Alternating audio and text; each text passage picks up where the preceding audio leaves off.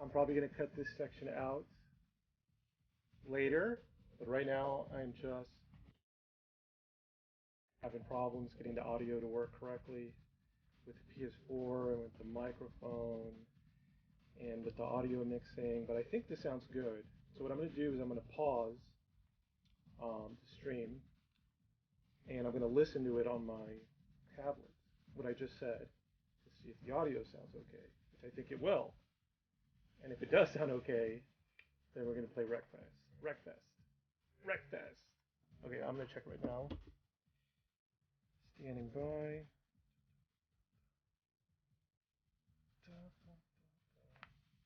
I'm also streaming at 1080p at 60 frames per second. So I'm going to see how that works out. My internet should be able to handle it. Okay. Looking for this video online. Here it is. Okay, I'm going to listen to it.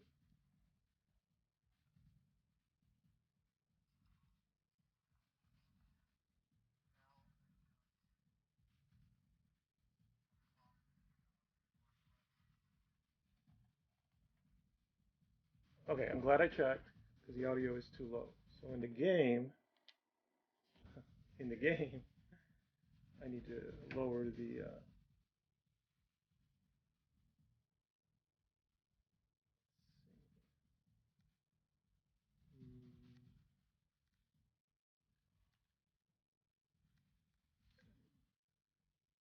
Here you go.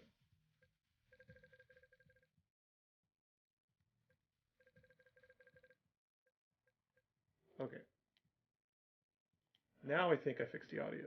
So I'm going to go back again and I'm going to listen to my audio mix now to make sure the audio sounds good. And then I think this time I got it. And then I can start streaming officially. So I'm going to check it out. Now I think I fixed the audio. So I'm going to go back again and I'm going to listen to my audio mix now to make sure the audio sounds good. And then I think this time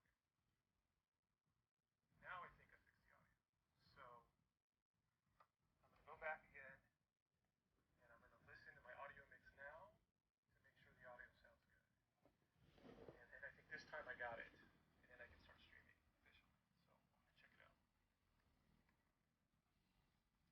And then I can start streaming officially. So I'm going to check it out.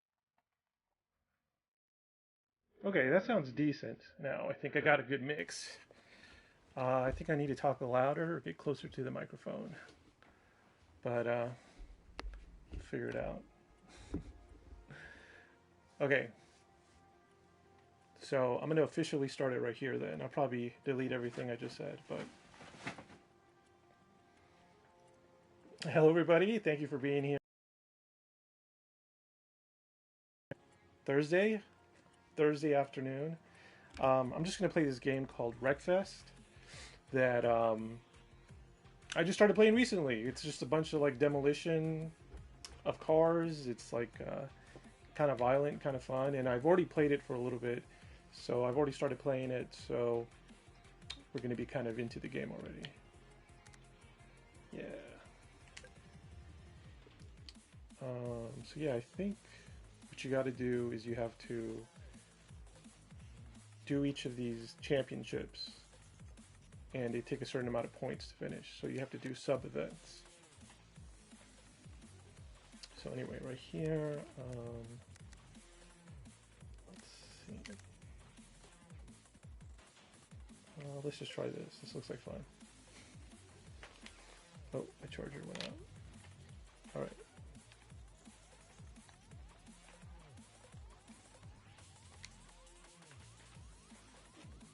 So this game is really fun. I've been playing it, and it's pretty simple to play and to understand. So it's a good game. Hey, John, how's it going, man? How's it going in Spain? I'm experimenting again with the PS4 setup. I think I almost have everything right. I think the audio may be a little low still. But other than that, I think everything's good. But good vibes, John.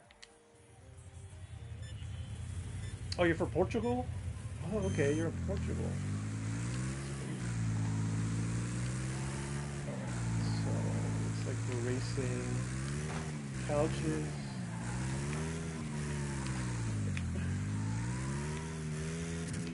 Okay.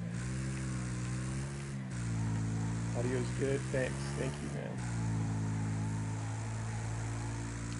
Yeah, you know, originally I was going to play Ghostbusters, the video game, because it's supposed to be like a movie, but I don't know, that sounded a little too intense, like too much concentration. So then I was like, let me just play this Demolition Derby game that I've been playing. It's pretty simple.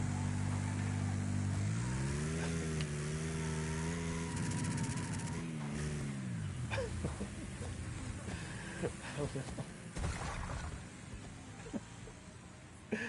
That's funny too. I don't think that happens in Ghostbusters. Let me. There you go. Yeah, we're racing with couches.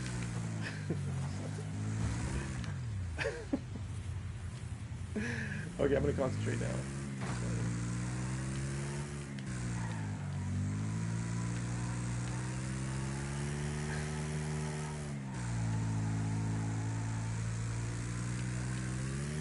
Anyway, so I'm watching this on a 65-inch TV, which I think really helps. You know, having a bigger screen, I think it's more immersive when you play a video game. And it's a 1080p, that's the resolution of the screen. And it's like 60 frames per second. So it's decent. I have another TV that has 4K resolution. And so the resolution is twice as good as this television, and what that means in practical terms is that the images you see, the pictures you see, the moving pictures, they're twice as clear. You can see more detail. I guess you could say it's more lifelike. And that does add a lot to some games. But that's not everything. The gameplay is really good too.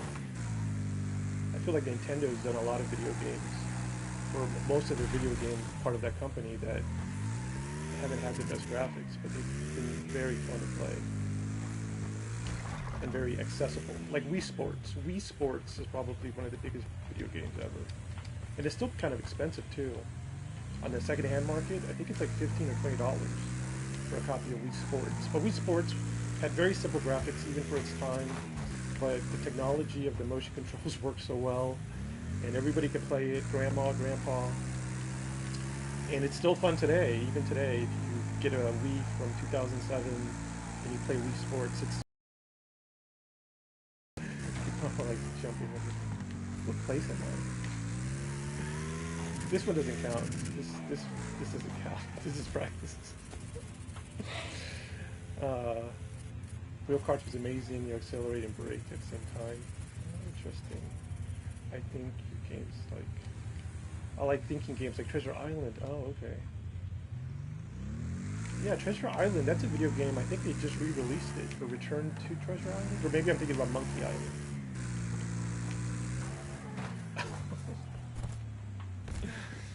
But yeah, Treasure Island is is that a pirate game? I think it is. Monkey Island, yeah, that's what I thought, Monkey Island, yeah. That was made by LucasArts, the same people that made Star Wars and Indiana Jones, I believe. I could be wrong.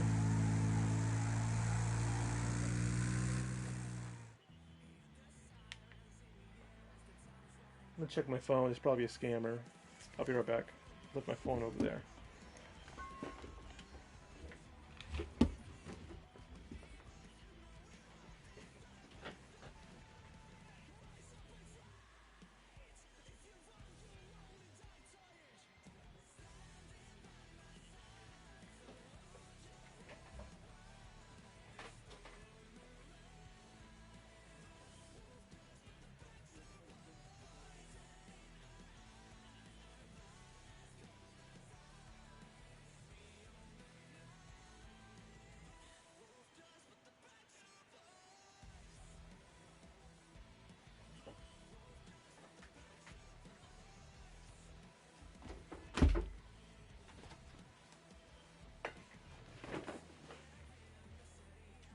Alright, I'm back. I don't think I've ever had a phone call before on a live stream I've done. I don't know why I took the call. I think I usually ignore it. Okay. So, John P. Adventure says, yeah, you have to solve problems and cartoons like Tintin. Nice. I'd like to see the Ghostbusters too. I was just at a Paranormal Files ghost story. Oh, okay. Cool. So yeah, Paranormal Files Ghost Stories, is that a YouTube page? I think so. Or a channel? That's cool. Yeah, Ghostbusters. I wanted to do it because then I could talk about ghosts as well. I mean, I might still do it tonight. It just depends how it goes. I could end this stream and then do another. This is still like an experimental stream. I feel like I'm still kind of learning everything. There's a lot of little things, but yeah. Okay, I think I sucked. I did really bad, but I'm gonna try again, and I'm gonna do better. I'm gonna do better.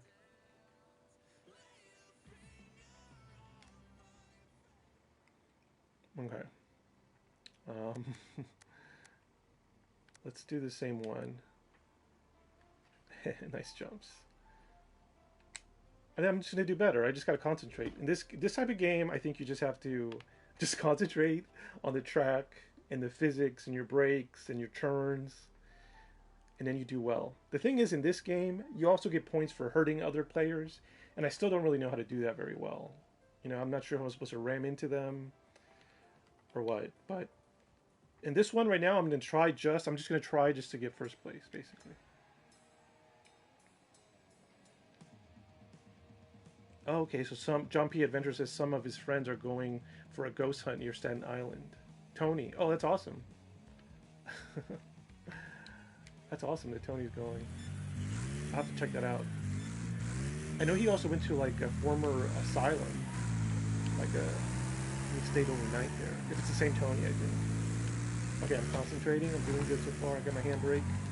Handbrake. Okay, I'm doing good. Handbrake. Okay, doing good. Concentrating. Oh, it's okay. Okay, still in it. Shoot. Well, this looks really good, by the way. I'm trying to broadcast it at 1080p, so it should be at 1080p, and I think I'm looking at it at 1080p, and it looks very good. The graphics for this game are very clean. It helps when you're playing. Okay, I'm concentrating. Doing good. I'm in 7th place. Oh, my handbrake. There we go. Whoa! 7th place. It's not bad.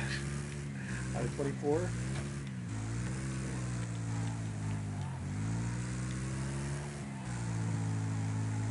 Pass up some of these guys. Okay, here we go. I'm gonna pass up some people. Handbrake.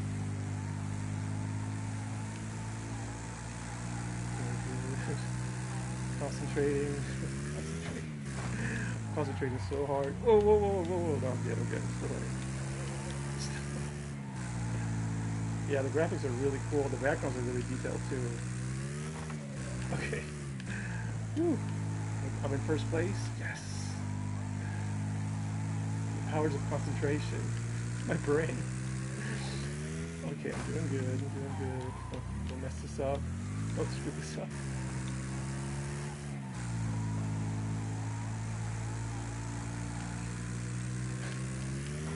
Oh. That's fun. I gotta give you one of these couches. They run really smooth. Up a couple of cans of pop. Doing good.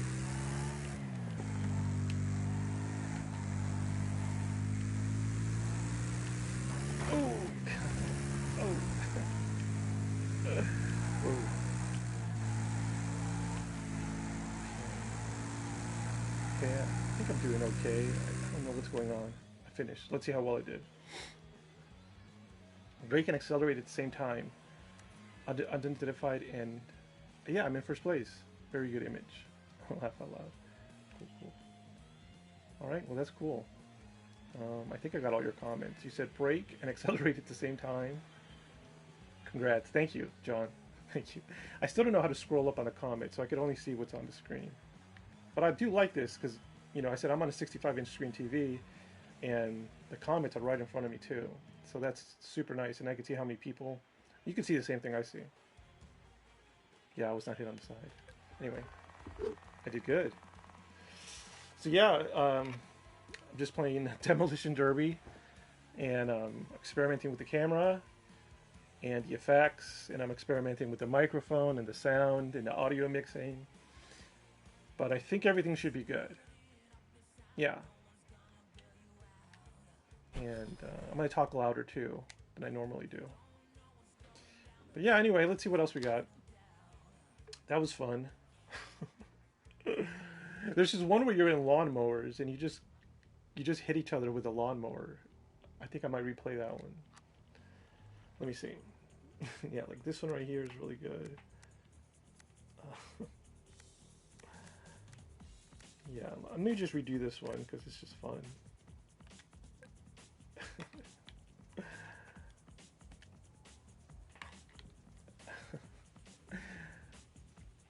So in Portugal, do you use these type of machines, John? These type of they're called like ride-on lawnmowers. I wonder if are they just an American thing? Do you even have yards in Portugal? I don't know. Like a lawn, like a front lawn. Okay, you do. Okay, so we're gonna see. My camera's like falling off slowly. I just put it onto my TV with some tape. So a little bit of tape. Many yards in forest. Cool. That's crazy. So you're in Portugal. I just found out you're in Portugal. I really thought you were in Spain. That's cool.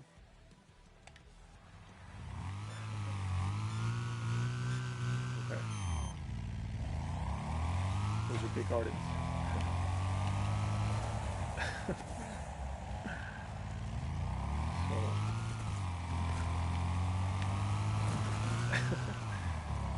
So yeah, here you just try to wreck as many people. Oh god. Oh, okay, so yeah, so Portugal was once part of Spain a long time ago. So you guys, I guess you fought a war? A revolutionary war? Is that how it happened? That you got control back from, you got control back from Spain?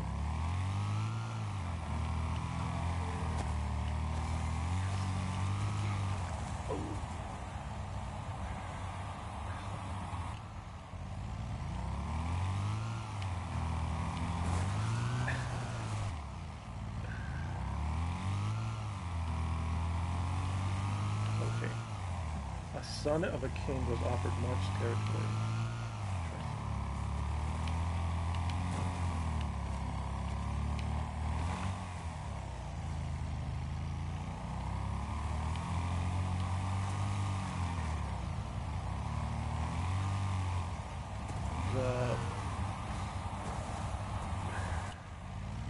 The Portucalense, Condate. Portucalense, putting an accent on it. The Portucalense Condate. Okay.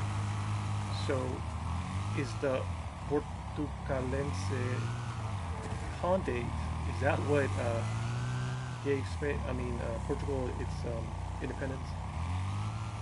Then he wanted independence.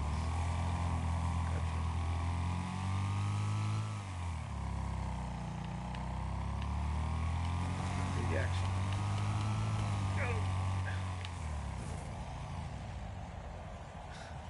I'm looking at these people in the background.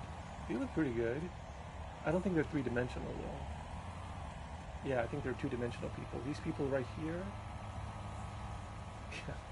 the people in the stands are detailed, but they look like the enemies in Doom, where they're not three-dimensional. It's pretty crazy.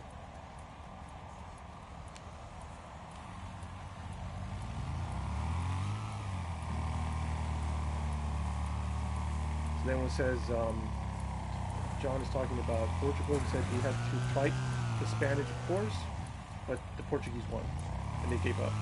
And then became allies. That's cool. I was thinking how it's interesting how countries, I'm not talking about any country in particular, but I thought it was interesting how some countries can commit atrocities, like do the most horrible things ever, and later on we just forgive them. It's odd. It's odd because that doesn't really happen with people. You know, it's hard for somebody to commit an atrocity and even go to prison or whatever and then be completely forgiven. But it does happen with countries.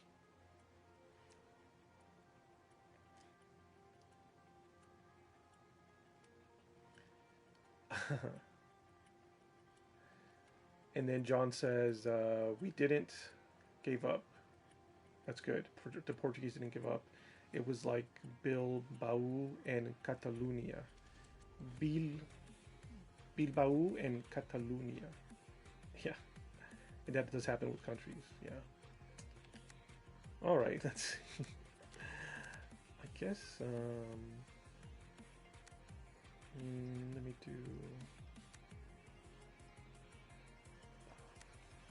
this one right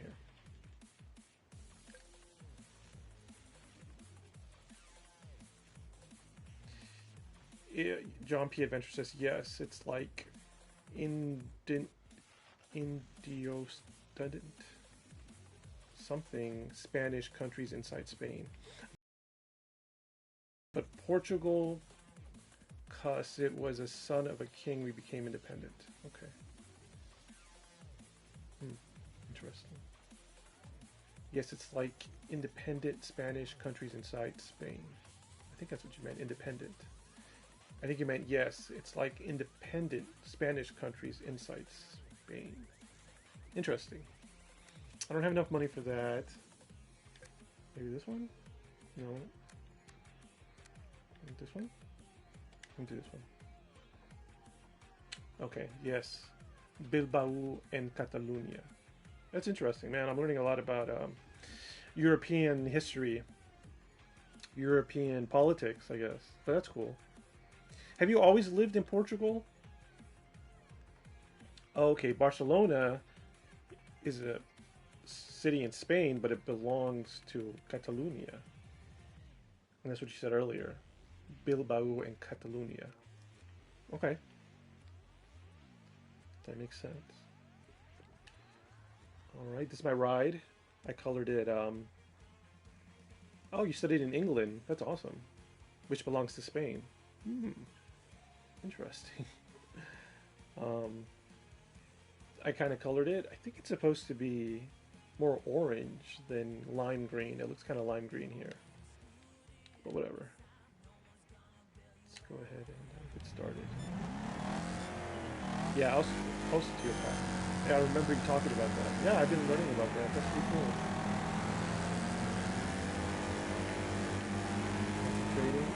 Concentrating.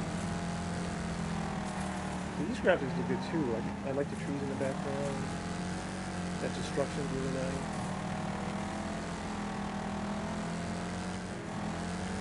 I'm not sure if it's 30 frames per second or 60. I can't. It's really hard for me to tell. It's smooth enough.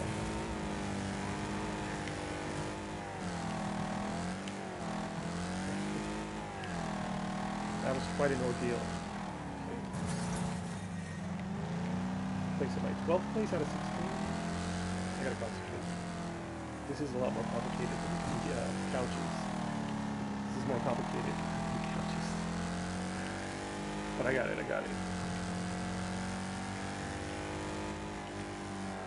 Oh no, he's saying Catalonia belongs to Spain.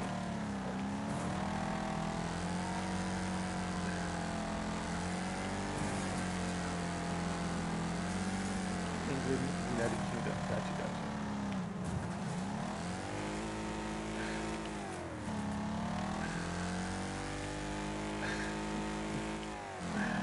I'm in last place. Okay. Could I recover? Oh. Really took a beating. I really took a beating that girl. Alright. Ooh, some apple trees. Whoa.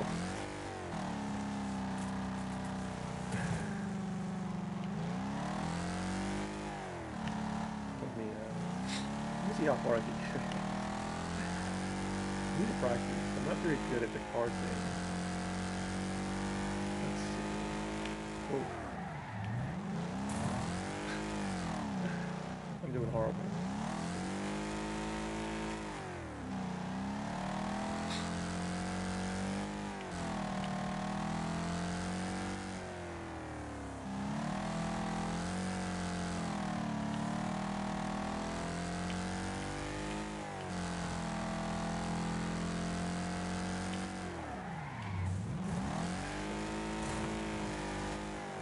Okay, I think I give up. Restart. Interesting. Alright, I need to concentrate. Keep my game face on. I've been to America, Florida, Disney World, I've been to Jamaica and the Caribbean a few times. That's a pretty good chunk of the globe. Those are some cool places to go to. They're tropical. Florida, Caribbean, Jamaica. Pretty cool.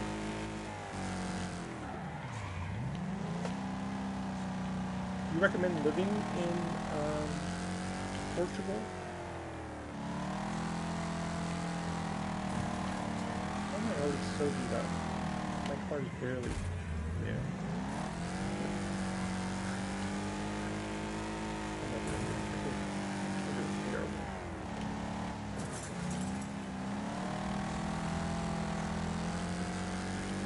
Still 10 out of 16. Not that bad.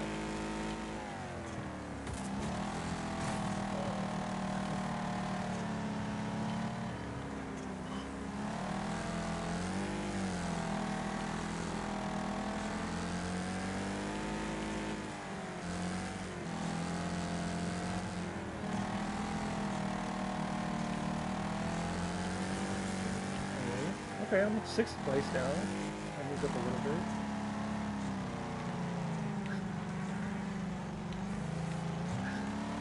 My car's not handling that great. I think it's all the wrecks it took. But let's see. I see all the cars up there. I think I may catch up. Famous spin. Oh, hey Melinda, what's up? Thank you for being here.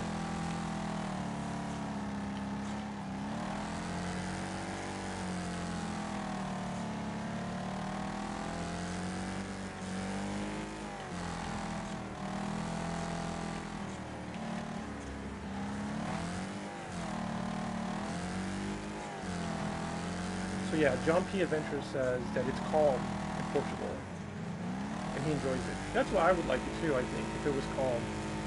That's why I would want to go. I've heard a lot of interesting things about Portugal. Yeah, I kind of just gave up there. I thought the race was over, but it wasn't. It just said that somebody won. I totally messed it up. That's fine, I'm going to finish this race.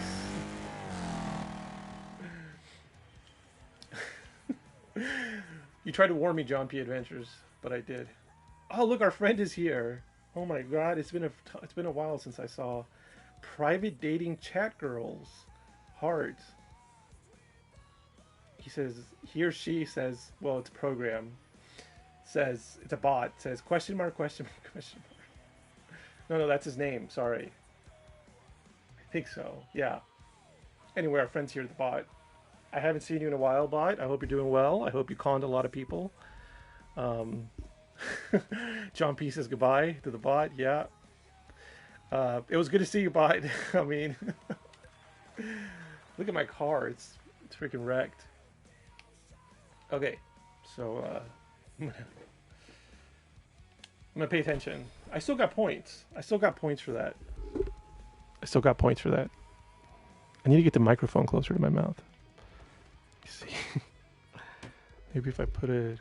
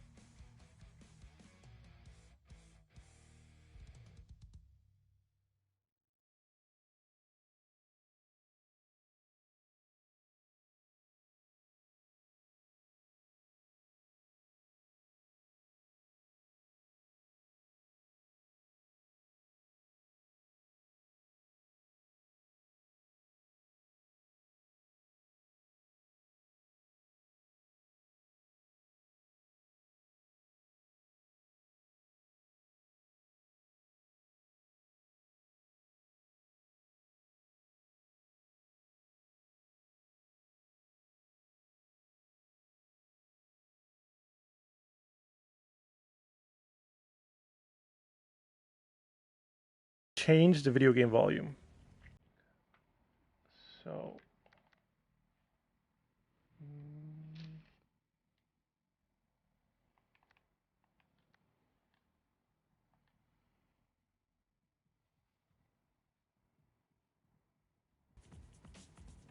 Bye, John. Thanks for being here, buddy. Okay.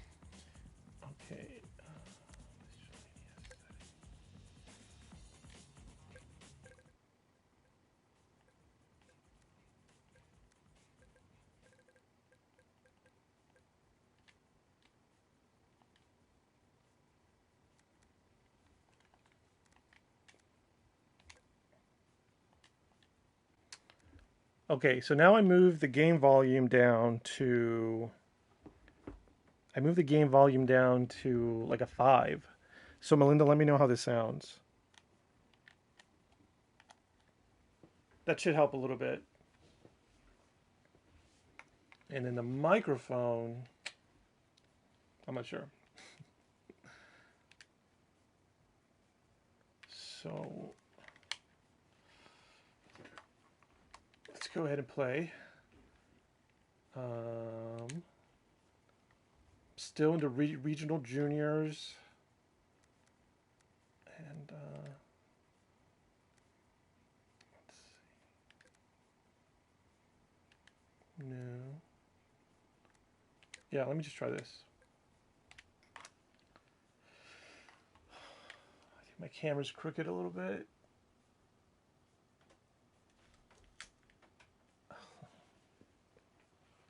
Perfect. It's like a Dutch angle, I think. I have my camera set up like on my television with some tape, so I think it's at a weird angle. But whatever. Yeah, I need to buy a mic arm now. If I could buy a microphone arm, then I could have the microphone like right here the whole time. That'd be pretty good. Yeah.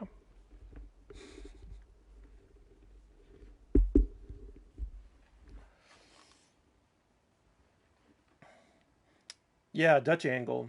I believe in a movie whenever the camera is off center for a shot, it's called a Dutch angle, I think. Some movies have them. Some movies have them a lot more than others. Okay. I'm gonna try to get more points. I'm just gonna try to get points. I'm just gonna try to do well. So here we go. Concentrating.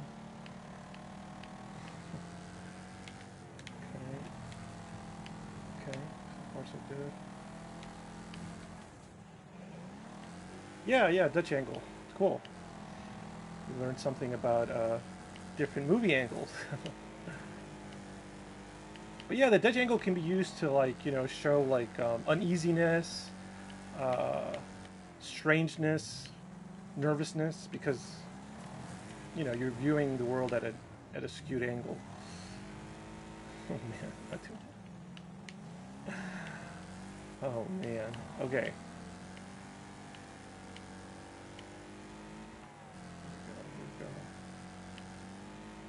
So yeah, I remember doing this race before. I guess I didn't do that well. See, I'm having real trouble with the turns. But you know what? John P. Adventures from Portugal, he said I need to brake, hit the brake, and hit the acceleration at the same time. So that's what I'm going to do. Okay, here we go. Here's your first turn. Brrr. It's pretty good. That's pretty good. Okay, I think it works. It's a little powerful. It's a powerful tool, braking and accelerating at the same time to round a corner. But I think I could use it wisely. I've never heard that before in my life. Here I go. Okay. Didn't use it that well.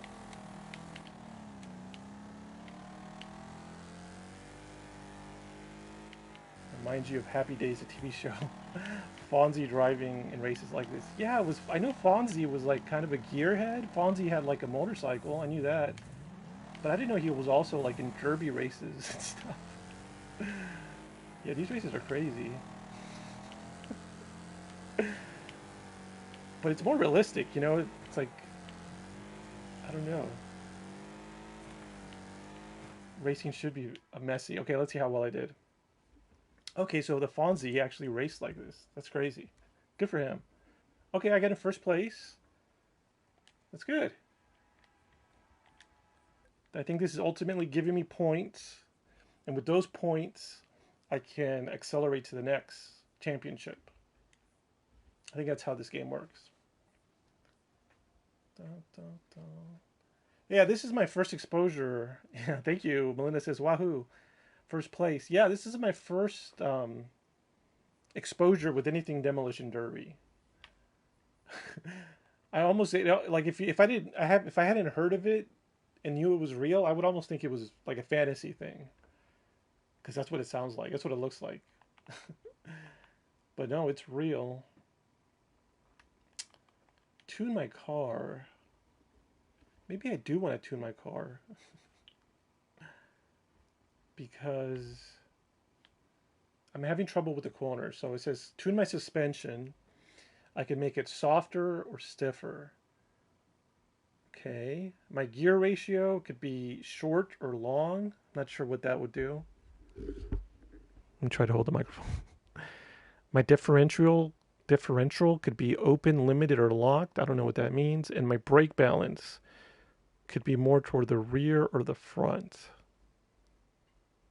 Oh, Melinda says growing up, we'd go to demolition derbies at the fair. Cars would get really wrecked. That sounds awesome. That's incredible. That's the kind of entertainment I want to participate in. Let me see.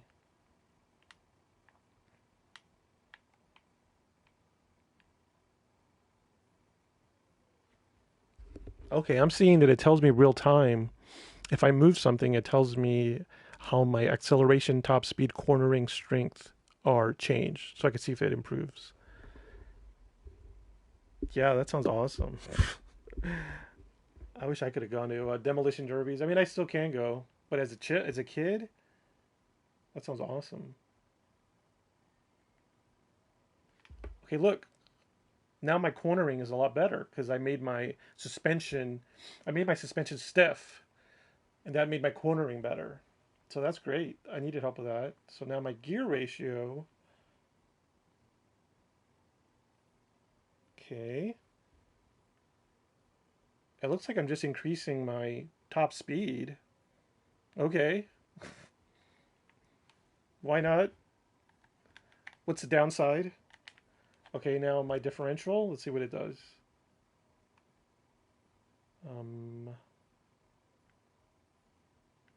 It. What is it doing? Okay.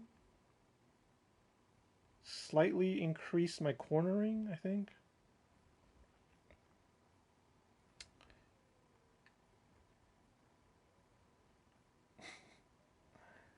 Yeah, it looks like for whatever my differential is, if I just make it open, it increases my cornering by 0.3. That's good. Cornering, I'm having problems with my cornering.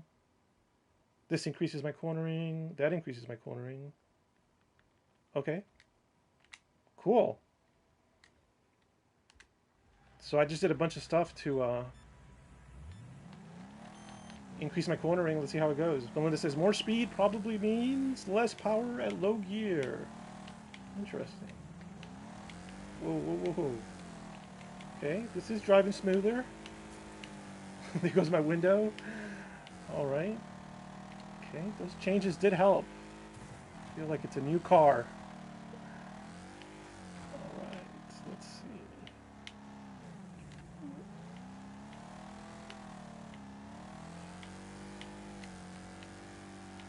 So far, so good. I'm in first place. Whoa, almost ate it. Okay. This is great. So yeah, this game is really fun to play. It controls very well. The vibration in the controller is good too. It's just a well-designed racing game. It's very arcadey, like what you would pay 50 cents to play at a pizza parlor or something. That's good.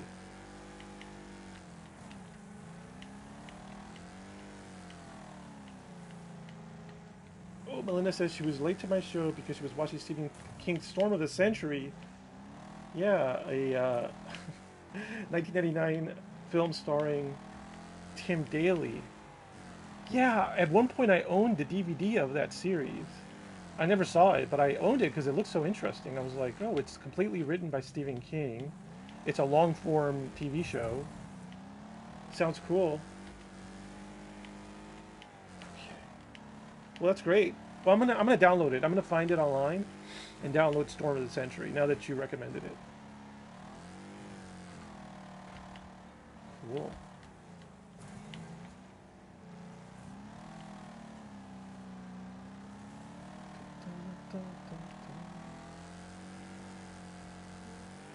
Oh, it's on Hulu. Even better. Storm of the Century on Hulu. I'm in 5th place. Okay, I got 5th place.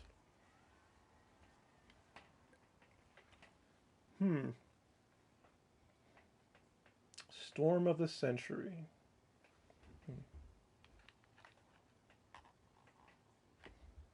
Have you ever read the Dark Tower series by, thank you, Melon, this is not bad.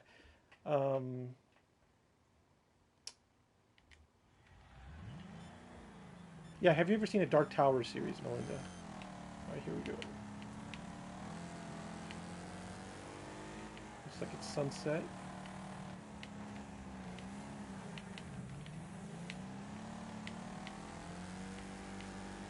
Pretty close.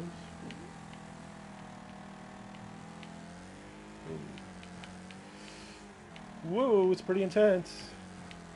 It's pretty cool. Like, I could see all the detail in the other car, and it just makes it more realistic. Like, I could see, I don't know. Everything's very clear. The graphics are very good. Let's see. My hood's flying open. Okay, here goes to turn, to turn, to turn. Okay, I'm so good. Okay, you haven't heard of the Dark Tower series. Okay. Yeah, okay, so Melinda, Stephen King wrote a series of books called the Dark Tower series. And I think it's like 9 or 10 books long. And he started it in the 70s. I think he was a teenager. He was either in his early 20s or in his late teens when he wrote the first book called The Gunslinger. And he finished the last book. He was like already older. I mean, I don't know how old he was. He might have been 40 at least or something. But it's very good. The first book is kind of short. It's good. It's short. The second book in the series is really good. It's probably the best one. The third book in the series is my favorite in the series. It's really good. In the Dark Tower series. It's called The Witch in the Glass or something. It's like a fairy tale. It's a fairy tale, like a love story that takes place in this like post-apocalyptic universe. That's the third book. And the second book is really good too. I think it's called The Drawing of the Three. But the other thing about the Dark Tower series is they did make a movie version of the first book, The Dark Tower. And it's okay, it's decent. So you could actually watch that movie, The Dark Tower, and that does a good job of explaining the backstory. And then you could just read the second book, which is, like I said, the second book is really good. Yeah. Yeah, it's just something if you're bored and you want to watch some Stephen King stuff you've never seen before, then I definitely recommend the Dark Tower movie, the Dark Tower series of books. There's some comic books too, I think, that came out. Yeah, I was really into it. But you know what? I was like I was an undergrad in college when I was reading the Dark Tower series, and I was like in love with it. It was really an experience because I remember I was taking a summer class in like Physics 2. You know, I was like in my 20s, and I would go to class, and then I would go to sleep reading one of the Dark Tower books, maybe like the 9th one or the 8th one. And then as soon as I woke up, I would just start reading it again. And so that's how I started my day and ended my day. I was really into those stories. But you know what? Looking back, it was like an experience. Like, definitely the visuals were really cool and the characters, but I don't think I understood any of the themes, like the deeper themes he was trying to tell. I think those all just like flew right over my head. So I might have to reread those books. because they're very intense. I mean, they have like robotic bears. The Dark Tower series has like a giant robotic bear, and it's really badass. It has a train called Blaine, Blaine the train, Blaine the pain. So there's this like train in the book, one of the books, and he's artificially intelligent, and he loses his mind after time, and he becomes like a protagonist, like an antagonist, and he's just like the Joker, except he's a train, and that's really crazy. There's like demons that are that eat like infants. There's a scene where these demon creatures are eating human children, like babies, as a delicacy. There's this whole sub story about twins having magical psychical powers. There's a whole section about virtual reality so realistic that you could have sex with whoever you want to. Of course, Stephen King would have that in one of his stories. It's got a lot of crazy stuff in it. And it's got cowboys and monsters.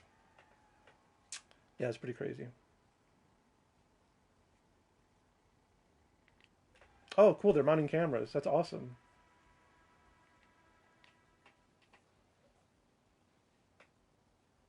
Yeah, the Dark Sour series is pretty crazy. So I think I did good in that race. I got first place. Hell yeah. I got 200 points. So let's see if I could advance anywhere. Okay, I need to do this one. All right. So yeah, man, I was.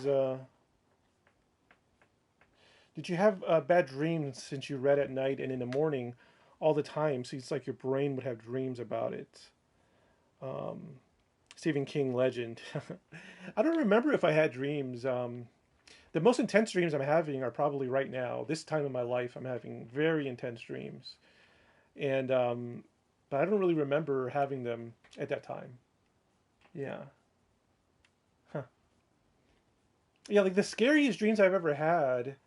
I don't even think I was really reading anything scary. Like, okay, I'm gonna concentrate on this race, but I'm gonna tell you about this demon I think I met at Dream. I'll just tell you before I start. Okay. Melinda's also having intense dreams. Okay. So yeah, let me tell you the story about this demon I think I met one time.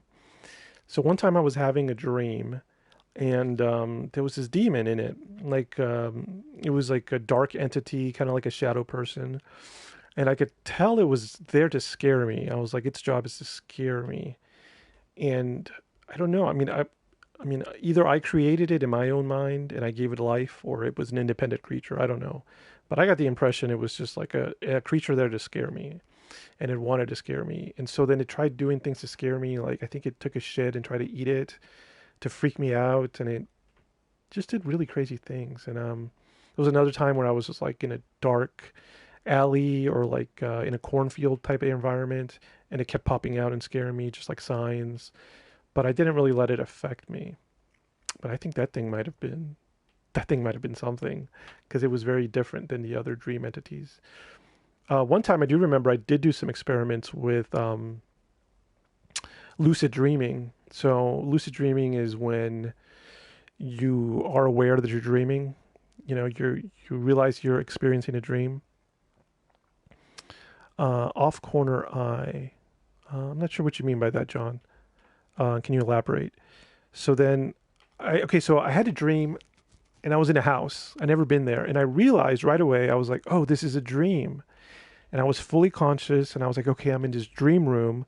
So I was like, "Let me try to do some experiments." And I guess I learned something about the world. Like, so I wanted to find out, where am I? Oh, the dark present. Was it off the corner of my eye? Oh, in my dream, John, I think I could see it pretty clearly. But it was in my dream, like I said. It wasn't in real life. I could see the creature clearly. But so I was in this house during my lucid dream. And so the first thing I said was like, I want to go outside and I want to see where I am. I want to know where I am. Because I've never been here. I have no idea. I just woke up in a dream. I'm in a house. I don't know where I'm at. So as a person, I was like, let me find out. So I remember I went outside, and I looked at in front of the yard, and it did look really weird. I'll admit it's almost like the world was still getting built around me because it didn't make any sense. Like I think in the sky I could see like really tall buildings or like flying buildings or like cars that were flying. It's almost like that part of the world was still kind of being populated and the colors were off. And I did go to the front yard and I did see somebody there. So I was like, okay. And I asked them, where am I? I just looked at the person, the dream person. I can't even tell you if it was a man or a woman. They were so like blank. And I asked them, where am I? And I think they said Ohio. And that was very disappointing to me. I was like, oh, okay, I'm in Ohio. Like that doesn't help me at all. So I went back inside and I remember one more experiment I did in my dream. How much control do I have here? So then I was like, okay, I wanted to manifest something. Yeah, I wanted to manifest something. Just like some people say they could do this in real life. Well, I know for a fact I could do this in the dream world because I manifested objects. Ohio is disappointing. Yeah, it's like Ohio. So what I did was I tried to. I guess I'm a simple guy. I like cats. So I was in my dream. I was like, let me manifest a cat. I had never manifested anything in my life, so I was like, okay, let me just think about it. And then this was interesting. I did manifest a cat right after I thought that. There was a black cat, and it was just there in front of me, and it was just playing. But then what I quickly realized is like, okay, very interesting. I did manifest a cat, just like I wanted to. Seems to be a real cat. It's moving. It's independent of me. It's acting like a real cat. I could leave it alone, and it'll still be there. But I didn't have control over what it looked like, what size it was, or anything. I basically just thought I want a cat, and this, medium-sized black and white cat showed up, and it was playful. I didn't pick any of those things. And then the other thing I realized is I can't control the cat now. The cat is independent of me. I can't force it to do anything. That's the impression I got, that it'd be hard. And those were the main experiments I did. But yeah, the manifesting thing is very interesting. So yeah, if I'm in a dream and I'm aware I'm in a dream, I have the power to summon an object. But that object is independent of me, and I don't get to control it, and I don't get to outline the details. So I imagine I could just say things like elephant, motorcycle. I don't know. Maybe I'm trying to think what would be good to manifest in a dream. I'm thinking a vehicle now, like an airplane. That might be interesting. Like, what if I say I want to manifest a drivable UFO, and then the UFO lands, it just appears in front of me, and I can just get inside it and just start exploring the dream world in a UFO. That'd be pretty cool. But yeah, uh, that's the story of I've done other dream experiments. That wasn't the only one. But all right, here we go. Let's go. Let's see. Whew, it's got a pause. Good. Okay. Melinda says, you manifesting the cat is like you're a god creating an organism that has free will. Yeah, that is very interesting. Yeah, that's true. Yeah, God, specifically in the religion, God, in the holy books, God does talk about giving us free will, which sounds like what I did in a dream. I created something out of nothing, and I had free will. That's a really interesting insight.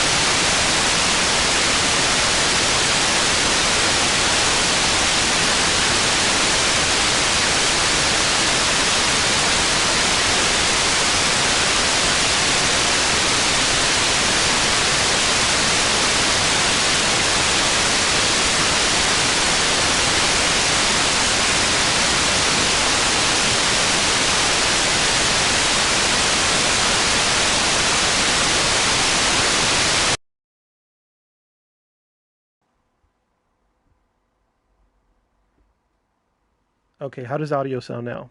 Did that fix it?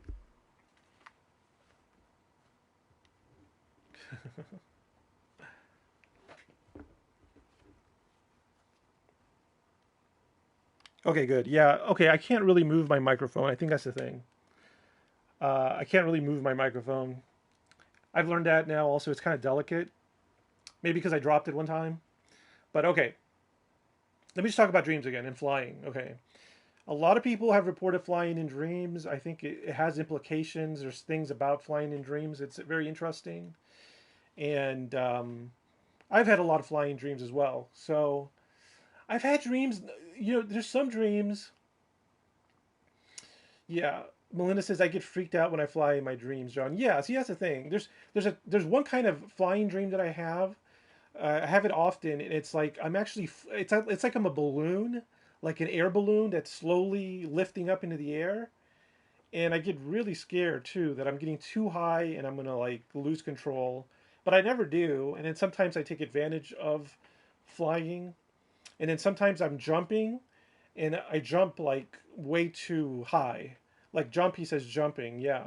Sometimes I'm just jumping, the gravity's off, and that scares me too. But yeah, flying definitely is weird. Melissa says I would jump fly in dreams when I was a kid. Yeah, so that's a common thing.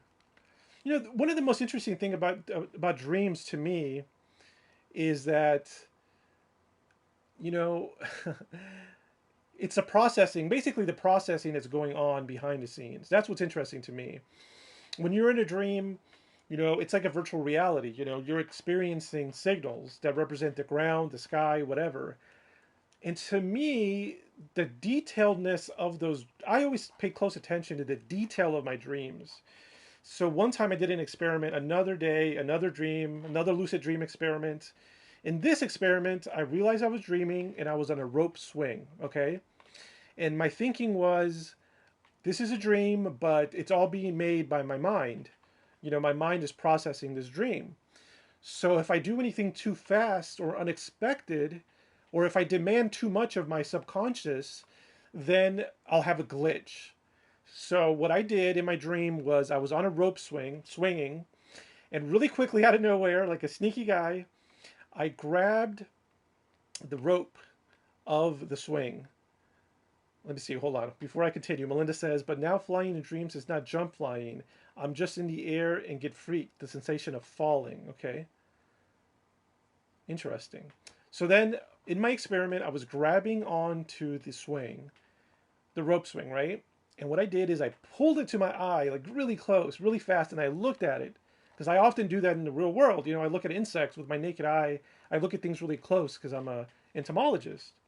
So I did it for the rope, and immediately I could see it magnified. I could see all the little threads, making up the rope, everything. I could see it. I was like, okay. I was like, that's interesting. Those are interesting results. So either my brain, my subconscious, which is making this dream, is so fast that it could quickly generate a detailed three-dimensional image of a rope swing. Another time I did a similar experiment. I was walking down a road and there were a lot of flowers on the edge. And once again, I did the same technique. I was like, I'm going to really quickly do something unexpected. So I ran to one of the flowers that were on the side of this road, and I picked it up, and I looked at it, and I could see all the roots, and I could see all the dirt coming off of him, all the secondary roots. It was incredibly detailed. It was exactly the way it should be. And once again, I was like, is it my subconscious making these? I mean, my subconscious knows what a detailed rope should look like. It knows what a detailed root system should look like. Is it just my subconscious?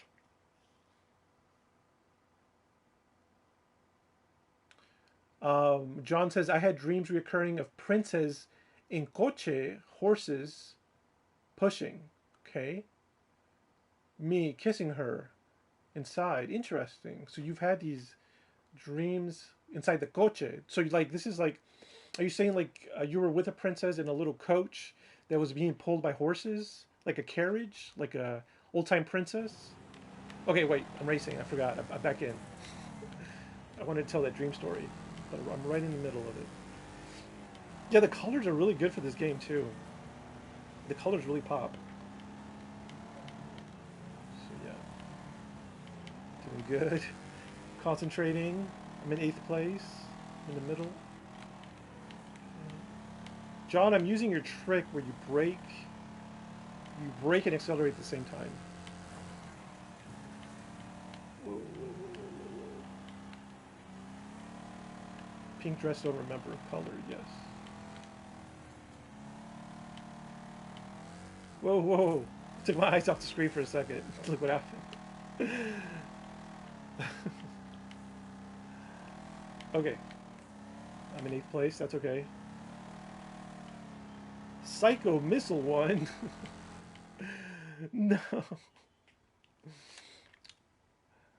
Pink dress don't remember. Dude, getting out of control. Yeah, man. I looked off the screen for a second.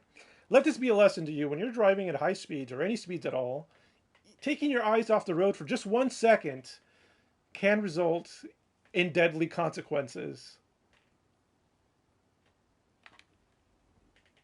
John says, you have real carts. Here we have a few laps. Okay, I'm going to try to do better this time. Okay, I'm going to concentrate all the way. If I'm going to look at the comments, I'm going to pause the game. Yeah, the colors are so nice to look at. The color of the ground, the red. And I have to compliment my own car. The lime green that I picked and the pink looks pretty good. I do say so myself. Yeah, I've become a fan of hot pink and lime green because they're so unique. I just like those colors. I don't know why. They're kind of rare. I'm trying to think in nature. In nature, I have seen pink, but not hot pink. I'm thinking of some shrimp that are really nice pink.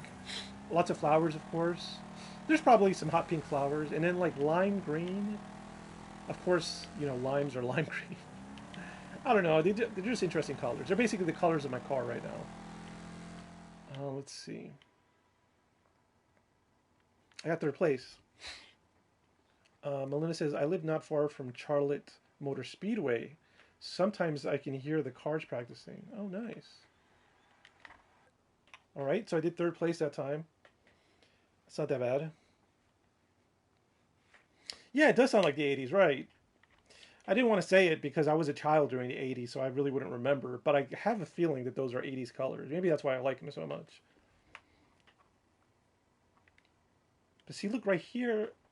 That's interesting. To me, right here, it looks yellow. And from the back, then it turns into like the green color. I guess it's the lighting. That's pretty interesting. Huh. I want to change my car. Let's see.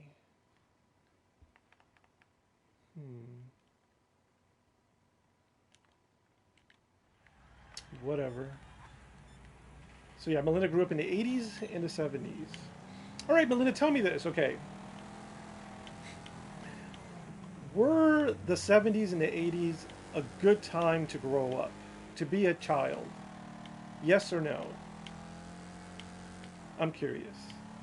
I grew up in the 80s and 90s, and I think it was awesome as a child. It was awesome as a child, but the timing is off. Because, you know, there was a recession in 2007 or 9. There's a pandemic going on now. These are hitting people my age during, you know, their 30s and 20s when they should be doing well. And I don't think we have... I think the 80s and 90s were really good economically for an adult. I think they were. But like I said, I was a child, so I couldn't take advantage. Absolutely the best. 90s not as good as the 80s. See? Ugh. Interesting. Oh, well, I spent 7 years in the 80s, so that's good. But those are my first 7 years. But cool. Yeah, the 80s are pretty cool. I mean, looking back at the 80s, they look so cool. All the movies and even the bigger world, like American politics.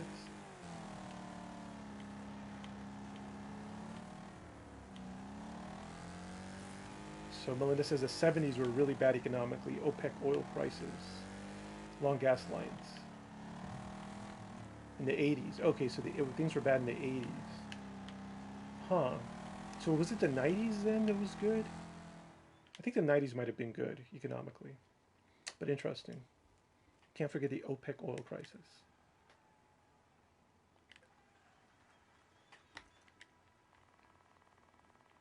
The 80s brought Reaganomics. That's true.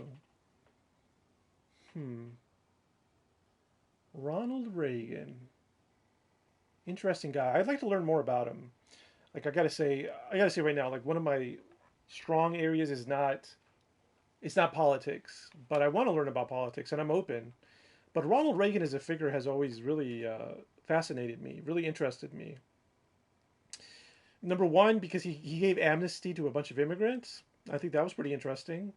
And he made that comment about extraterrestrials coming down from another planet, which was very interesting as well. I wish more presidents would give speeches like that. 90s, Clinton balanced the budget and he had a better economy. Huh. Interesting. All right, I did terrible that time. Let's see what else I could do. Um, Nancy was really into astrology. And then John P says Roosevelt. Roosevelt? Yeah, Roosevelt was an awesome president. I think he talked about Bigfoot. I think there's some kind of Bigfoot connection with Teddy Roosevelt, and he loved the outdoors. And I think he made the park system as well. So yeah, Teddy Roosevelt was awesome. I think that's a good president. What was Reagan's comments about UFOs? Okay, let me look it up for you. That's a good question. So yeah, Ronald Reagan said something about UFOs. Let me look it up. Ronald Reagan UFO. I'm gonna try to play it on the speaker.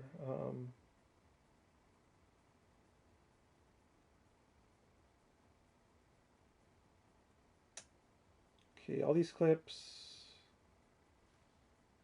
Let's see. I'm trying to find a short one. Okay, here's one. It's 43. Yeah, here we go. In our obsession with antagonisms of the moment, we often forget how much unites all the members of humanity. Perhaps we need some outside universal threat to make us recognize this common bond. I occasionally think how quickly our differences worldwide would vanish if we were facing an alien threat from outside this world. And yet, I ask you, is not an alien force already among us? What could be more alien to the universal aspirations of our peoples than war and the threat of war? Yeah, there it is. He said that during the speech to the United Nations General Assembly, June 17th, 1982. Yeah, he told Mr. Gorbachev to tear down the wall. You know, what's really interesting, him talking about the alien threat, and then he says, what could be more alien than the than war? It makes me think about this hypothesis that's out there about aliens, basically saying that all religions were started by different types of aliens, and those aliens make us fight wars against each other. So, you know, they'll appear to somebody as like an emperor or someone in power in a dream and tell that person in power they need to start a war. That's what happened in some war. I forget which one. So it's like there's this hypothesis that all war is actually, a lot of the wars are actually alien instigated. And Ronald Reagan said that he asks rhetorically, what is more alien than war? Napoleon. Napoleon, that's an interesting figure. I don't know a lot about Napoleon. I think he's French. If he was American, I would learn more about him, but I mean, I think he did a lot of military stuff. I honestly don't know. I wish I knew more about him. Napoleon. I don't want to disrespect the guy. Okay, this thing, I need to buy a car to enter. Let's just try this one. He was a dictator. Oh.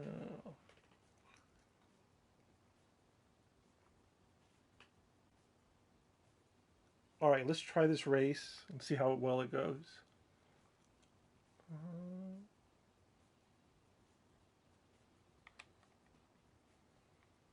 Yeah, France had American states before. Yeah, we bought a lot of stuff from France. We bought a lot of stuff from France. Man, I wish I could have bought some of that land. Land is awesome. Yeah, they sold it to us. Yeah. All right, let's go. I'm gonna do good. I'm gonna concentrate. All right. Here we go. Concentrating. I'm plugged into the matrix. I'm gonna do good. Oh, I'm not doing so good. Oh, no. I'm still in it. That's a lot of tires. I'm in it. I'm still in it. Race isn't over yet. I learned my lesson. Whoa, whoa, whoa. Jesus Christ.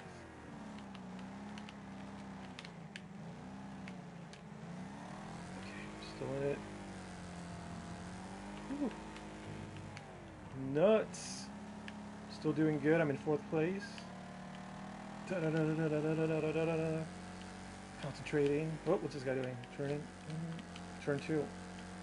A tip when you're driving is, especially at night, even in the daytime, but yeah, at night, is when you're driving, look at the headlights or the lights of the car in front of you and kind of concentrate on them. Because they're like an early warning detection system. No. Because they're ahead of you, so you could see if there's an accident, if they have to brake or swerve, you could see the car in front of you do it first, and that could help you be a better driver.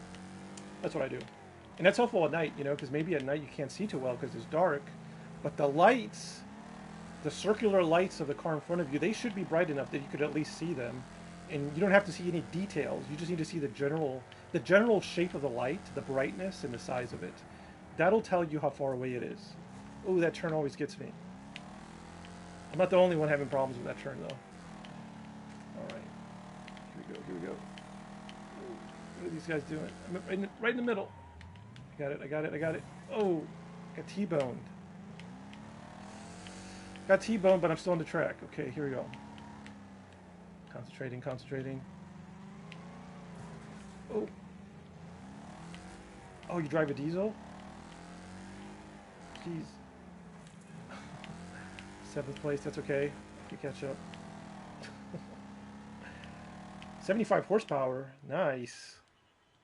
A Volkswagen Polo. Ooh, you drive a Volkswagen Polo from 2011. 1200. Damn, that sounds nice. Volkswagen Polo, 2011. I have to look that up. Okay, I was doing good in that race, but then I lost concentration. Yeah. John P. Adventure says weak. That was weak. Weak racing. I got it, though. I'm going to concentrate.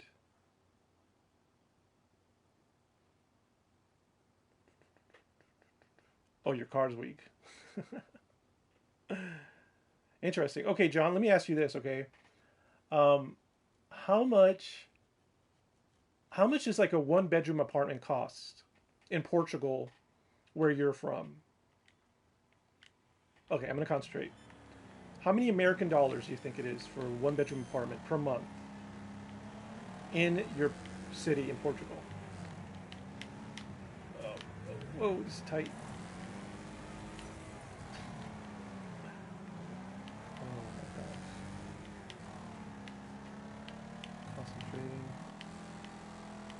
Concentrate. Using all my brain power.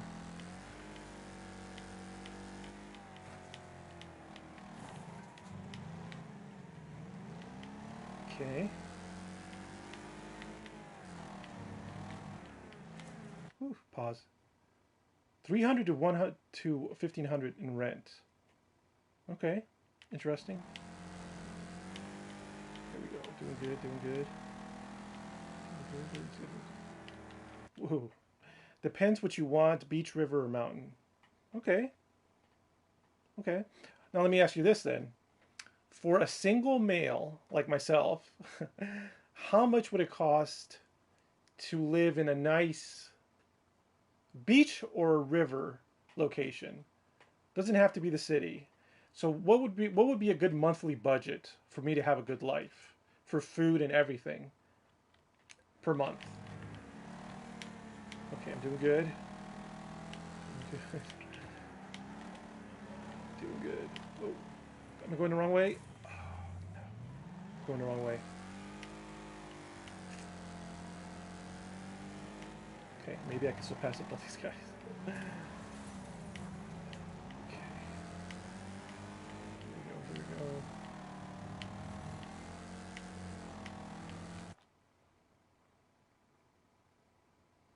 Here, teachers earn 1,500 euros plus taxes. Okay. Thanks, man. You're really good at this, John. You're really good. Have you ever thought about being, says 500 euros forced? I'm not sure what that means. I'm sure you'll clarify. Have you ever thought about being like a consultant, John? Like you could, people that want to move to Portugal, you could give like Skype internet consultations about what it's like to live there. Oh, you've worked in housing. That's even better, man. That's cool, man. You're really talented. All right, let's see.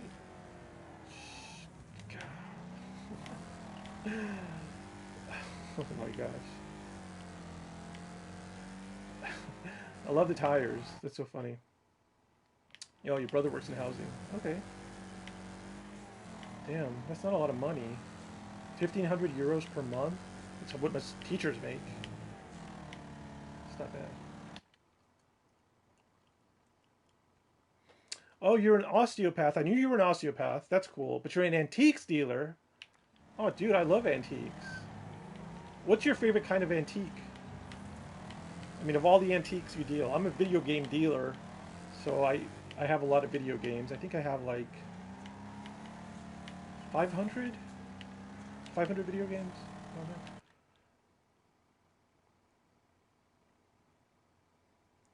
I don't know. $1,100 with taxes paid. It's not bad. Not bad at all. I mean, okay, to give you a, I see old video games, yeah.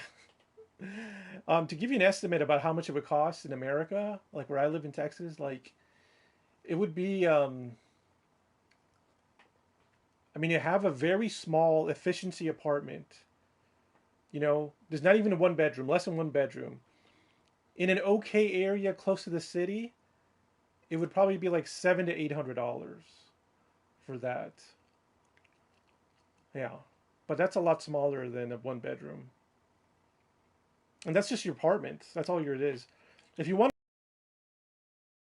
$100, $900 to $1,000 just for a one bedroom per month. I had Game Gear, Mega Drive, Nintendo. Health is compart. Yeah, the cities here is 500 plus. Health is comparticipated. Are you saying that health is like the healthcare system? Is you guys have a national healthcare system? Yeah, the Game Gear. I have a Game Gear I need to repair, so I never had one as a kid. But that's a cool console. I'm sure you had a lot of good memories. And the Mega Drive, I had a Mega Drive. It was called the Sega Genesis here in the United States. That was my main console as a kid. Sonic 2, Rocket Knight Adventures. Uh, it was awesome. Game Boy. I had a Game Boy Advance. Yeah, definitely had fun with the Sega Genesis. The Jurassic Park game, Jurassic Park, and Jurassic Park, the Chaos Edition for the Master. You had a Saturn too? That's awesome. I didn't get a Saturn, or I didn't get a Dreamcast either. But I should. I'll eventually buy one probably. Yeah, my first console was the Genesis, and then my second console, I waited a while actually, was a um, PlayStation 2, and immediately I started playing PlayStation 1 games because it was backwards compatible. And then after that PlayStation 2, I think I had a Xbox 360, and then no, yeah, then I had a PS3. Yeah, I had a PS3 for a long time. Yeah, I had a Wii. Yeah, I remember that. 10th place. I got in 10th place, but look, I'm still getting points. I am getting 10th place. You skipped the PlayStation. I skipped the PlayStation too. Yeah, I'm still getting points, even though I'm not doing that well, racing wise. I'm still getting points.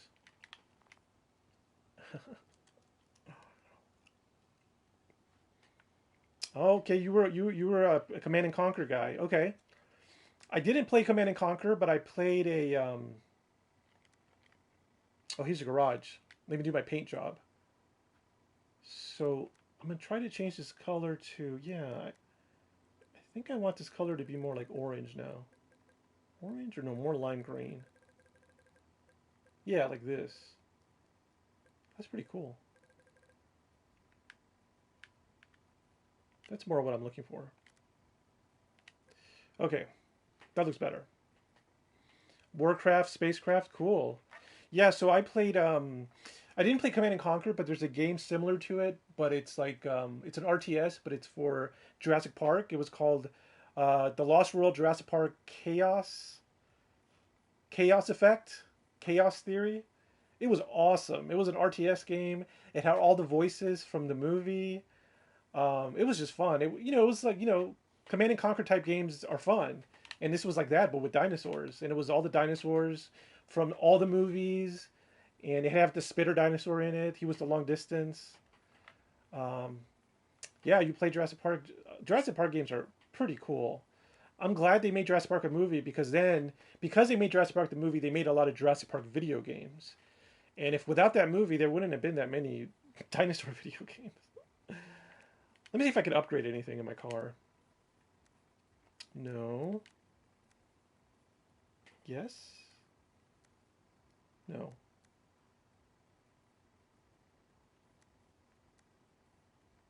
6.6. Okay, I could upgrade my speed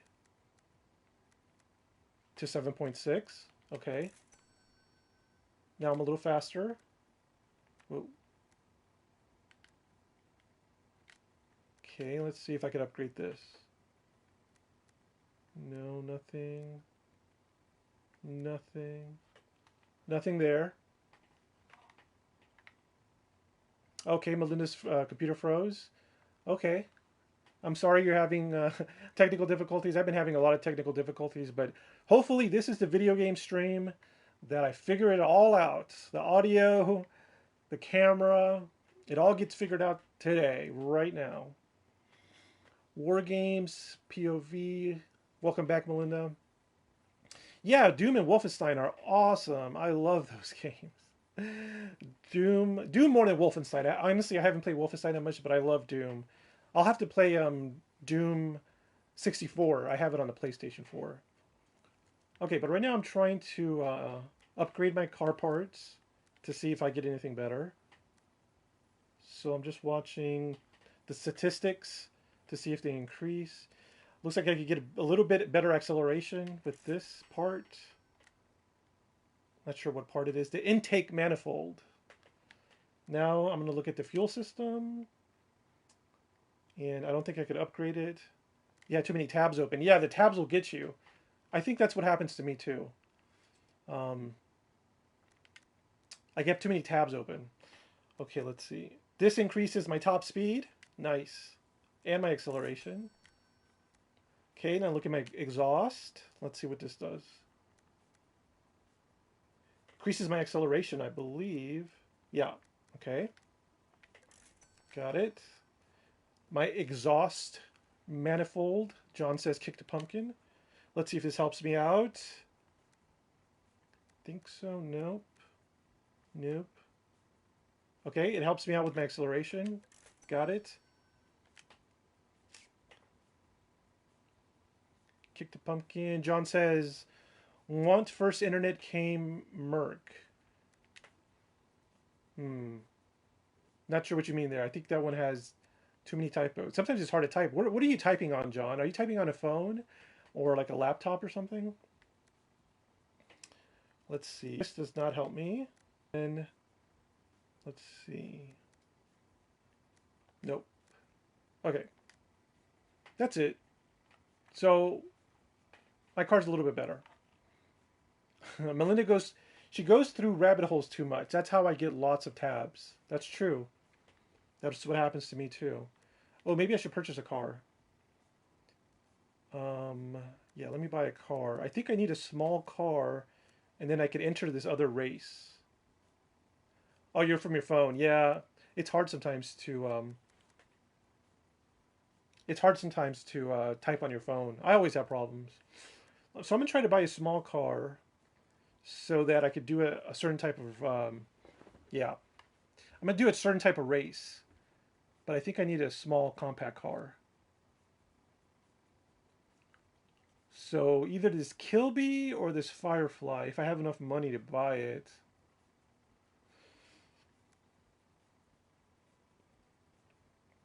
I'm just gonna buy this one. Yes. The BB phone internet when it was first created. Oh, okay. Yeah, you're talking about the very first internet connections, the 59K modems. Oh, it's 3 a.m., man. Thanks so much for being on at 3 a.m. That's crazy. Thank you so much. Are you normally up at 3 a.m.? I am. I'm normally up at 3 a.m., but thanks for being up. But yeah, man, that first internet. Oh, you called it Merc. MIRC. Yeah, dude, I remember that internet. I was there when the internet was new, man. I was 13 years old when the internet was new. It was so exciting. I would get all these discs. Back then, the internet, you had to like pay for it by the hour, I think. And I would get the AOL discs, and those discs would have like 50 free hours, 100 free hours of internet. And my dad was a computer scientist, so he had the modems and everything. Yeah, it was like 15 or 56K.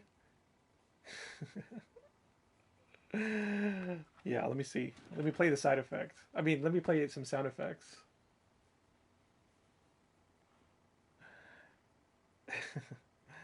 Let's see. 50K. 56K modem sound. Here we go.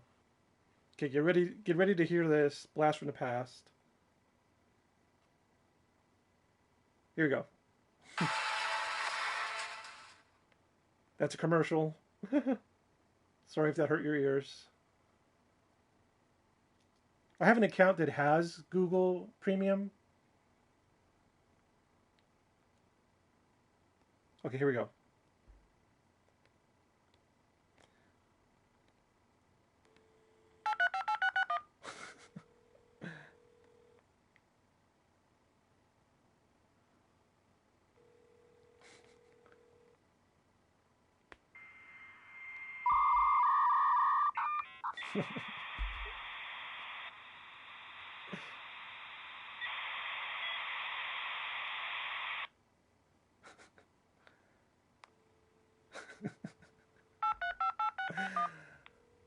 This is unlocking some memories.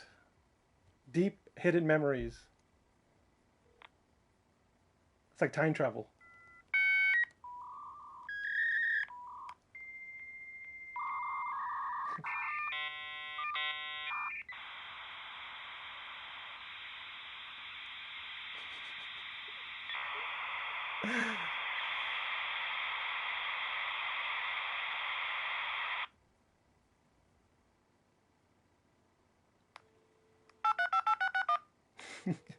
One more. They're all unique and beautiful in their own way.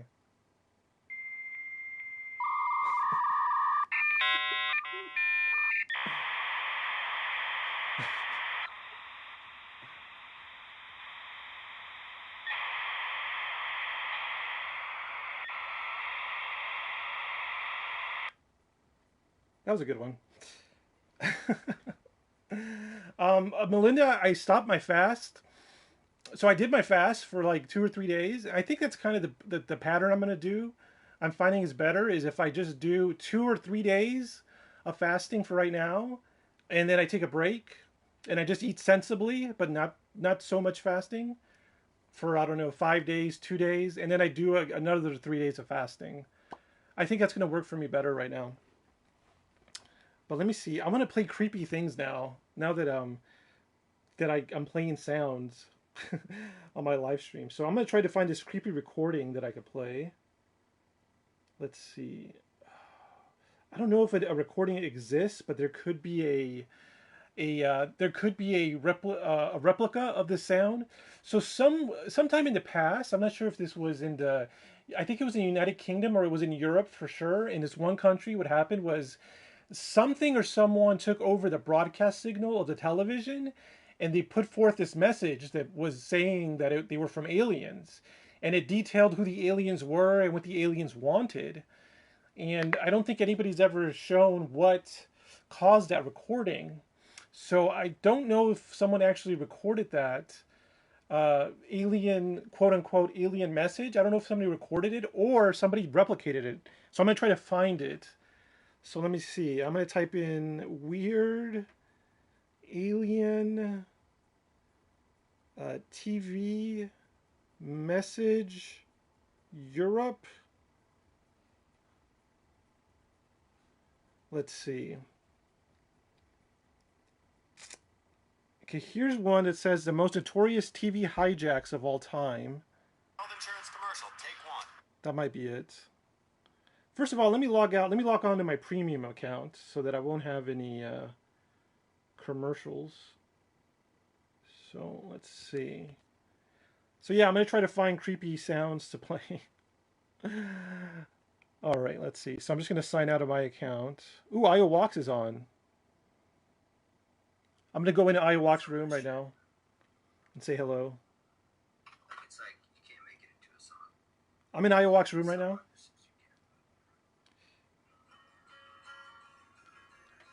Okay, so I'm in his chat room.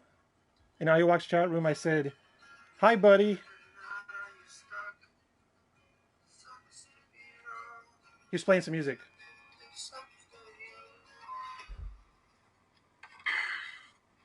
Hello. There he is. Biologist, wild trees. Let me Famous person in our chat. let me tell him you're real? in my show now. Is that the real biologist?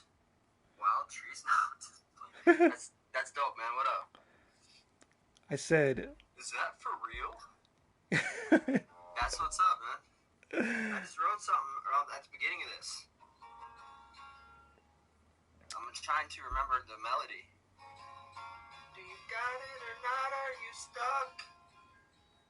Or do you got it or not? Are you stuck? It sucks to be wrong. I wanna make this up for you. And then I just stopped and started going like this. It's pretty good. And I wrote some kind of weird shit. If you guys want to talk to Joe, the show is over. If you want to talk to IOWalks, go to his live, get another device and go to his But it's the hook goes like this. Go on his live stream because he's live streaming right now, so he can't hear you or read you, but we can listen to him. Because the hook goes different. Like I build my songs in parts, so they're never finished either. But like, let me see if I can find it. I'm gonna ask him if he minds being the background to my stream. A completely different song, but the same words.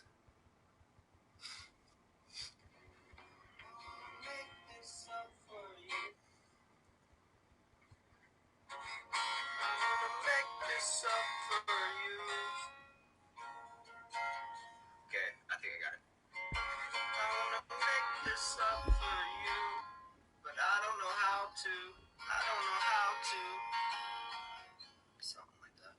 Strumming patterns key.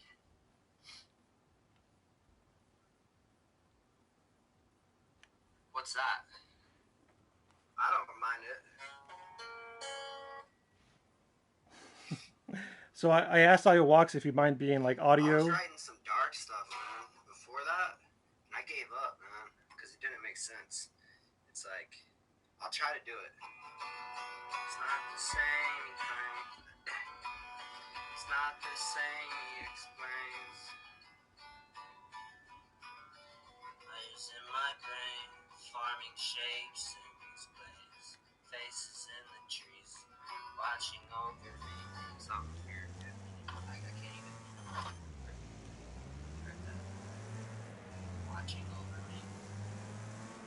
but it's all mixed up, so like I don't know like how to organize it. So it's like He's pretty good. it's not the same. He explained.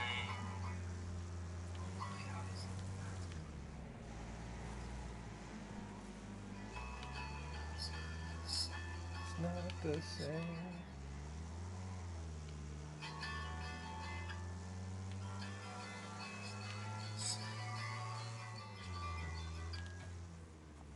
Yeah, I lost it. I kind of like discarded it anyway. I didn't really care for it. It's kind of too dark. Such an artist. People seeing faces and stuff. Such an artist. So like, nice. Thank you. So this one's like about like how people like, especially people who are like brain damaged and stuff, they start seeing faces and voices and stuff. Schizophrenic and stuff. Okay. It's kind of about my friend. But like I don't know how to write it. Interesting.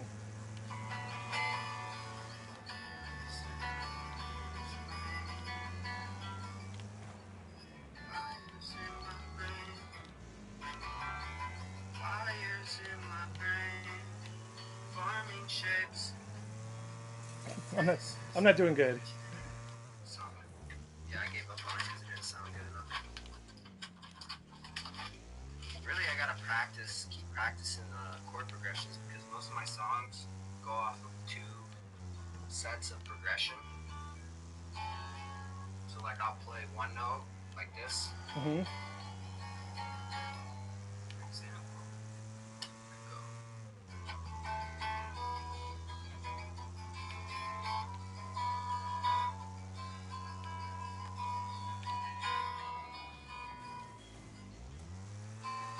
This air is tearing me apart.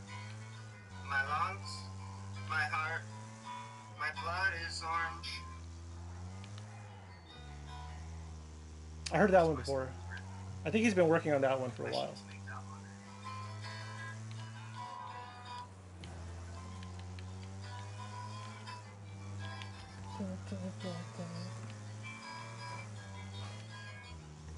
Melinda says she has a harp. She used to play in her 20s. I got some issues I can't describe.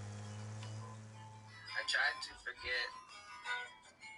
Looks like it's permanent, so I'm trying to write songs to make. I want to know that song now. Cool. So I got paper all over the ground. If I aim the camera downwards, you'd be like, what the heck? There's not paper like over here or anything, but like right here, it's just a pile of paper with words. It's interesting seeing his process. I will find it. I think it's called X Marks the Spot.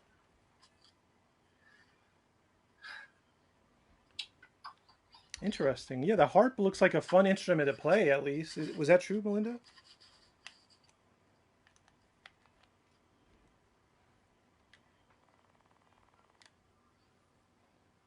It's big, right? Like, how big was your harp that you played?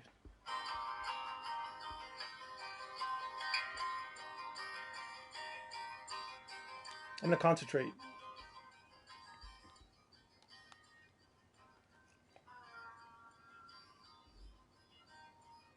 Been searching for someone, learning from what I've done.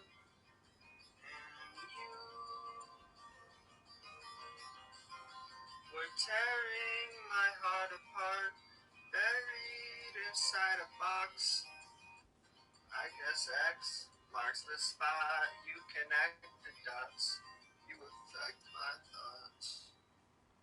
That was nice. I got no life when I write, but that's alright. You're looking nice. Why try to roll the dice? I've been inside. I like that last part. So it goes, I got no life when I write, but that's alright. I got no life when I write, but that's alright. You're looking nice, why try to roll the dice? I've been losing sight.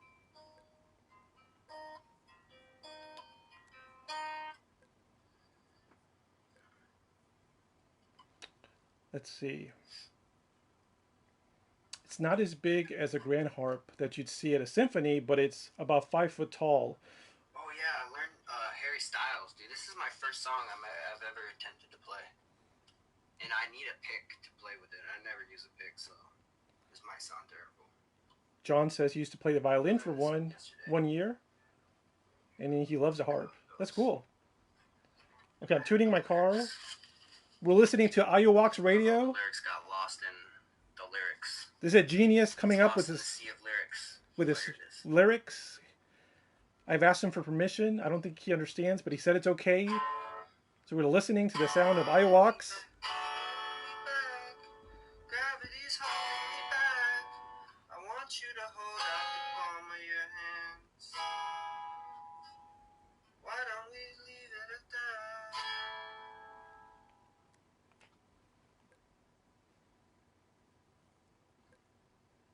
I don't really know the lyrics. Any radio song is good to learn though because everyone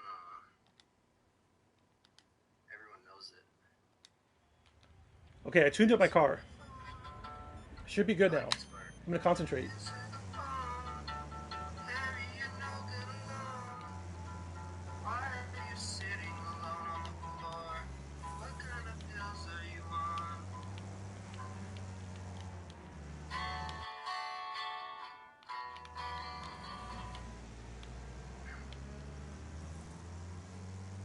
Doing good. Okay, John says I did some step dancing. I invented a move when I was a child. Damn, John, you're really talented, brother. You have a lot of talent. That's so cool, man.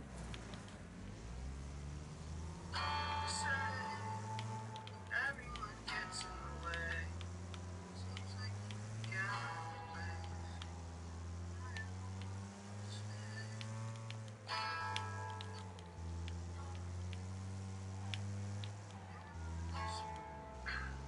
This is pretty good one.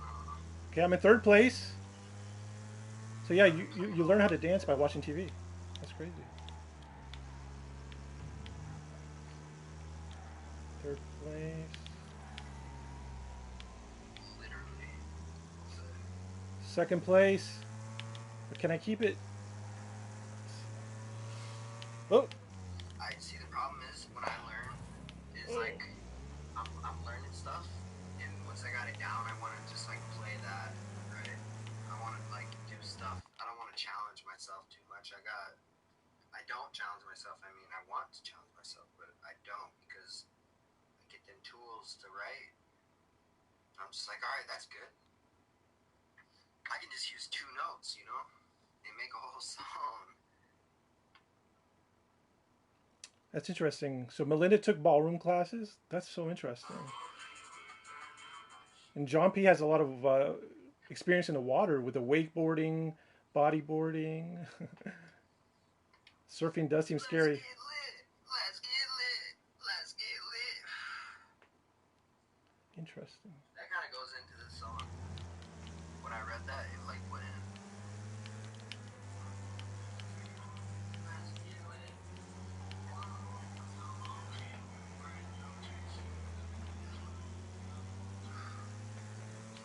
Oh, that's why. It's because he's rhyming.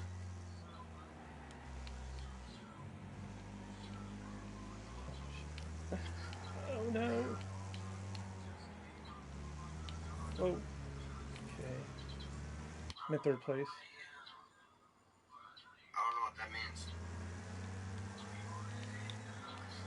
Plug, you want me to play something, Rico? I got you, dude. Nevada City. I live in Raccoon City, dog. Raccoon City. Mario. That's hilarious. He said he lives. Iowak says he lives in Raccoon City, the city of Resident Evil. Yo, I'll play your stuff, Rico. Just Resident Evil, the video games take place. They take place in a fictional city called Raccoon City. Who has heard this song on GTA 5? Who plays GTA 5 or has? This song goes hard.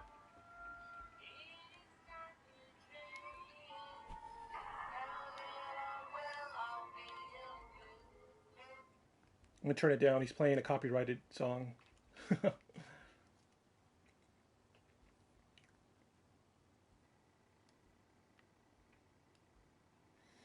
John says, I love the sound of taps. Relaxes me. Like tap dancing? Interesting.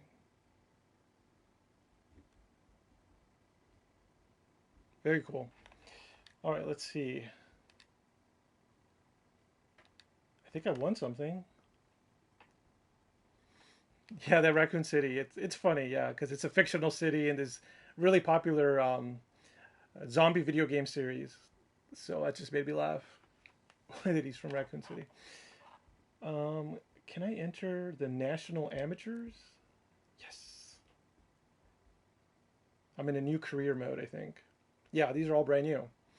Okay, so we have a Scandinavian tour, the Hateful Eight. I want to do something crazy. Sandpit Smackfest. Let me try this one.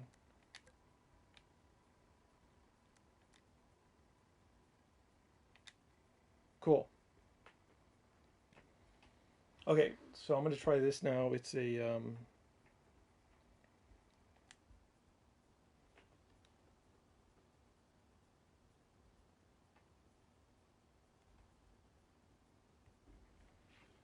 all right.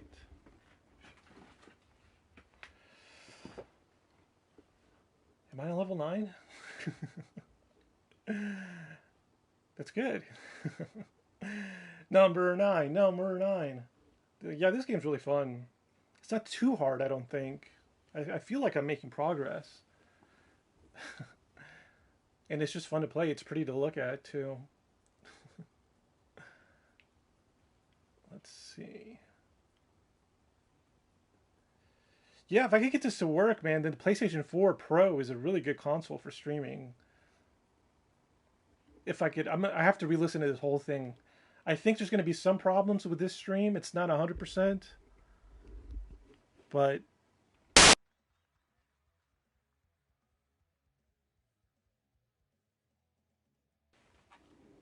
it's not. It'll be okay.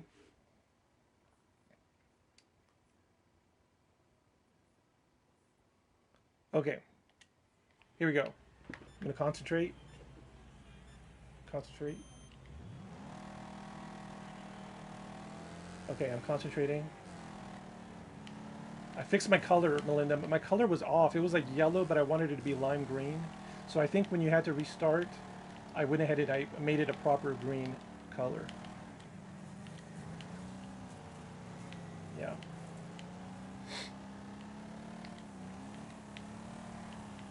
Very tight. Whoa. I think I'm doing good. Whew. So John says, Wild Trees, you were saying you have hundreds of games. My friend collects BD, Marvels, DC, so much thousands, maybe more. Oh, okay. He's for like 2 Lirna of BDs. 2 Lirna libraries of comic books. Okay, so your friend collects comic books and he's got like 2 libraries of comic books. That's awesome. Very cool. I was definitely into comic books when I was little. I collected collector cards and comic books. The collector cards I collected were this. There was this awesome set of X-Men comics. It was really good in the 90s because it just listed each character. I mean, this sounds like a typical card, but they did a good job. It listed every character, every mutant. It listed what their powers were, and it had like a badass art piece to it. And they had special foil cards and multi-series Wolverine cards, like, you know, panorama shots where you needed 3 cards in a row to see the whole picture of Wolverine fighting somebody like the Hulk. But yeah, those cards were awesome. I also have a complete set of the Jurassic Park trading card. Yeah, Melinda also read comic books when she was young. Yeah, I want to get into comic books again, but what I would do now is there's an app out there, and you buy that app, and you could just buy all your comic books digitally, and the app helps you read them really easily. So that gets rid of a lot of problems because I think it might be cheaper, and I could support the artist, I could support the company, but I don't have to store all this paper. And yeah, Melinda collected basketball cards, and she still has them all. Oh, you collected them in the 80s. That's very impressive. That's cool. John P. says, good vibes, good vibes, good vibes, good vibes. Yes, I agree. I want to send good vibes to everybody as well. It's a good reminder. Thank you, John, for reminding us and sending those out. Okay. Got stuck in the bushes. I'm in 8th place. That's okay. It's okay. There we go. There's a big cluster of cars right there in front of me, so if I just pass them all, then I'll advance pretty good. Ooh, whoa, whoa, whoa.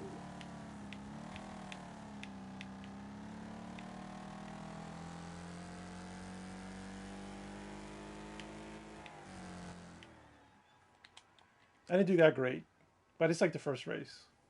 There'll be more races. I got 6th place.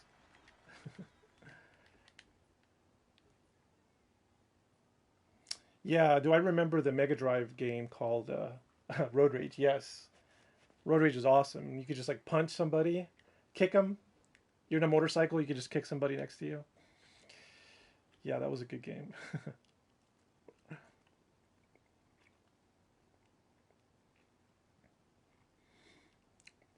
I bought it later. I didn't buy it when it first came out, but I have a Sega CD or Mega Drive CD system with some pretty cool games. Like Jurassic Park has a really cool game that only came out on the Mega Drive. And I also have Dungeons and Dragons, Eye of the Beholder, and a few other games that are really cool. Oh, okay, happy birthday to your son, Melinda. She says her son just turned 11 last week. He's been reading the Bible. Oh, man, it's made like a comic book or graphic novel. He loves reading it. Yeah. You know, it's funny you say that, that Bible is written like a comic book, because that is a good way of getting someone to read something, making it entertaining. I heard somebody did the same thing for the 9/11 report. The official government report of what happened in 9/11 with the pilots and everything. Someone turned that into a graphic novel as well.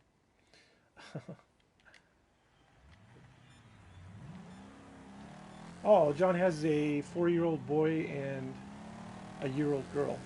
2-year-old girl. Oh, that's so sweet, John. You have a beautiful family. I think I've seen some of your pictures. We're friends on Facebook, and I've seen some of your pictures of your family. You all look very, very happy, very healthy, very relaxed. That's good. I'm happy for you. All right.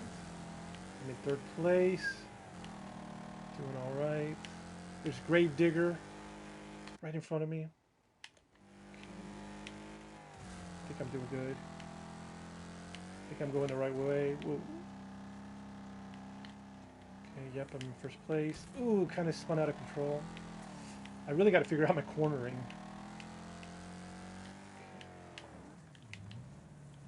There we go, there we go. Whoa, Gravedigger. No, Sarge. Doing all right. Ooh, the turn. Oh, the turn. Oh, the turn. That fucked up turn. Oh, oh. Oh, that's a wipeout. Oh. Not even mad. That was worth it. That's quite the wipeout. I think I might need to reset.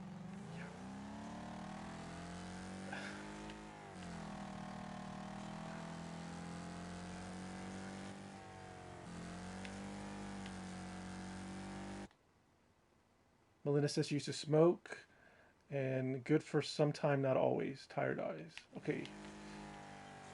Man. I've been like in 15th place. I just totally got clobbered. But I think that looked badass still. I took so many hits. But I think if I finish, I'll still get some points. That'll help me advance. Oh, no. Whoa, look at me go. So funny.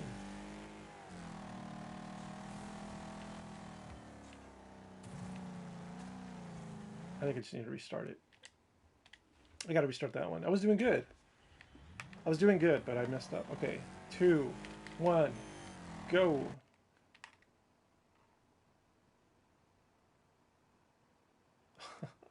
John says his brother started using glasses after one night of playing Command and Conquer all night long.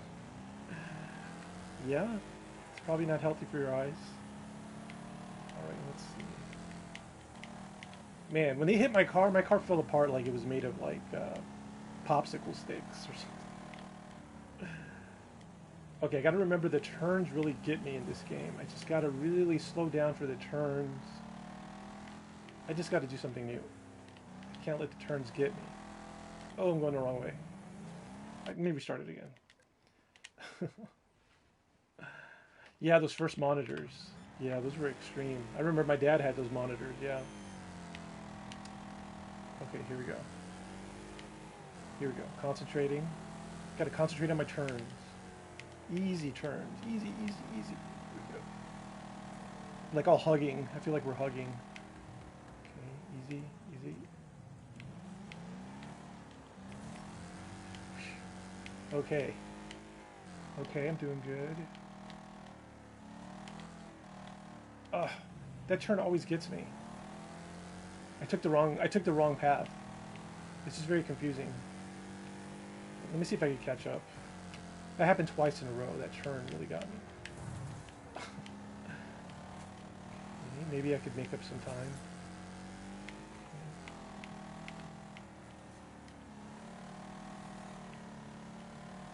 Okay, I'm in second place, so yeah, I guess I could make up some time. There's Iron Bender in front of me. Okay. I think I'm gonna turns. Okay, I'm doing good with my turns. Doing some new techniques. Whoa, there's Iron Bender. Oh, oh, Iron Bender. Iron Bender took the lead. It's alright. Catch up to Iron Bender. Iron Bender! Here we go. Took the lead from Iron Bender. Doing good, doing good. Oof, doing good.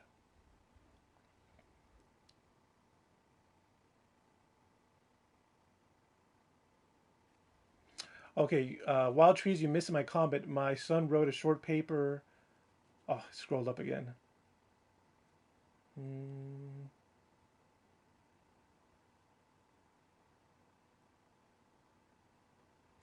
I'm sorry, I missed your message again, John. I'm so sorry. Can you just copy and paste it again? The message about thought you would appreciate that. And then Melinda says, I'm from Youngstown, Ohio.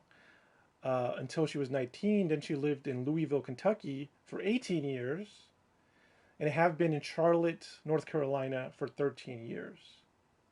So you went from Ohio to Kentucky. Okay. Oh, Melinda said it. I'm sorry. Melinda, can you retype the message? So yeah, Melinda went from Ohio to Kentucky to North Carolina. So I live in Houston, Texas. So it's like near the Gulf Coast, near the ocean, near Galveston Island. And I went to school in Huntsville, Texas, which is like an hour and a half north. It's a smaller college town. I went to graduate school there too. And I've really always just lived around the Houston area, basically. Okay, so Melinda says, my son wrote a short paper in English class that video games are good for kids. Thought you'd appreciate that since you're playing. Yeah, that's great. I do appreciate that. Wow. You sound like you have a great son that you're very proud of. I'm proud of him. Yeah, was it because video games help you with your coordination? Oh, that turn. Let's see if I can catch up. Let's see if I can catch up again. Handbrake, handbrake, handbrake. Okay, I'm in fourth place. I think I might be able to catch up. They're not that far ahead of me. Here we Whoa, whoa. Third place. Here we go. First place.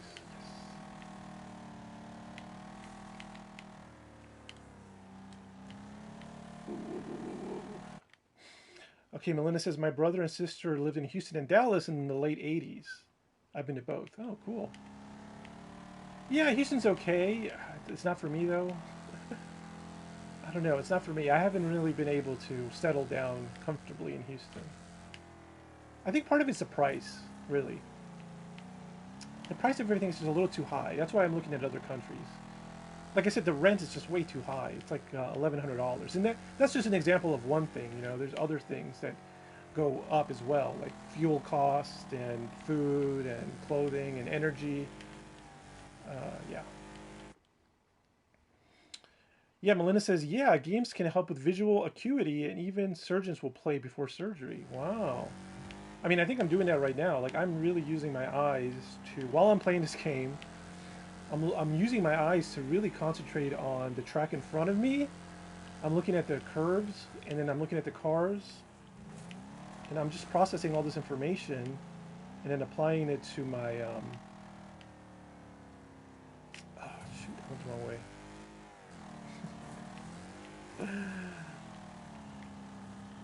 Okay, reset. Oh, I don't think I can catch up from that one. So Melinda says, Houston is huge. I've been wanting to get to Portugal for years. Nice, VR is good for aiming, John P. Adventure says. Yeah, that makes sense. Alright, guys, I think I've messed up this race again. It's just that the track is very confusing. Like, my racing is good now, but the track, the way it's laid out, is a little bit confusing to me. Melinda says, for my 40th birthday, I got 40-year-old bottle of port. I love port. I'm guessing port is a wine that originates from Portugal. Is it sweet? That's what I'm wondering. How sweet is port wine? Okay, let's see if I can make up some time. Ooh, parking brake. Oh, no. Handbrake. I'm in 5th place. It's alright. It's better than nothing. I may restart this race. Alright, 5th. 5th place. Okay, here we go. 4th place. 4th place. 3rd. Here we go, here we go. Okay. 3rd place, 3rd place. 3rd place. Alright, 3rd place. 2nd place, Gravedigger. Come on, come on. I got 3rd place. It's not that bad. I think I might restart this one. It's a fortified wine. Yes, Rose. Melinda, try Madeira wine. It's close, but made in an island. Melinda says it's sweet. And then Melinda says, yeah, she has had Madeira. Madeira. Madeira and port are brothers, John P. Adventure says. I like port better. Alright, I got some things with there. I want to redo that race, because I feel like I could have done better. For real.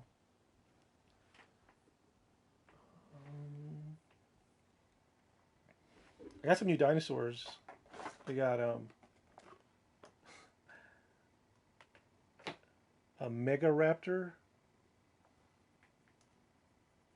It's really hard to do. I'll show it on my regular show.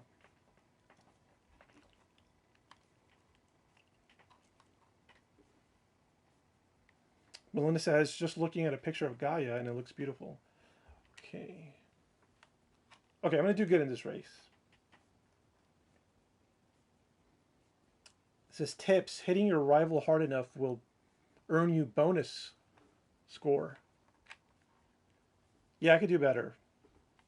I just need to concentrate.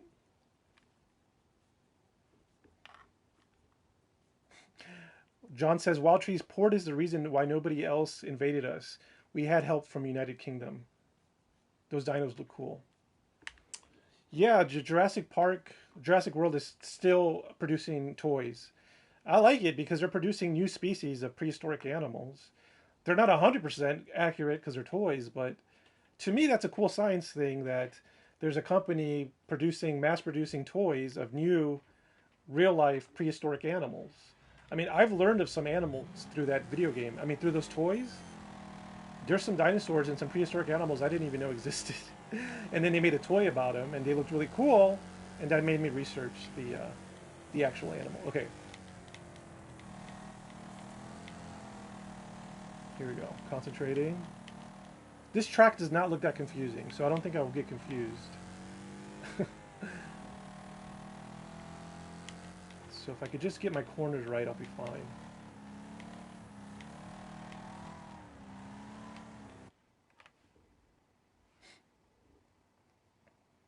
Okay, so Melinda's son came in and said he's playing a newer version of the game you're playing. Oh, interesting. Yeah, this one came out in 2014, the one I'm playing. And John says Gaia has a bridge to Porto Ponte.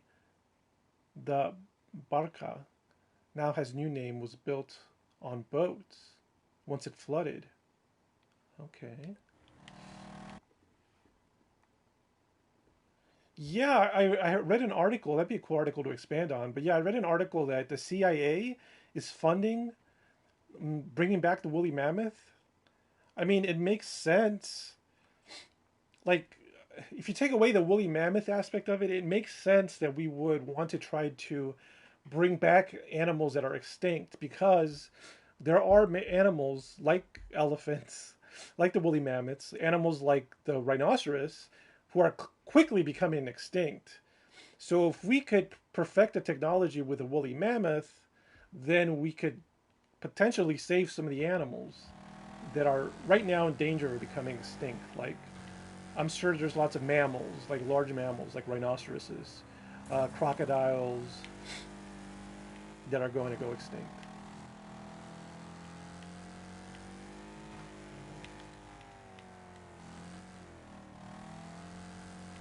I don't know how I got so banged up, but I am in first place.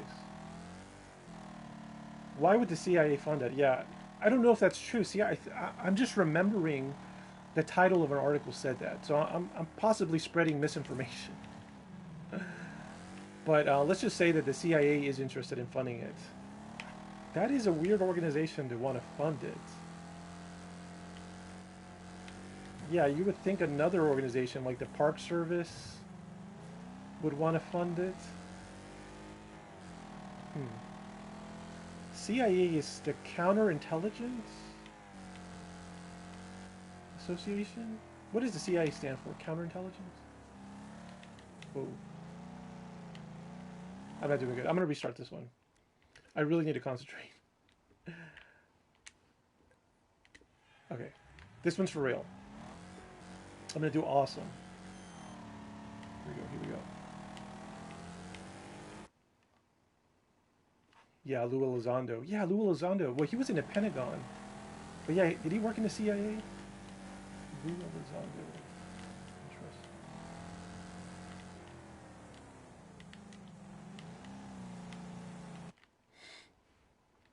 I've heard the argument, though, Melinda says. Why try to save these animals going extinct? The situation hasn't improved for them to survive anyway. Yeah. And then Melinda says Central Intelligence Agency. Okay, that's a good point. Why bring back the animals? Yeah, I mean, you're absolutely right. Well, it could be they're just working on the technology while simultaneously working on the environmental technology, you know? Like maybe they won't try to bring back, like practically in a large scale, they won't try to bring back too many animals until they figure out a way to contain them, keep them alive in a zoo so they don't die. Or if it's a way to repopulate it once you control the environment. Because I know what you're saying. There's reasons why they're becoming extinct. And if you just bring them back from extinction and you don't fix the reasons why they became extinct, they will just go extinct again. So that is a great point. Oh, turns. Here we go, doing good.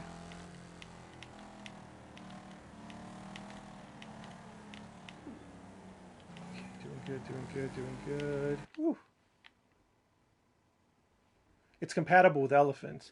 Yeah, the way Melinda says, I've heard that Lou Elizondo is just a front man for the government and doesn't give information, just dangles info about aliens in a teasing way. Well, he does do that. He says it's his non-disclosure agreement. So that's the reason he gives. He said, I'm sorry, it's my non-disclosure agreement. And then what else? Okay, yeah. The way that they would clone the woolly mammoth is this. What they would do is they would first get an embryo that I believe is maybe like 25% woolly mammoth and 75% African elephant or Indian elephant. And then that embryo would be placed into the body of a female, African elephant. And then it'll be born. So the first one that's born will be like half woolly mammoth and half contemporary extant elephant. And then through selective breeding, I think it could get closer and closer to 100% woolly mammoth, which is what I think is going on.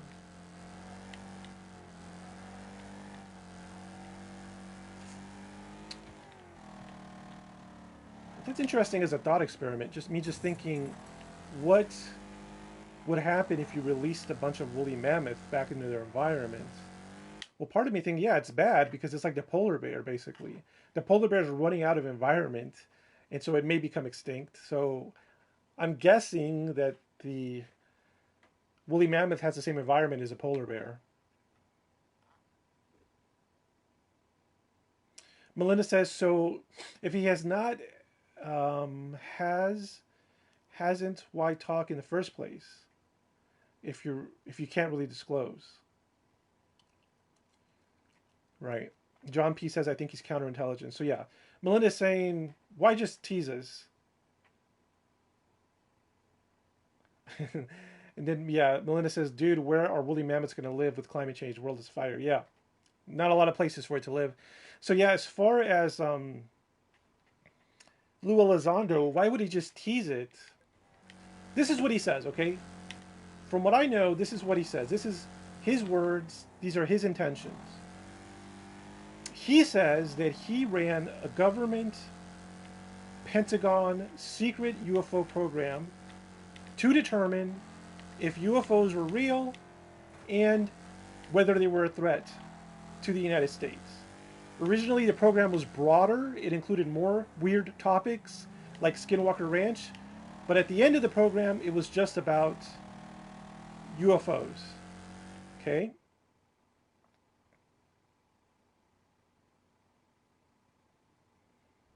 Poor polar bears. Okay. So then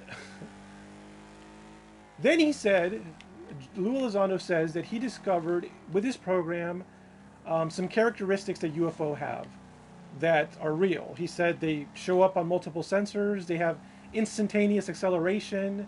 They could go into different environments like space, the sky, and then underwater. And there's a few other things. They could avoid radar detection. Then he said that he felt in his position that people were not taking, in the Pentagon, in the military, people were not taking the UFO threat as real. They weren't taking it seriously. So in protest, he resigned and he sent a letter to General Petraeus, who at the time had a high position in the military. I forget exactly what. And then he said he started talking to people. He said he still loves the military, he still loves the United States, but he wants people just to be aware that this is a real issue and that the military and the scientists should take it seriously. UFOs are real. They could potentially pose a threat. We should study them more. And that's why he's coming forward. He wants us to believe that.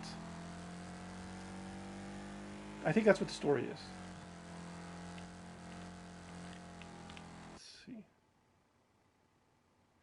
He has biolab course. Interesting. Yeah, and he's a biologist, I think, Lou Elizondo. I believe he has degrees in, so he's got patents. Yeah, he's got he's got a degree in biology, which is interesting. Nobody ever asked him about biology. Maybe if I interviewed him, that's what I would ask him about. I'd be like, you're a biology expert. All right.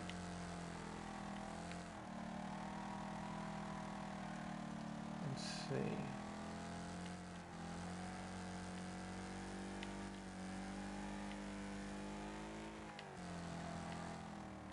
In second place. Ooh, bad turn, but I'm doing okay. Whoa.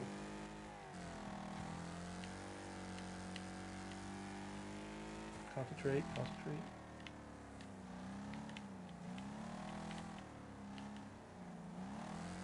Concentrate. Yeah, John says he was in counterintelligence. Strange, but I hear he's got new business in radar detection. I mean, good for him.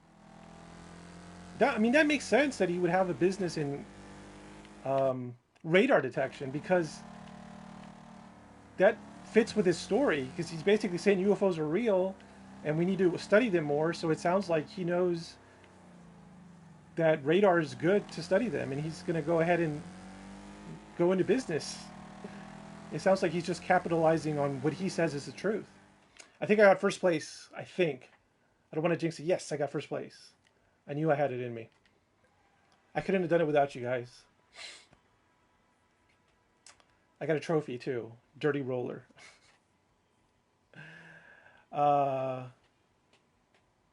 So yeah, John P says, check Greenwald Jr. from the Black Vault. Yes, Melinda says, it seems to me that if UFOs are real, and he says they're a threat, then I think we'd be at a loss because we'd be so inferior to them. And then John says he's on Galileo Project as well, a project to find UFO life, I believe. And there's like a famous scientist attached to the Galileo Project. Okay, so Melinda says, she says, it seems to me that if UFOs are real, as he says, then we're at a loss because we're so inferior. It's true. There's no denying that we're at a loss, but I think he's saying like, my interpretation is that he's saying like, even though, let's just get started. It's a big job ahead of us to understand UFOs and whether they're a threat, and maybe it's impossible, but he's saying like, let's get started. Maybe it's not impossible. Maybe if a whole bunch of us get together, we could solve the problem. Those are all my words, Melinda. I don't think he's ever said that directly. That's just kind of my interpretation.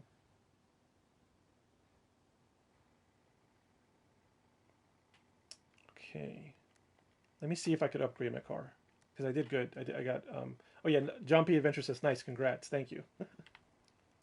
So let me try to upgrade my car. Okay. This is, nope.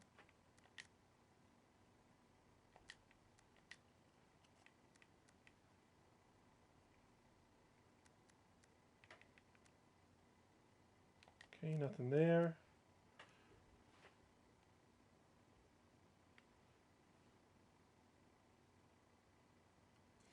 Melinda says, we're inferior because they can make it here to Earth.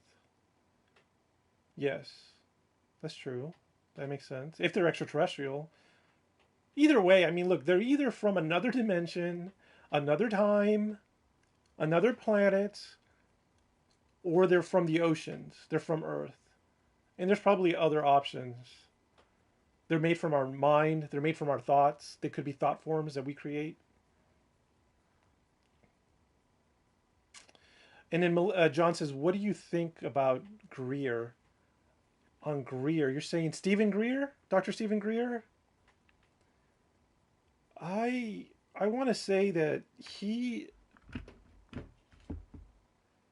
I'm not 100% down with him right now. I don't know, something about him just gives off weird vibes.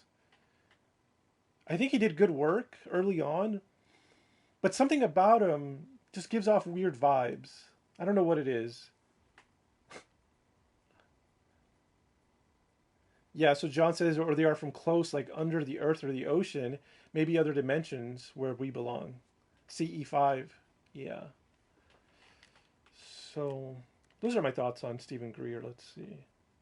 None of these things are really helping me upgrade my ride.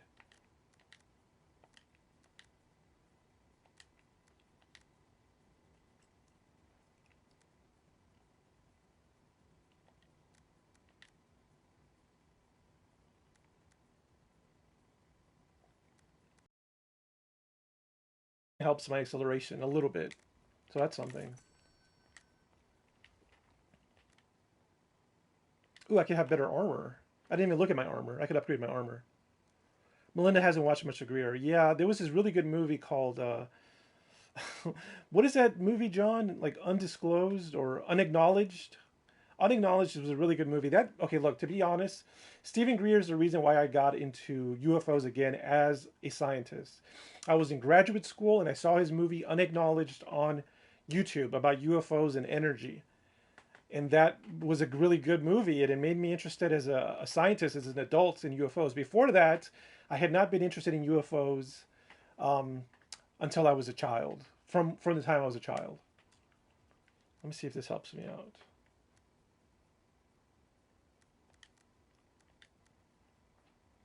These are all locked.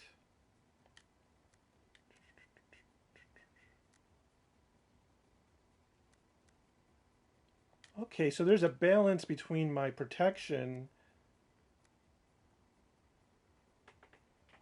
Strength. Okay. Okay, so this will increase my strength, but it'll diminish my cornering and acceleration. It doesn't even do that much. I don't know. I don't think I'm going to upgrade that. Okay. Let's go ahead and...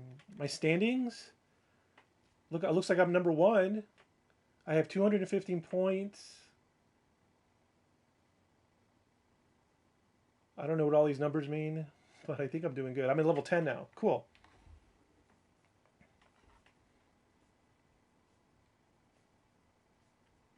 So as far as Dr. Greer, Stephen Greer, John, his opinion says, I know much in him, but others told me. He has a big part in trying to Disclosure Project. Yeah, that's what I'm saying, his early stuff. Yeah, I'm on level 10, yes. Yeah, his early Disclosure stuff was big. He did good. But I think he did this like thing in Washington, D.C. that was about disclosure. It had ex-pilots and military people. And it was a big deal. But then, like 9/11 happened right after that. And that took away all the steam from his disclosure thing, his panel he had.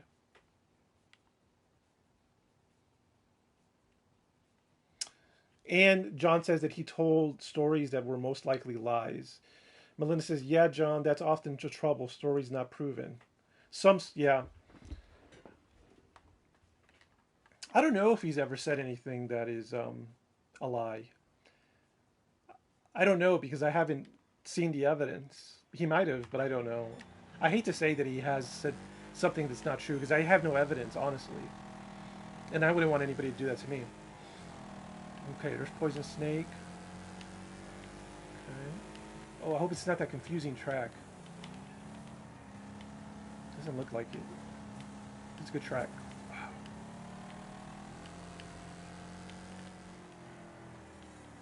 Corner. Ooh, that's not good. John says, has story from someone from booking something. Watch Stephen Cambion on him. John, I have a friend in Charlotte, West, who's from Gallica, Spain. Have you ever been? He's done some shady documentary. Interesting. Okay, so Stephen Cambion did some investigative work for Stephen Greer. Okay, concentrate. Ooh, I could see inside my car. All right.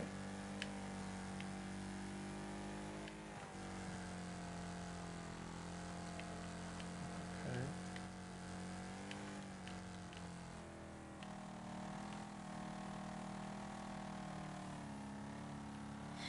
Doing good. Second place. I did kind of mess up my car earlier. Feel good. Here's a turn. Got it. Oh. Oof. Kind of banged out. Kind of banged myself out there. Oh, I'm not handling my turns that good. John P says, yes, many other hosters or supposed. John says, what's your opinion on him? Melinda says, I've watched Campion's show a few times. He likes to yell a lot. Yeah, I heard that like people yelling and talking loudly is good entertainment. I heard that was a tip. I heard. At least the ones I watched. Whoa, whoa, whoa, whoa! This guy's aggressive. Sarge, ugh. Second place. Woof. Hey, Iwax joined us. Yeah, Iwax, thanks for being here, man. Yeah, I went ahead and we were like listening to you. So I got on my tablet and I was listening to you, and I put it up to the speaker, so we could all hear you on the stream. So you were part of the show. But yeah, man, it was fun. Whoa! No! Oh no! Okay, I'm in 6th place. I can still make it up.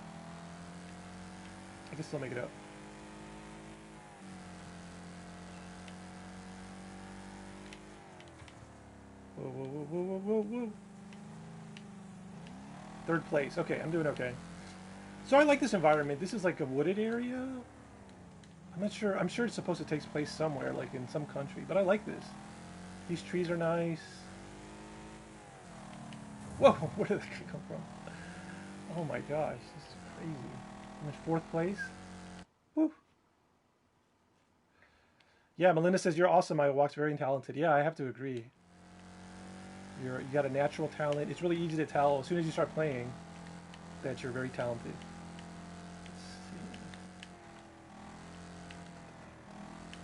Ooh, 1st place, yes.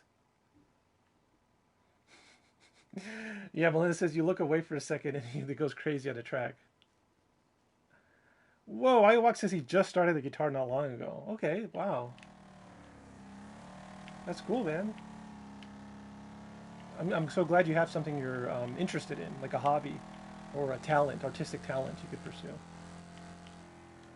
I guess I have science and playing video games. Those are my talents. I am in 1st place. Well, my card looks like shit, but that's fine. Oh, no.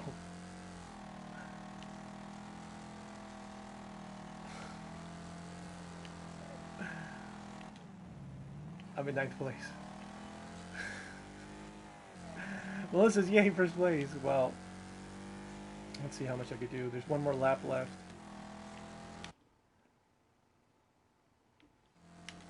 Yeah, John P says that Iowax has a touch for guitar. Okay, here we go. I'm in 9th place. Oh man, this game is intense. Oh, oh! No.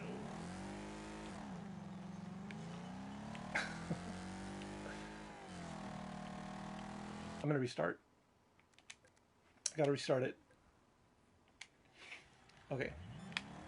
Pretty quick restart. Here we go. At the beginning, everybody looks so nice. All the cars are like shiny. No dents. Okay, let's see. First turn. Got it. Comes the 2nd turn. Oh, that's kind of bad. That's kind of bad. Okay, did not handle that turn well. 5th place, that's fine. Okay, back on track. Back on track. Is that car pink? It's red. Doing good. Doing good.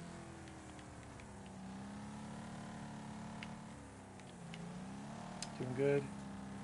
3rd place. Back in 1st place. Woo!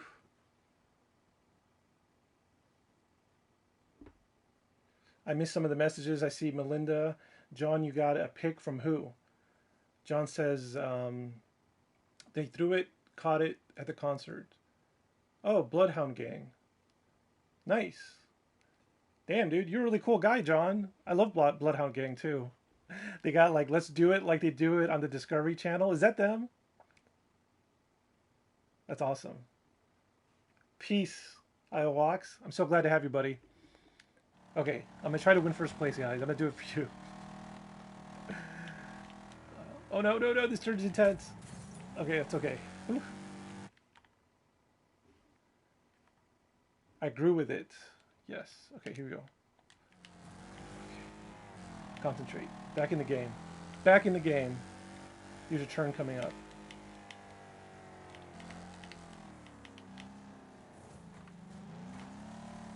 Oh, okay, that's okay.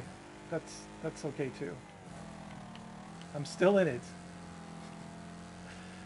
Oh, these turns are killer.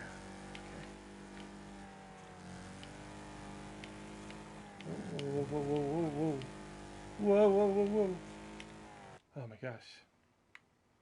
John P says, lucky day. Melinda says, oh, I missed the top of the message. She says, I missed your first message. Oh God, you guys are typing so fast. John says, I got other picks, but I don't remember. I never heard of them. Melinda, interesting. Melinda, can you type those 3 messages you said about a band, I think? The last message says funk, metal, and electric. Please. Okay. Oh my gosh. No, no, no, no, no. No. This game is intense. Okay. I'm in 5th place. There's Iron Bender, Poison Snake. John says he was 16 years old. Is that when you caught that pick? Okay. Here we go. Here we go. Bloodhound Gang were an American rap band from Collegeville, Pennsylvania. It was founded in 1988 by rappers Jimmy Pop, and Daddy Longlegs. John P. says saw him 2 times. Melinda says before branching out into other genres as their career progressed, including punk rock, alternative hip hop, rapcore, funk metal, and electronic. Cool. We had a jazz festival I used to go to. Jazz festival, John? Okay, I gotta get back in the game. You're gonna just plug me right in. I am in 3rd place. Here we go. Whoa, whoa, whoa, whoa, whoa, whoa! Turn, turn, turn, turn. Oh, oh, no! I'm gonna restart it. They offered beers. Nice. I could use a beer right now, actually. Maybe I'll buy some beer. All right, here we go. I'm restarting it. Concerts and festivals like Glastonbury. That's so much fun, man. You are an adventurous person. I think everybody here is adventurous. John P, Melinda, Iowax, Scotty B, Mr. Catfish. We all talk about like traveling, adventures, the woods, the paranormal, science. I think we have a lot in common. Melinda says, yeah, that's what Wikipedia says about Bloodhound Gang. But in Portugal, in South Portugal, that's where you go to concerts. And that's where they offered beers. Okay, here we go. Back in the game. Back in the game. Doing good. Doing good.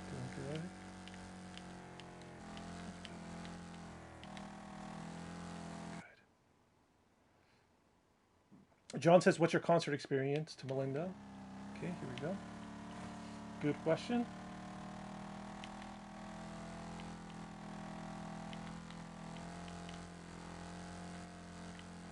Tight turn, tight turn, tight turn, tight turn. Oh, okay, that's okay. That was a really bad turn. My front and back are damaged. I just noticed it tells you what's damaged in your car.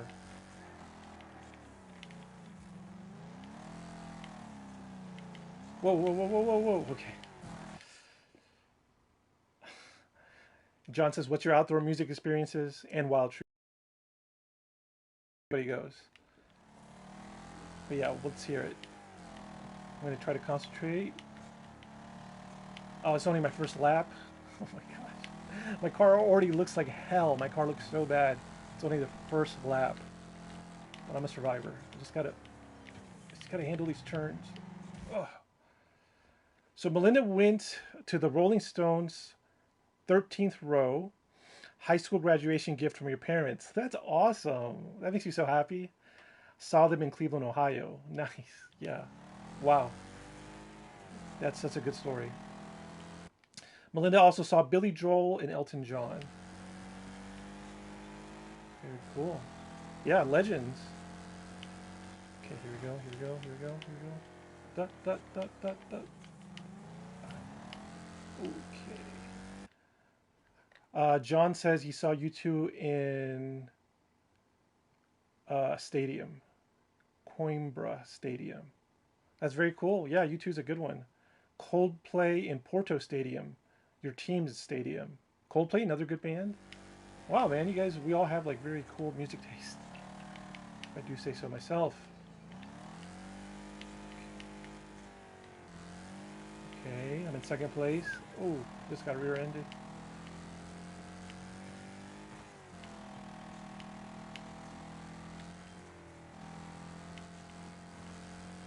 Alright. Good, doing good.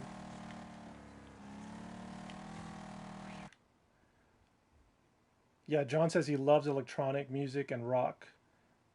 Melinda's not much into concerts. They've gotten so ridiculous. Yeah, expensive, yeah.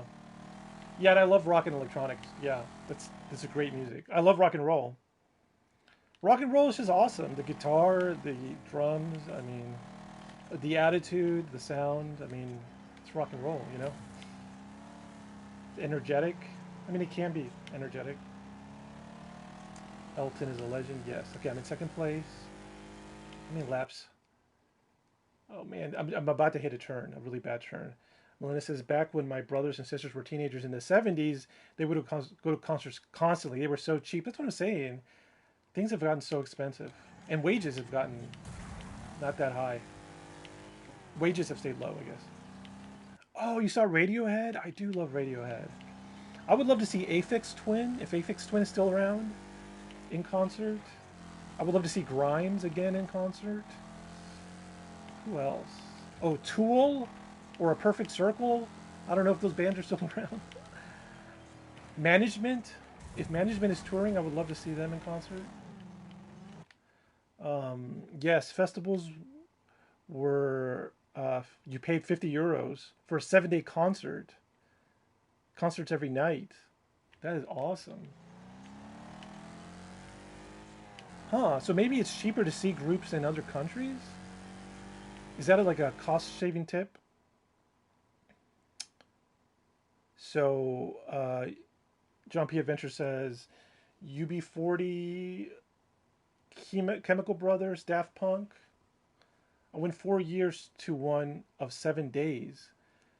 Damn, so you did 28 days of festivals.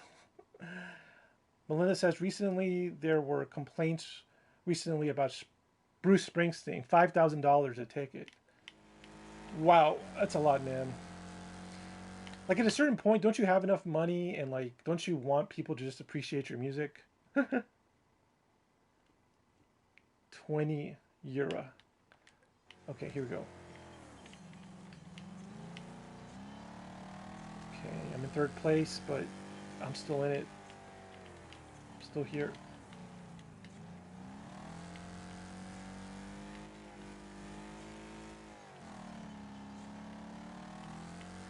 Jeez. Love UB40 in the 80s. Little John P says Black Market Rockets Talk. I haven't heard of UB40. I need to listen to them. That's a new one to me. John P says 20 years ago. Okay, 20 years ago, before 2022. That's when it was so cheap. Yeah, that makes sense. Now I guess it's expensive. Okay. Whoa, whoa, whoa, whoa, whoa. Tickets, yeah, exactly. Whoa, whoa, whoa. I'm in first place. Yes. How long can I keep it? Oh, it's my third lap. I think I made... Oh, here comes Ironbender. Oh, Jesus, Ironbender.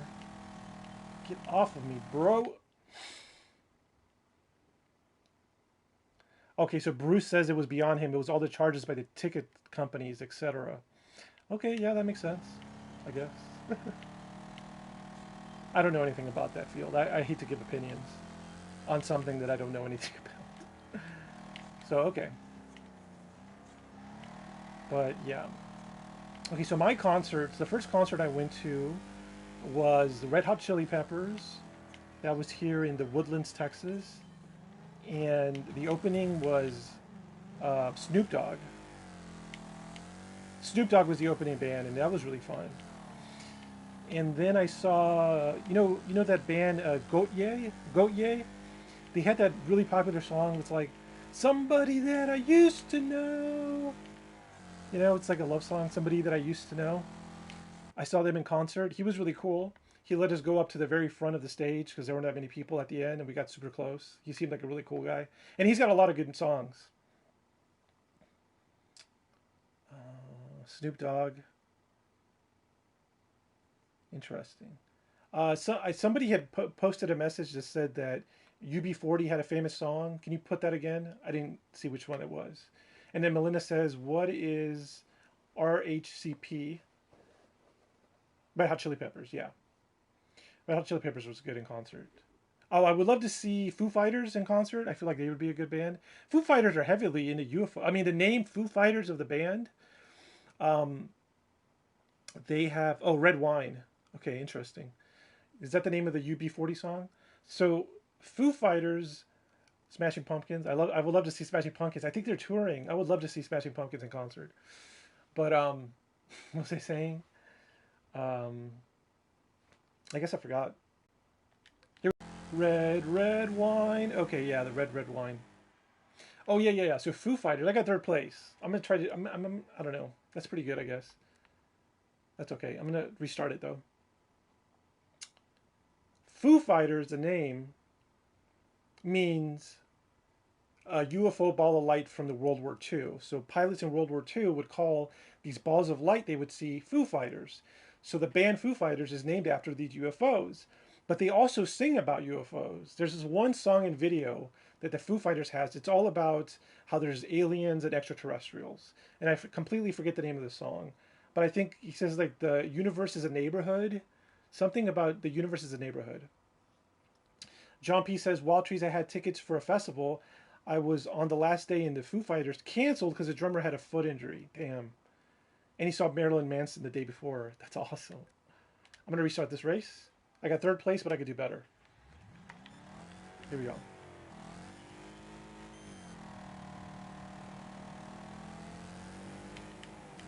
Yeah, early Marilyn Manson is really cool. Like I said, I love Tool. Tool is really good. Very good. Very moody, obviously.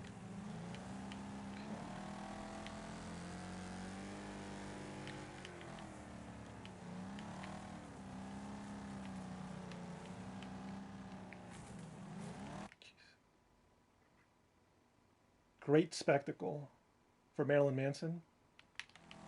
Okay. Here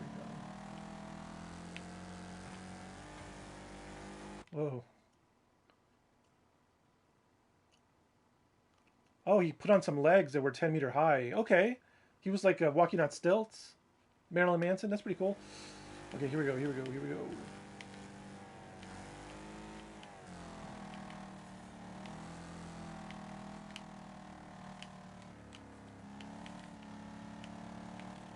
go. I have a new strategy for the turns. For the curves in the game. I have a new strategy I'm trying out. Because that's really what gets me, is the turns. Like, here's an intense turn right here. That was okay. That was bad. I guess that wasn't okay. John says he's crazy, mad, cool at the time. Yeah. Alright, here's another curve. I'm going to try my crazy strategy. Oh, this is a bad turn. Okay. I did okay on that turn. That turn always gets me. Melinda says, David Grohl from Foo Fighters is from the town next to mine, where I grew up. I'm from Youngstown, and he's from Warren. Scotty B, hey, Scotty. And I bitched when I had to pay $8 for my dead tickets in the early 80s. $8 for your Grateful Dead? Hey, Scotty, thanks for being here. Yeah, so Foo Fighters, the lead singer, Dave Grohl, was the drummer for Nirvana. I would have loved to have seen Nirvana. Hey, yeah, hey, thanks for being here, Scotty. Just playing a little Demolition Derby. Oh, you saw Beck. Man, you're naming all these awesome bands. You saw Beck. Did you ever see No Doubt? Garbage? Did you ever see Bush? glycerin. I love Bush. Rage Against the Machine? Hell yeah. These are great bands, man. These are all 90s bands, I believe. Most of them are 90s bands.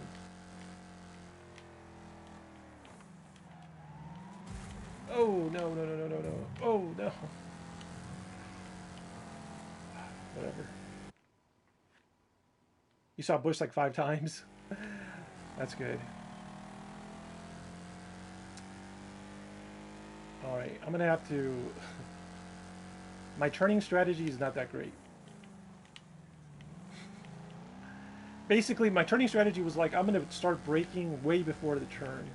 Because it looks like I have too much speed going into the turn. And I spin out. But then if I'm too slow on a turn, I'll get hit by another car. That's what's happening.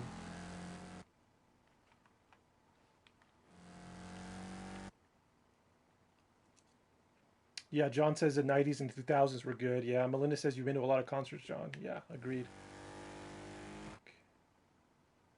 A lot of money on festivals. Yeah, the festival sounds like it's a good bang for your buck. All right.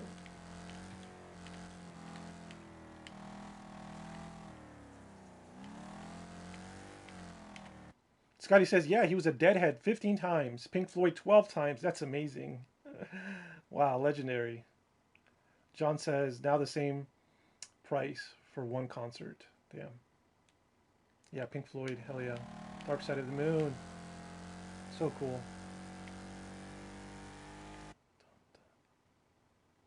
Oh, you have a lot of...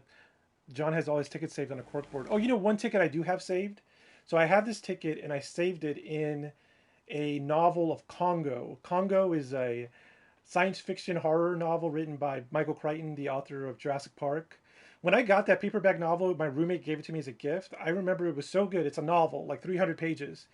It was so good I read it nonstop. I started reading it all the way to the end. The movie's okay, not nearly as good as the book. But inside of that novel, I have a ticket for the... it's signed by the lead singer called Brandon Flowers. And the name of the band is... Oh man, I can't believe I'm going to forget it. The name of the band, the lead singer is Brandon Flowers. They have a song that's like, I'm Mr. Nice Guy. The something. I'm Mr. Brightside. What is the name of that band? I'm Mr. Brightside. The Killers. The Killers, I think. Yeah, the Killers. No, is it the Killers? I don't think it's the Killers. Maybe it is the Killers. I think it is the Killers. I'm Mr. Brightside. Yeah, the lead singer, me and my friend, we went to the concert in Houston.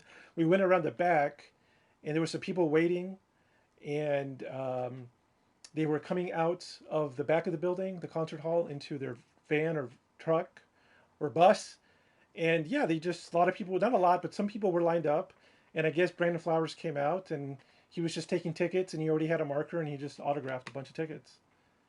Yeah, so I forgot them. I saw the Killers. That was a lot of fun. They're really high energy. Well, my cat just came in the room. She says hello. I'm in second place. Third place. All right, let's see. Hey, kitty. I'm in third place.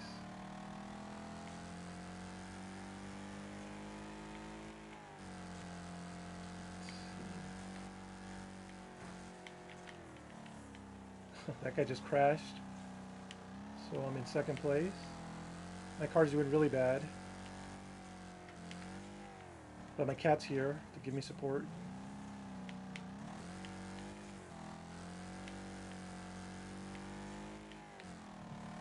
Second place. Okay, I'm doing good. Melinda says her cat just came in the room too. She's yammering at me. Why aren't I in bed yet? Uh-oh, we're keeping you up, Melinda.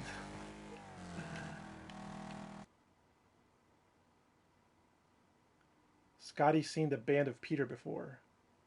Interesting. I mean, I haven't heard of that guy. Peter Hook, is that his name? What is a famous song that he did?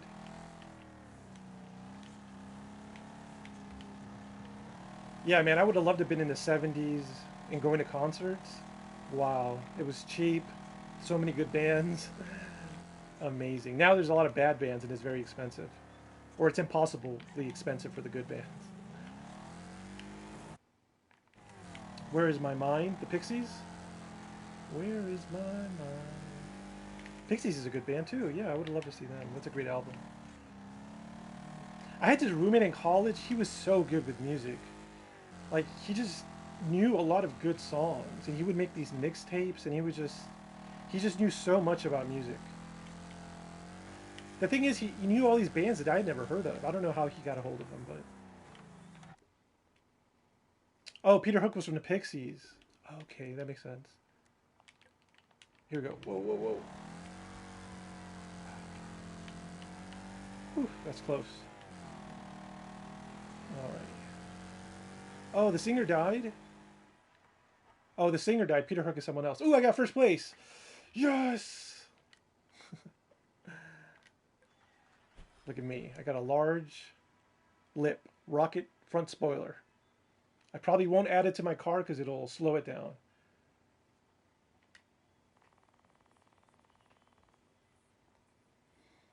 Melinda says, "Have you read Michael Crichton's Terminal Man and Airframe or Prey?" I've read these. I like them. John P says, "Wash hands, wash hands, wash hands." Okay, let me see. Yay, first place. I have read Prey. I like Prey. I want to reread it because it's about nanotechnology and it has to do with swarming behavior, which I study in insects. It has to do with insect behavior. Airframe, I started reading. And then Terminal Man, I have not read. Okay, tell me what. Oh, he says not wash hands, clap hands. I was like, wash hands, clap hands, clap hands, clap hands. Yeah, everybody's giving me praise. I mean, look, even though these people are fake, they're still clapping for me, and that still matters to me. But anyway, clap hands. Okay, I believe Airframe, the movie Airframe, had to do about how dangerous and complicated airplanes were. Is that the main thesis? Tell me if I'm right, Melinda. Uh, Prey had to do with nanotechnology and how that is dangerous, along with artificial technology. Tell me if I'm correct. And I'm not sure what Terminal Man was about. What is the main thesis of Terminal Man? My cat disappeared. My cat was just here. Melinda says, yes, nanotechnology is potentially freaky. Yes, I completed. Final position first. 315 points out of 400. In the Demolition Racing American Series Sandpit Smackfest 4 times race events. All right, what else can I do? Scandinavian tour? Do I want to do that? Yeah, let's go to Scandinavia. Looks scary. I'm going to upgrade my car too. Yeah, here we go. No, wait, career? Oh, here's my garage. Okay. Let's do some upgrades, I guess. Let me do my paint. I'm going to change the colors to orange. My school colors. Orange and white, I think.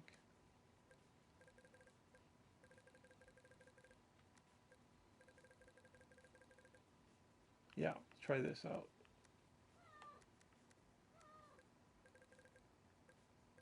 I want like a bright white, bright orange. Let's see.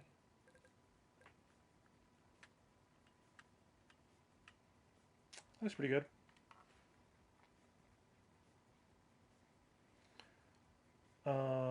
John says the vaccination. Oh, okay. John says the statistics say that in the UK, 9 out of every 10 deaths had a jab. Interesting.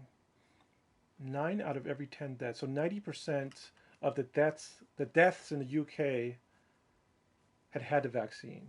Is that what you're saying, John? Okay. Those are my new colors. Style, let's see. I don't like that. It's too messy. That's kind of clean. 68. Yes, John says. Interesting. I'll do this one. Okay, changed up my paint to my school colors, which are orange and white. Let me upgrade. See if I got any upgrades available. Let's see. Statistics, John says. That's interesting. I'll have to look into that. There's definitely a lot of data that has. We collected a lot of data during the pandemic about vaccines, about health, about death, about hospitalizations. It's a lot of information. It's out there now. And I'm not sure, maybe people are now just starting to analyze that information because it takes time to like recover from everything and then to run all the statistical tests to see what's going on and to come up with all those experiments. Okay, that doesn't help me very much. Let's see. That's already a racing thing. That's locked. That's locked. That's already good. This thing I might be able to change. Nope, nothing happens. Nope. Maybe I need to get a better car. Let's see. Okay, so Melinda says this is what the books are about. Michael Crichton's Terminal Man is a guy who was in a car wreck and suffering seizures, etc. A doctor planted things in his brain to help, and then it leads, okay, suffering from seizures.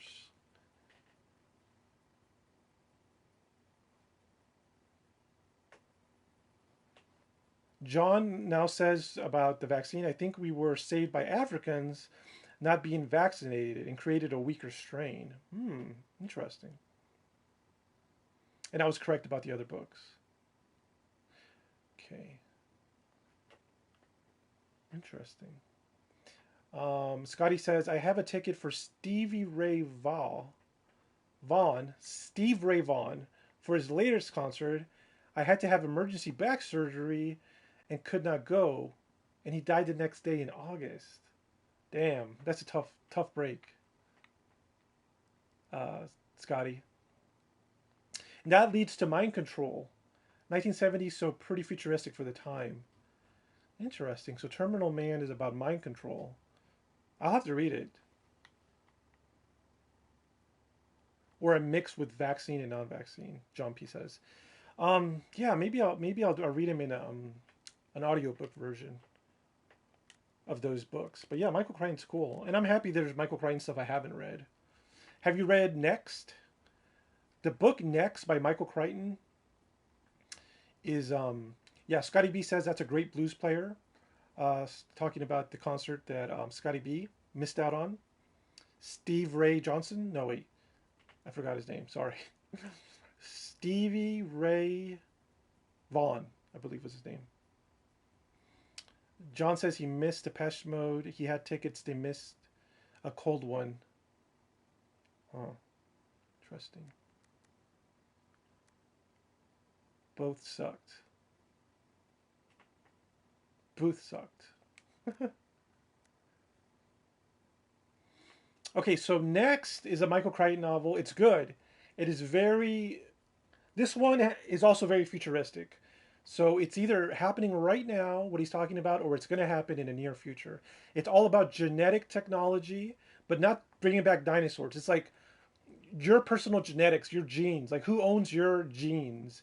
Because you may have special genes that have crazy adaptations. And it's also very vulgar. The book is very crazy. It's not like a Michael Crichton. It's like a road trip movie mixed with like a Jerry Seinfeld episode. It's like very trashy and exploitative, but I think that's part of the appeal. It's on purpose. It's got this one character who's like a half chimpanzee, half human character. He's one of the main characters. Another character is a parrot who's genetically modified to be very intelligent. So the parrot is talking with the characters. And then you have this and they're running from someone and it's trashy. I need to reread it, but the messages are very scary. It's about genetic technology. And yeah, maybe I could buy a better car. Let me see. I want something small, not a compact though. Mid-size. This one has barely anything. It's very low. This Ranger doesn't look that good as either. Okay. This Matador. The specs don't look that good. Dominator.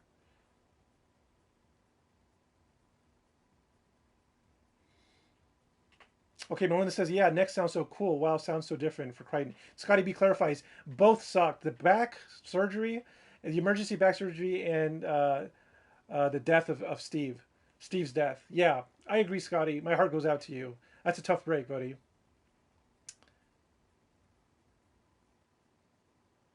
Did Crichton go through a rough LSD phase? That book sounds like it.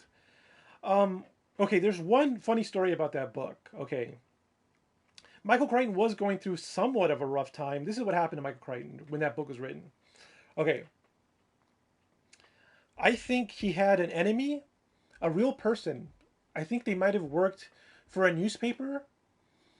So Michael Crichton had this real person, a real guy, and he was an enemy. He was a public figure, and Michael Crichton just didn't like this guy. So what Michael Crichton did is he took advantage of this legal loophole for libel and talking bad about a person. So this is the loophole, okay? Libel is when you talk bad about someone and it's written down, like in a book. So if I were to publish a book, and Scotty, allow me to use you as an example, okay? I'm sorry, I don't mean this, but let's say I write a book, and in the book I say Scotty B, and I use your full name. I say Scotty B is a cheapskate. He steals coupons from other people, okay? That's libel, okay? So Scotty, that's not true. So Scotty can sue me. He can take me to court. But then Scotty has to admit that what the claim is, basically. He's like, this is me. This is obviously me. And I'm not cheap. Um, I don't steal coupons. And so Scotty might do that because that's not that big of a deal. If it becomes public knowledge that somebody, said something about Scotty B, and that what they said was that he was cheap, that's not that big of a deal. So Scotty B doesn't mind people knowing about that. But what Michael Crichton did, the loophole he did, he got this guy's name, his real name that he didn't like, this real person. He wrote him as a character in his book Next, okay? And what he said about him, he said it was the same person. He said, this is kind of extreme, I apologize, but this is Michael Crichton. He said that character in real life was a rapist. He raped an infant. I'm only going to say it once. And he also said that person had a micro penis. Okay, I'm not going to say that again. So Michael Crichton took a real life person he didn't like. In the book, he said those things about him. And the reason why it's a loophole is because for that person to sue Michael Crichton, he would have to go to court and he would have to say or admit, he'd be like, look, I don't have a blank. I didn't do this to this individual. And he wouldn't want to do that because that would bring attention. People would be like, what? Apparently he has a blank and he did this to this person? I may have butchered that, but that's the famous Michael Crichton story with Next. Scotty says, I have been called worse. You were right. And I am a cheap old goat. I'm cheap too, man. I'm thrifty. I'm cheap too. But of course I was just kidding. Just giving you an example about libel and what Michael Crichton did. And then Melinda says, dude, that's harsh. And Scotty says, yes, I remember that. Melinda says, yes. I see, that's interesting. That's the story that I heard. And I mean, I read the book. That is in the book. There is a guy and that is said about him. Okay, look at this thing. This has got pretty good cornering, good acceleration. This thing looks pretty good. This Boomer.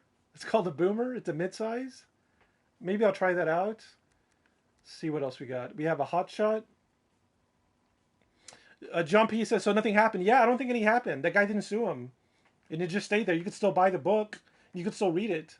It's still in there. The same guy, the same name. Okay, this one's not so good. That's the last update I heard. Something else might have happened.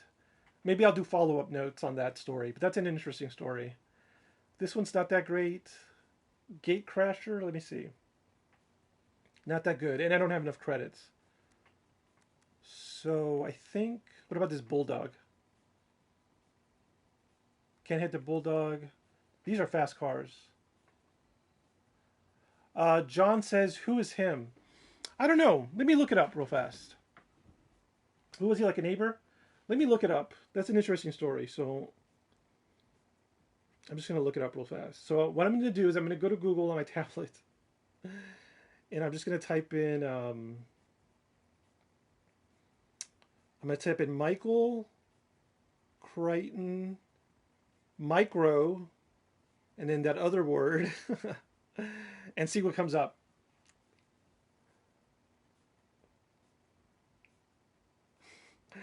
Okay, I see something here. There's an article published by the Law Review.unl.edu. It says the big problem with the small penis rule, why it does not limit defamation liability. Okay.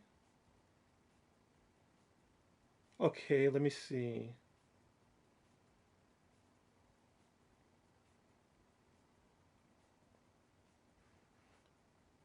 I'm trying to find exactly about Michael Crichton. Okay, let me type in the word next now. And then let me type in the rape word. When you write a book, anything can happen.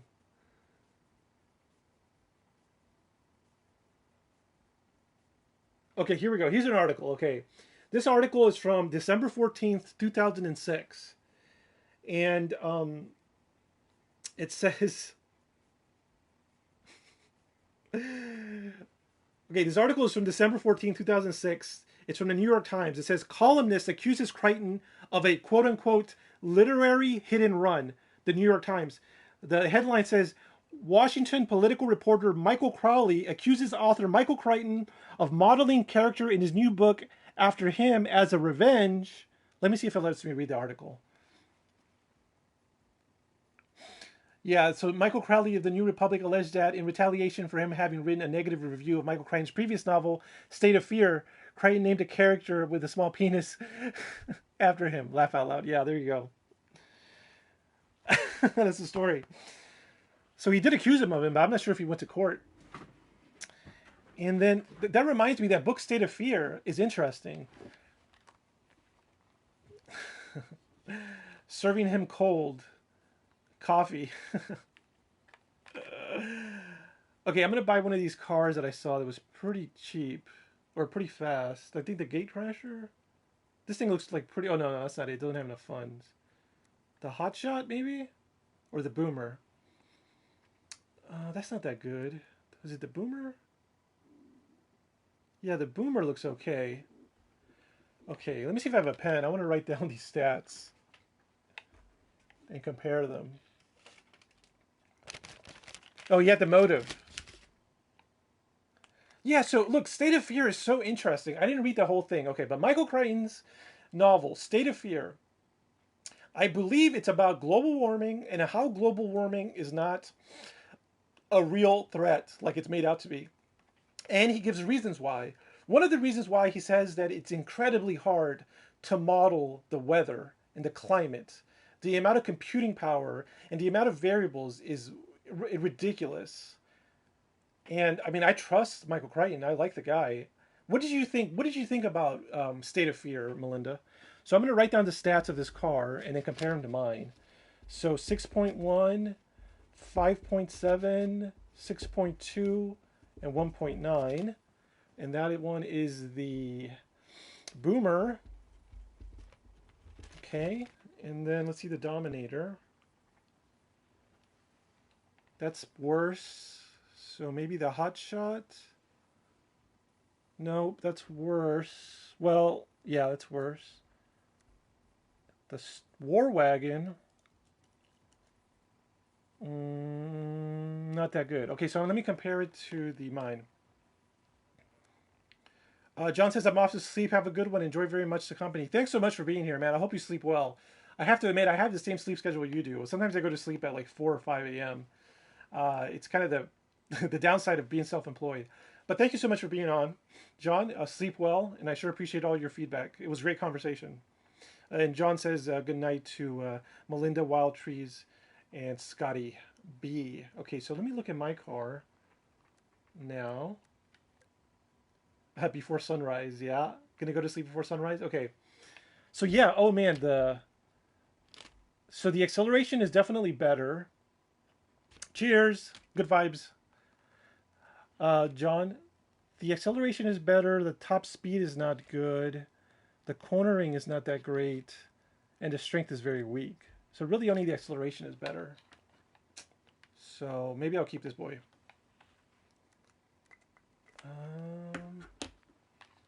Melinda says, yeah, great time. I have to agree. All right, well, maybe I need to tune my car again.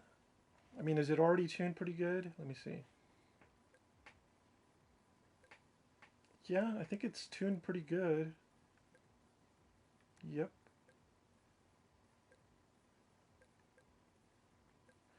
Okay, I guess this is about the best car I could have right now. The only thing I could do is upgrade it.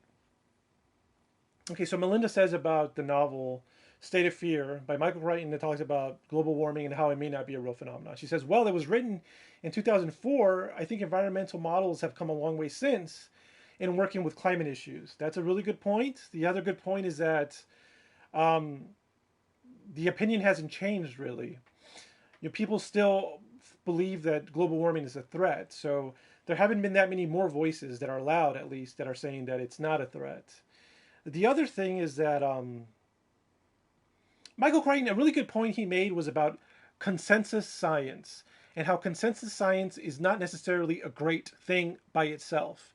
And that makes perfect sense. Consensus science means just because the majority of scientists or the consensus of scientists believe the same thing, that does not mean that it is correct. They could have faulty evidence. They could be biased because that has happened before. Scientists have had the wrong idea before. And so he was trying to argue that, yeah, a lot of people, and that's true today, the consensus, the majority of them believe that global warming is real. But he's saying that alone does not make it true. Melinda says, yeah, when I was in undergrad bio classes, I learned about climate change coming.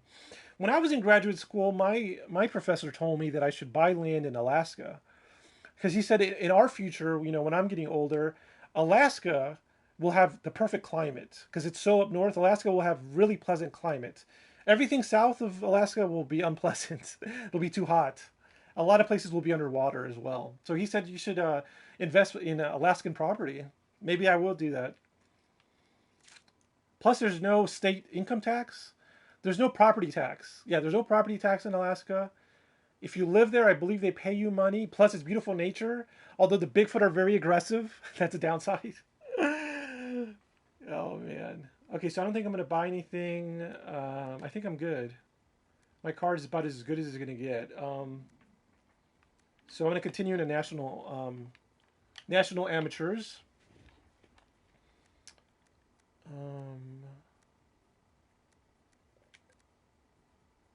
Says I have another series in progress. Which one do I have in progress? This one?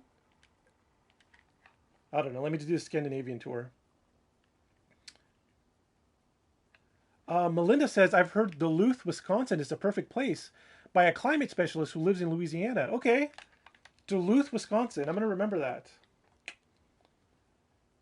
Yeah, I mean, this is kind of investing. If you could buy property now that's kind of cheap or undervalued, and in the future, because of climate change, it'll be worth more. That's a pretty good investment. Just saying.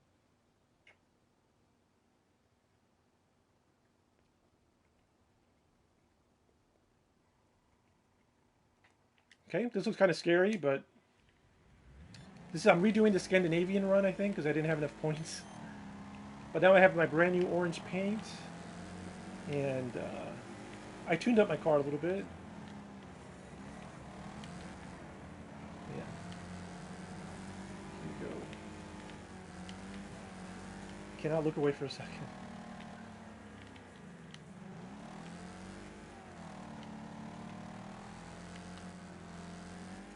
There we go. Yeah, owning land is cool. I would love to have some land and then build a house, build a garden, a self-sustainable garden. I mean, I know vegetables are cheap, but are they really that cheap? I mean, the price is going up. of vegetables. And I do think they taste better if you grow them on your own. I mean, Scotty knows all about that. Scotty has a really big garden. He's a big gardener. Plus, I heard it's good to work with your hands and get your hands in dirt. Like, there's actually antidepressants in dirt. So when you're playing in the dirt or the soil, you'll get these antidepressant properties. Melinda says the key difference between historical climate change and now is the human influence. E.g. is sample.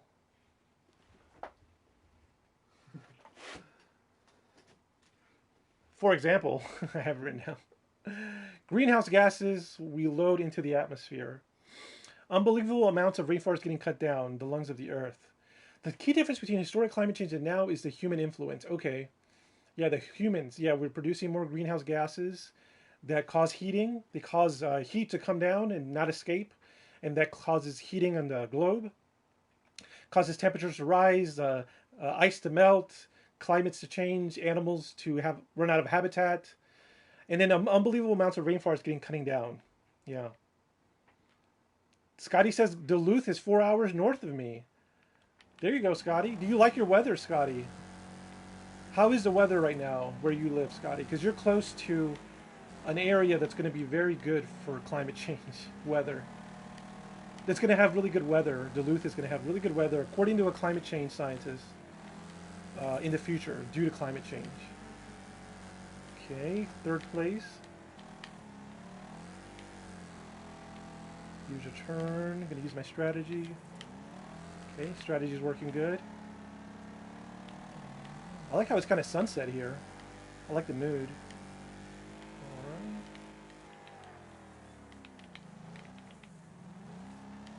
Alright. Okay, I stayed on the track. That's good. Oh, I got T-boned. That's not good.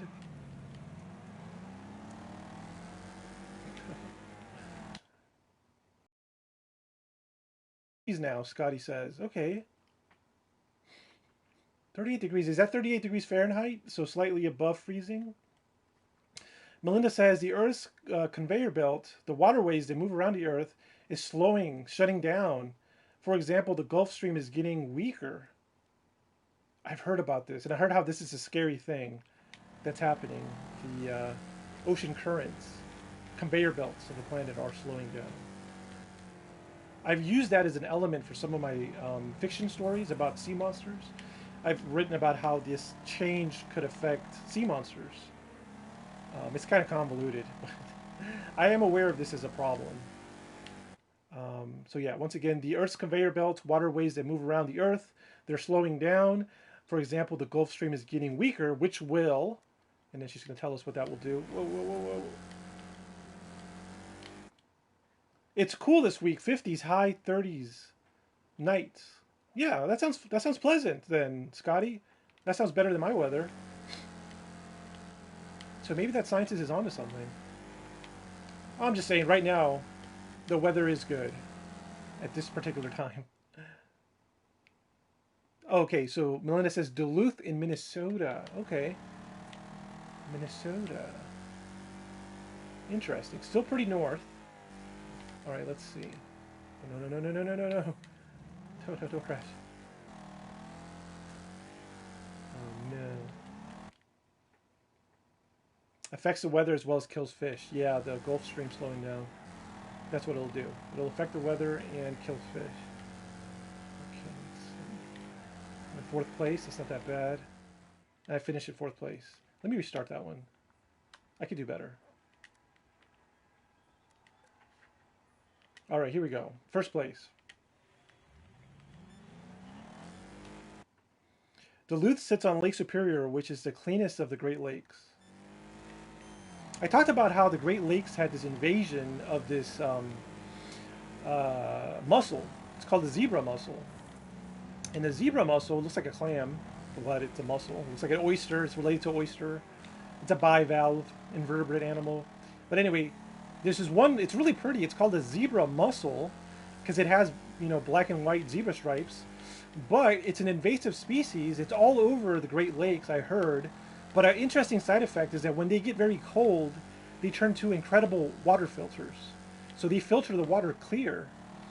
So I heard a side effect. You do have these zebra mussels everywhere, and that's bad for a number of reasons. But they do clean the water, and the water becomes clear, which at least sounds nice. I'm not sure if that's good for the fish or for the lake itself. All right. Invasive species are like a trip. They really trip me out. Melinda says a professor in the biology department at the University of Louisville studies zebra mussels. Interesting. Yeah, invasive species. It's interesting because, like, what defines an invasive species? I do think it's all about timing. It's kind of like immigrants, you know? Like, who's an immigrant, you know? Okay, so yeah, the problem with Scotty says is they clean up the water, but they plug up the water pipes. Yeah, I imagine they can reproduce and they're really small. You know, when they start off, when you have a baby mussel, it just looks like a tiny mussel. It's very small, and they just keep molting and growing bigger. So I could see how a lot of them could cluster and clog up pipes. Yeah, interesting. Okay, so invasive species. I feel like invasive species. It's just a matter of timing, and it's the same thing with immigration. Because like, you know, a Native American in North America. Oh yeah, so they were dumped from ballasts. So ships would take on a lot of water to weigh them more, so the buoyancy would be correct, and that was called the ballast. Sometimes you would use dirt or sand, but you could use water because water's heavy. And then when they would get to their destination, they would dump all the water from another area, and that's how a lot of invasive species spread. Whoa, whoa, whoa, whoa, curve, curve, curve. Okay. Okay, so with immigration, a Native American from North America can say, I'm not an immigrant. I've been here for so long. And then a European person could say, I'm not an immigrant. I've been here since the Pilgrims. And then, you know, a Mexican American like myself, I could say, I'm not an immigrant. My parents, I was born here. My parents were born in Mexico, but I was born here. So which one is true? You know, it's all a matter of timing to me. It seems like, you know, you become more of an immigrant the closer you are to your lineage, your ancestors being born in a place. So, you know, the Native American, there were probably other organisms that lived in North America before he did, and maybe other races of humans that live there. So maybe they're an immigrant even. But anyway, so with invasive species, I guess what I'm saying is that, yeah, like Melinda says, yeah, like Native Americans aren't really native. They came from Beringia. Yeah, they crossed a bridge to get here. So they immigrated here. So with invasive species, it's like, you know, there's a lot of species came here naturally through a coconut, or I'm saying sometimes species get to an area and it's not because of a human. It's not because a human transported them. They did it on their own free will or because of weather or something. And in the beginning, yeah, they would be an invasive species because they would wreck out the environment. But as time goes on, they adapt and they become non-native. So I don't know what I'm saying. Invasive species, on the face of it, of course, obviously it's bad. It causes destruction. But I wonder if you look at the time scale and you expand it to tens of thousands of years, hundreds of thousands of years, or millions of thousands of years, are invasive species natural? Are they parts of the ecological system? Yes, I got first place. I knew I could do it. Yes. There I am. Happy as a clam, happy as a mussel. So I'm fascinated by invasive species. The other thing is not their fault. They're kind of like an invasive species is kind of like a Frankenstein's monster. Yeah, they're a monster. People view them negatively, but it's not their fault. Frankenstein didn't wish to be reanimated. Someone, Dr. Frankenstein, had to revive him. And a lot of these invasive species, they didn't ask to be brought over, yet they're demonized. Yeah, Melinda says, yeah, over geological time it would be natural. That's a good term. Yeah, I like that. Over geological time. Over geologic time, yeah. And Melinda says, yay, first place. Yes. So let's try this one.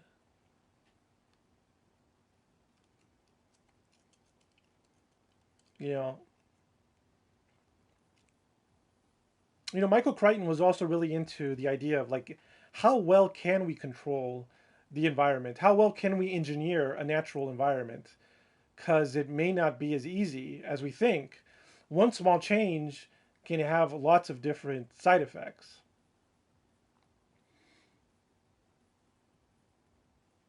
Like, I believe in one of the national parks in the United States, um, the government removed the wolves. And because it removed the wolves, there were a lot of deer, and the deer were eating all the vegetation, and there wasn't enough vegetation. So that's an example. Okay, here we go. 3, 2, 1. Blast off. I don't know if this track has all these tricky corners or turns. Very bad boys up front.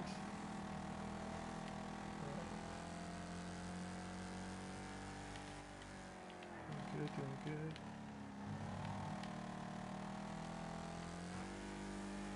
Doing good. I'm gonna get my reading glasses real fast. Maybe that'll help me a little bit. Since I've been gaming for 2 hours, 3 hours. I'll be right back.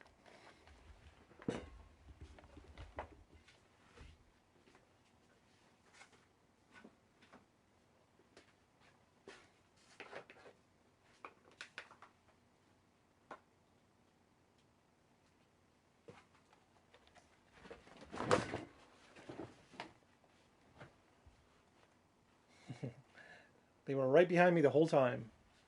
Okay. The glare is not that crazy. It's kind of crazy. Let me see if this helps me at all. So Melinda says, speaking of nanotechnology, years ago I heard India was trying to birth control in bananas, whether or not it makes us, was trying to birth control in bananas. Were they trying to put the birth control in a banana? Whoa, I forgot I was racing. Okay, are the glasses helping me? Not sure if they're dirty or not. They might be a little dirty. No, they're clean. Oh, Melinda says those are nice glasses. Thank you. They're just reading glasses, but they do seem to help. Okay, let's see. Here we go, here we go. Okay, yeah, so were they trying to put the birth control in a banana? Speaking of birth control, I've also heard that there's work, or they've developed a male birth control pill. I've heard about it. Yeah, trying to put the birth control in the banana. Interesting. Very interesting. Huh. I mean, I could see why that would be practical. I mean, I guess that could be a bad thing. Scotty B says the gobies are in the Great Lakes from ballast. It's a 2-inch bottom feeder. Yeah, gobies are cool. Well, I know about the saltwater gobies. I'm not sure about the freshwater ones. They're probably similar, but yeah. That sounds interesting. Huh. I've been to the Great Lakes once only, and I forget where it was. I forget what state I was in. I might have been in Indiana, but I went to the Great Lakes twice, I think. It was fun. They looked beautiful. The water was clear. I almost went to swim. I went with some friends. It was fun. Okay, here we go, here we go. Doing good with my new orange car. There's a goby in Key West. Whoa. Okay, doing good, doing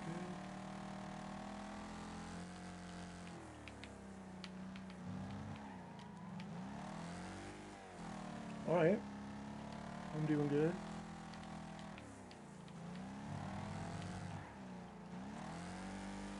Okay. I'm doing good. Like I said, it really helps playing on a big screen. 65 inches. You can just see all the little details better. Like the racetrack in front of you. And it's just a more immersive experience. Like it takes up your whole field of view. Okay.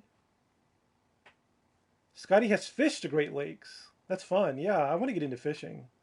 Oh, Melinda says her parents met at Lake Erie. Okay, here's a crazy turn. So what fish did you catch, Scotty? And do you still fish?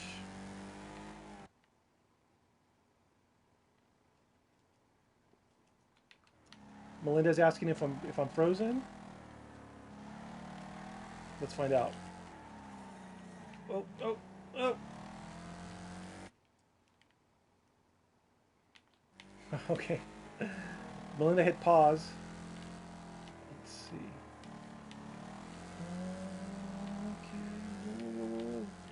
Yeah, I think you'll just have to log out of the window and reopen it so you could be live again, Melinda. So if you want to be live, and I have a little lag. Oh god, I'm doing good. Her mouse went flying. Interesting. Flying mice. Ooh, I finished. Did I get first place again? That was a little too easy. Yes. Salmon, walleye, and perch. Okay, wow. Salmon. That sounds like some good eating. Me and Bobby were just talking about fish. I forget which one he said was good. Perch and walleye, I think. Well, he said crappie is the best tasting fish he's ever had. But walleye and perch. Nice. Give us a little piece. Whale skin? No, seal skin? The Native American seal skin and whale blubber. Yeah, let's get a watercress cracker in here and a little brie. Yeah, that'll be great. Don't crash. Oh no. Okay. Here we go, here we go, here we go. Okay. Whoa, whoa, whoa, whoa, whoa. Is this a shortcut? Whoa, what's going on? Shortcut. I'm going the wrong way. Oh man. Okay.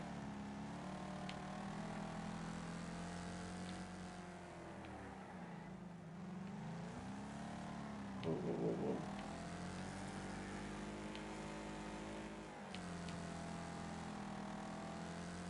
Here we go. Fifth place. Fifth place, but there's like a lot of clustering in front of me. That's good. Cluster, cluster.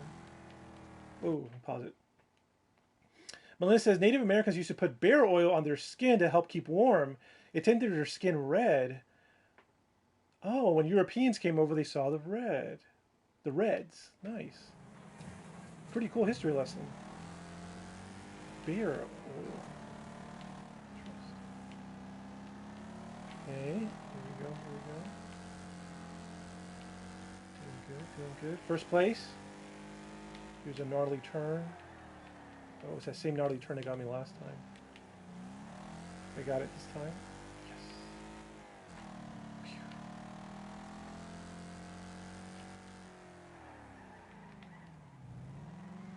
Phew. Here we go, here we go. Doing good.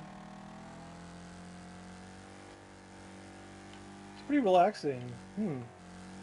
Have I gotten better? Have the tracks gotten easier? Has my car gotten better? Am I concentrating more?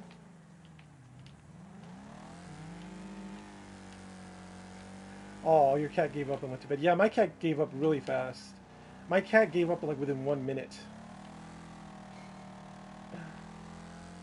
I got one lap in the lead. Okay. Whoa, whoa, whoa, whoa. Here's that crazy turn.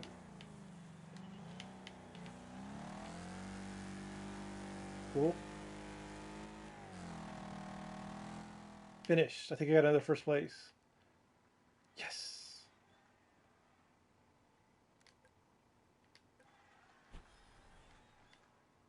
Cool.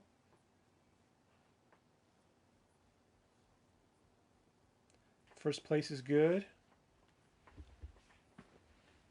Yay! Yes. Thanks, guys. You guys are helping me out. Okay, what's going on here? Next event. Honestly, I'm a little confused by all the progression screens. I don't know how that works. I'm basically just hitting next.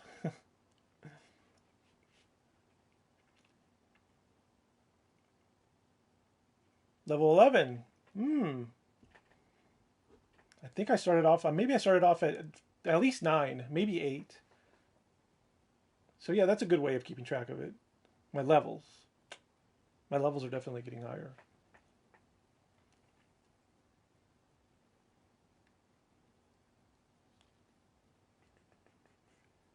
To cause massive damage. Okay. Here we go. This looks different. Looks nice, very detailed. I wonder if this game would be fun with a racing wheel attachment. That might be cool. Might invest in one of those. A really nice racing wheel? Because this game is fun. Oh, that's a sharp turn. Damn. Okay. Another sharp turn. Okay. Another sharp turn. Oh, okay. Dead Fred up ahead. Ram him. Oh! What have I done? Reset, reset. Let's go. 7th place. Jeez. That's because I tried to ram him. I shouldn't have tried to ram him. I don't know how to like be a good demolition person. There's probably a right way to ram somebody and a wrong way to ram somebody. Okay. Ram, ram, ram, ram. Ram. Okay, I'm in 2nd place. That's good. Maybe I did do a good job. Let me try to fishtail this guy out. Fishtail you. Fishtail you. Oh, that's not working. Okay, that was a pretty good ram. Whoa, whoa, whoa, whoa, whoa. No, not good. Okay, still in the lead. Windshield's busted. Heavy turn, heavy turn, heavy turn, heavy turn. Okay, whoa, whoa. Heavy turn. Okay, here we go. Whoa, whoa, whoa, whoa, whoa. Doing good, 3rd place. I could probably get the lead. I try. Harder. Okay. Turn, turn. Oh. Oh, man. Okay, now it's getting difficult. Definitely now it's at a good challenge level. It's not too easy. It's definitely challenging. I'm on edge. Trying to bob and weave.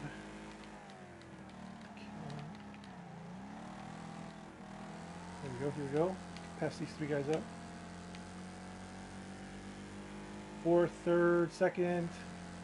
Here's 1st place. So close.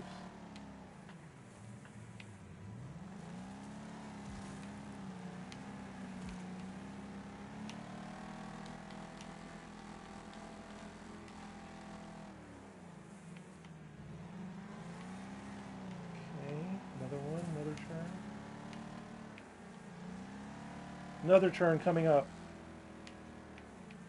Okay. Whoa, oh, I got T-boned. Oh, gosh. At least I straightened out. At least I straightened out. And I'm still in the race. Okay. Big turn. Big turn. Okay, doing good. 3rd place.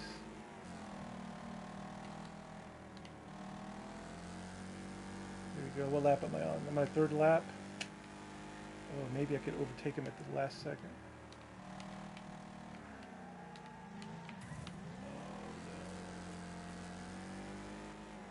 Oh, that took me back. I think I might get 3rd place. Yeah. 3rd place. I think I could do that again. I used to first mate on salmon and trout charter boats on Lake Michigan. Okay, so you used to first catch salmon and trout using charter boats in Lake Michigan till my back got too bad and I had to stop. Sucks. Oh, okay. You also guided for walleye. Interesting. Oh, you used to be the first mate. Oh, okay. You were the first mate on a salmon and trout charter boat on Lake Michigan. Wow. What does the first mate do? I've heard that term, first mate. That's so interesting. That's a very interesting life experience you've had. But then your back got too bad and you had to stop, and that sucks. And you also guided for walleye and MU. Muskie? Muskegee? Oh man, I was going to redo that race, but that's fine. I got third place. It's okay. Maybe I'll redo it. I don't know. Oh, okay. I finished it and I got first place. Nice.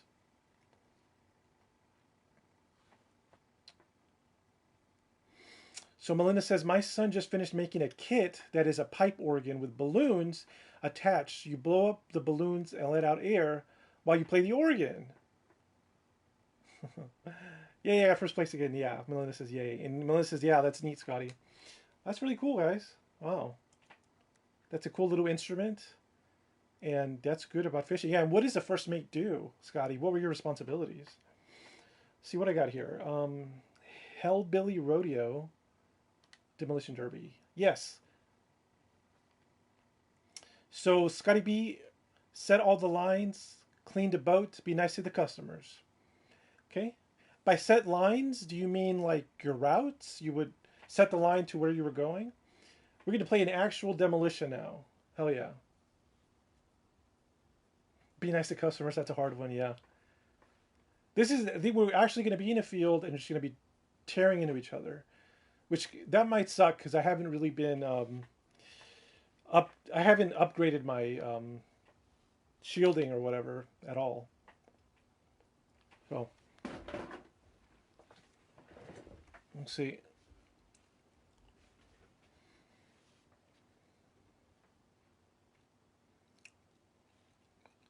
See how it goes.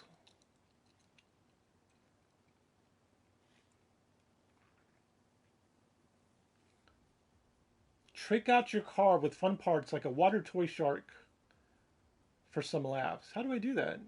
It says tips. Trick out your car with fun parts. Tips. Vehicle class is determined by power to weight ratio, represented as performance points, PP. And Melinda says, how long did you do that, Scotty?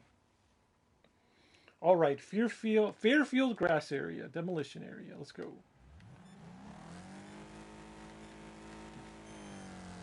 Like I said, I might not do so well because I don't have any protection.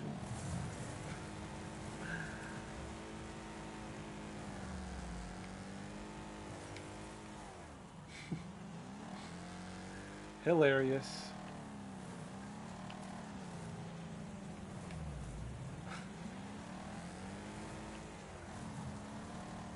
So what I like to do is I like to go out to the edges and then get as much speed as I can and just try to head-on hit somebody.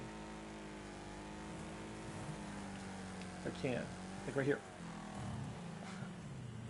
Slam, 50. Yeah, Melinda says, now that's a demolition derby, yeah. This is what I was waiting for. The other ones are like a weird race. Oh, man.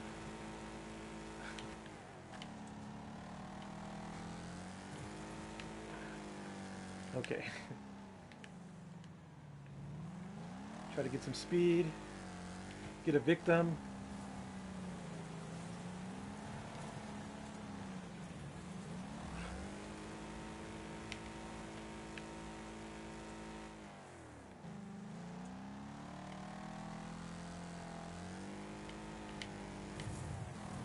Ooh, got that one good.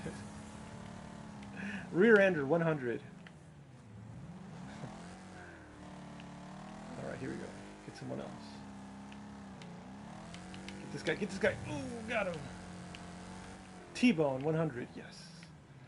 When salmon fishing with 5 customers, you put out 15 lines. Oh, okay. By lines, you mean the fishing lines. Okay. 12 years you did that. That's awesome. That sounds like a really fun life. I bet you ate a lot of good fish in that time as well, huh, Scotty? You were eating pretty healthy, pretty good tasting food. Fresh, wild-caught salmon, walleye, perch.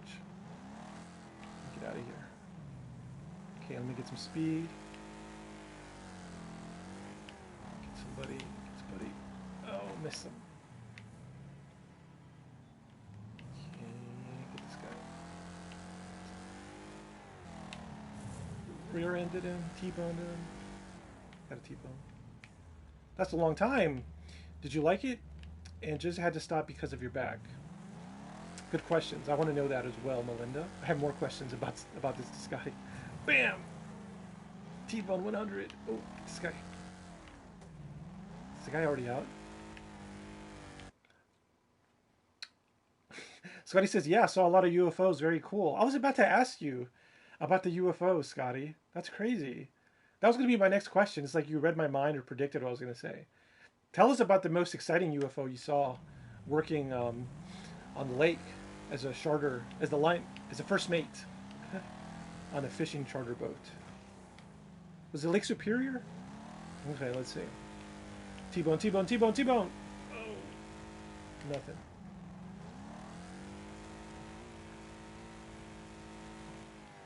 Okay, here we go.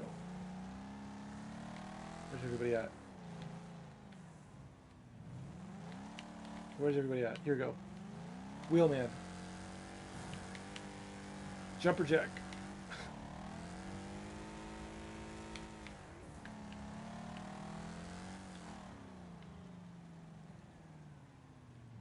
Where's everybody at? Okay. There's Wheelman. Wheelman, Wheelman! Head on collision! Oh! Wrecked him. Yes, I got him. Okay, how about Diablo? Diablo, Diablo, Diablo, Diablo. Diablo. Oh, missed him. Oh, missed him. Whoa, whoa, whoa! Okay, let's go. Let's make a lap around. See who's left. Look up Michigan Triangle. Okay, Michigan Triangle. I've heard a little bit about it. Melinda says, nice hit. Thank you. Okay, here we go. Diablo. Get up. Oh, missed him. I think it's just me and Diablo. Ooh, yes. I think I wrecked him. Yes, I got in first place. Cool.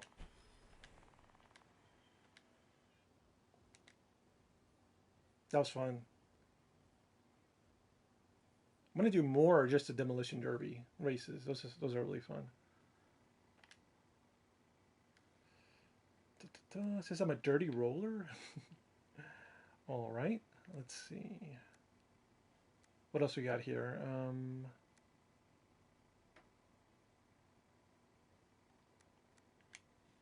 How about this one? This one looks like a... No, wait, that's Demolition Racing. What do I want to do? I want to do a Demolition Derby. That's what I want to do. Here's a Banger Derby. Banger Racing. Folk Racing. Survival Race. Challenge to Great Escape. Here's a Derby.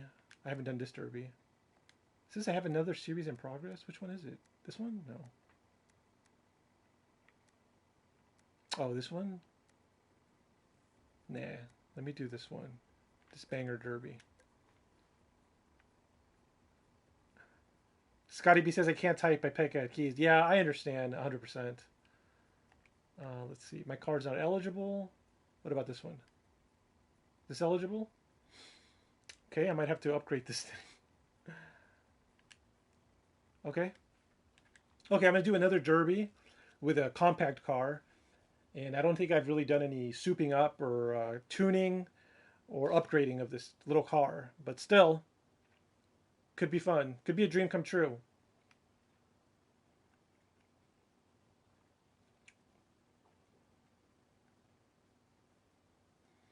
Could be a dream come true. Well, damn, Scotty. That's crazy. You were catching fish, seeing UFOs, working. That's awesome. Well, this looks crazy. Okay, let's see what happens. Ooh, T-bone. Oh yeah, T-bone. Cool. Scotty says he'll come on one night and tell you my UFOs and Bigfoot experience. Okay, just tell me when, Scotty. Literally, whenever you want to come on, let me know. Same thing for you, Melinda. Melinda, if you want to be part of the show, we could do like a book club if you want. I have some books that some authors have given me to read and review. So I could share that with you and we could do a double review, Melinda. And then Scotty, for sure, would love to have you on. Okay, here we go. Ooh, head-on collision with Uncle Big Bob. This is awesome. This is what I should have been doing. What is this, like a cage? Oh, this is awesome. Nice. Here we go. Here we go. Lucky number. Oh, almost T-boned him. This is awesome. Steamroller. Melinda says, sounds interesting. Okay, here we go, here we go, here we go. T-bone, T-bone. T-bone, T-bone. Oh, I got double T-bone. Whoa, whoa, whoa, whoa. Whoa. This is awesome. Whoa. Get him, get him. T-bone, yes. Ooh, head-on collision. Hell yeah. Get some air. T-bone, T-bone. T-bone. Sweet. T-bone. Whoa. T-bone, T-bone. Oh, I got T-bone. T-bone's a good steak, but I prefer the... Oh, I forgot what my... Ribeye, my bad. Ribeye's my favorite steak.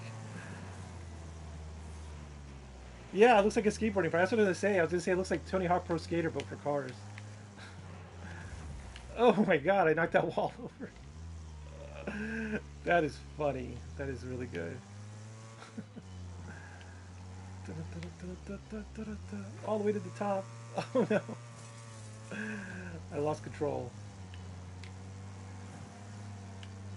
Ooh, I did a shunt. Here we go. Ooh, T-bone. Yes. Look at this guy. Ooh, got him.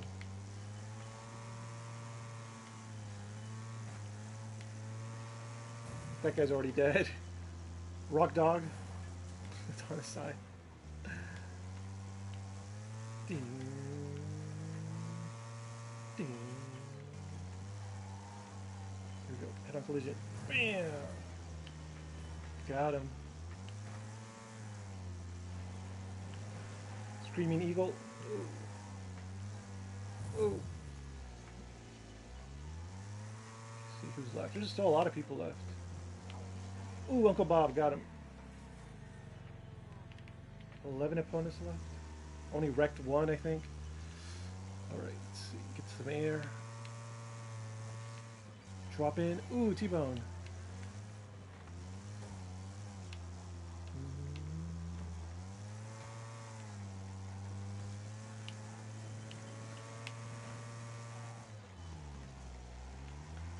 There's somebody.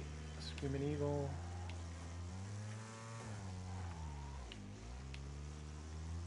Scotty says some crazy stories, but interesting. Yeah, I would love to hear it, Scotty, so let me know.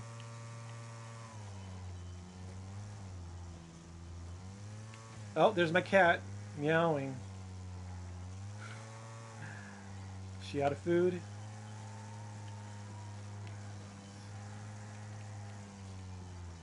Yeah, Melinda says she can't wait to hear Scotty's stories. Me neither.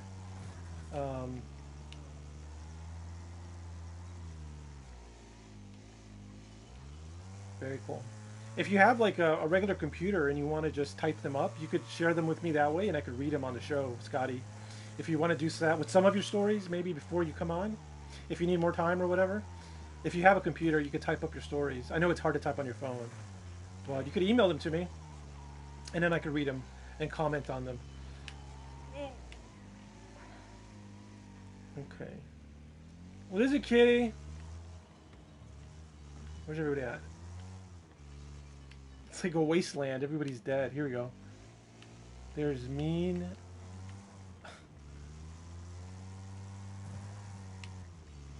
Who's that guy? Foul Coyote.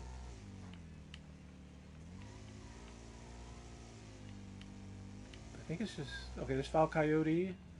And there's this person over here. Who is that? Mean Shaker. Trying to get a hit on Mean Shaker.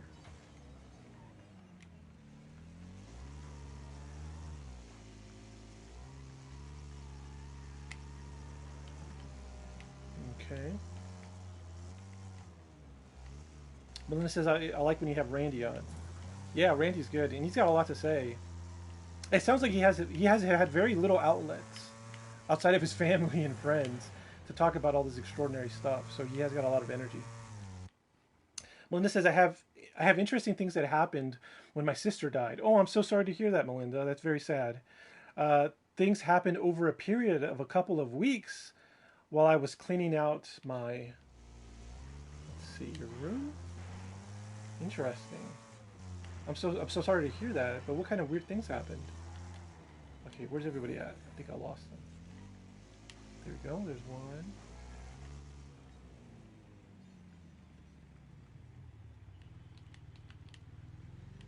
Just one opponent. It's just Foul Coyote. When you were cleaning out your mom and your sister's house. Interesting. Yeah, would you share some of that? Okay, here we go. Foul Coyote.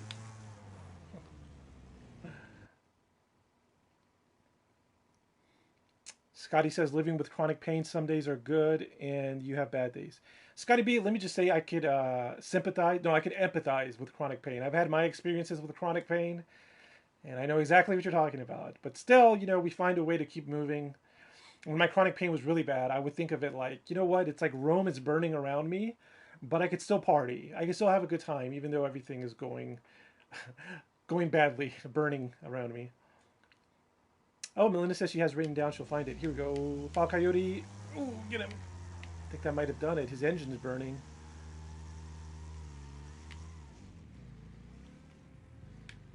Scotty B says that's wild, Melinda. I agree. Scotty B. Have you guys, did you guys ever watch the old Halloween movies? Because I just saw the new one. I thought it was good. It was very different.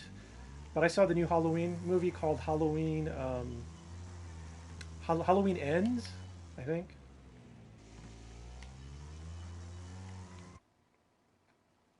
Melinda says, I hear you, Scotty. I have arthritis. I've had a knee replacement when I was 35 and now need one on the other knee.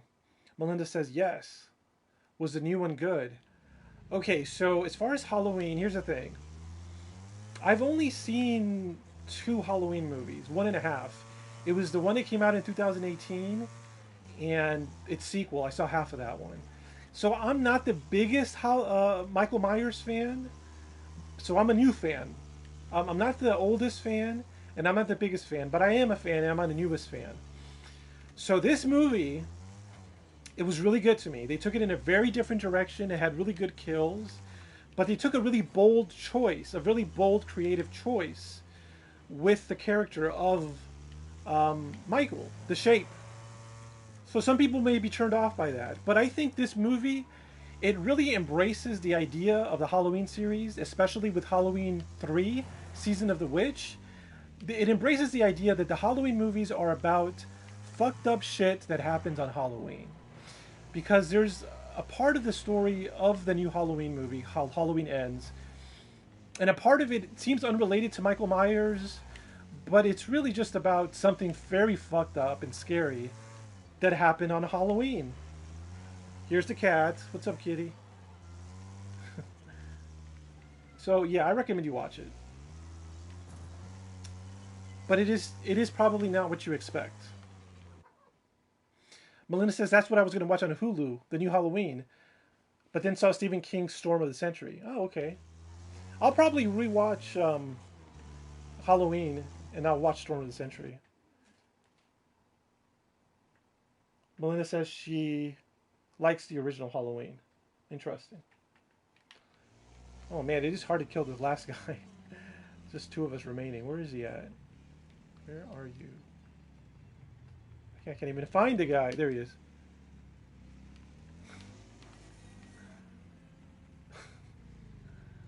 It's just a cat and mouse game now. I need to watch the original Halloween. I heard it's good. I mean, obviously, they're still making sequels to it. 40 years later? There we go. That should do something. No? Nothing? Yes, got him.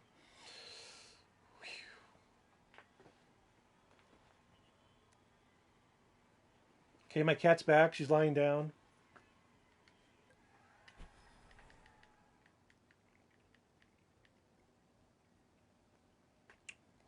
Yeah, I kind of want to just do a bunch of derbies. I wish it would just let me do derbies.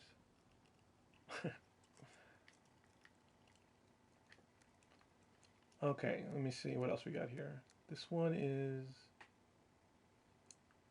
Demolition Derby. I did it already. Demolition Racing. Here's a challenge.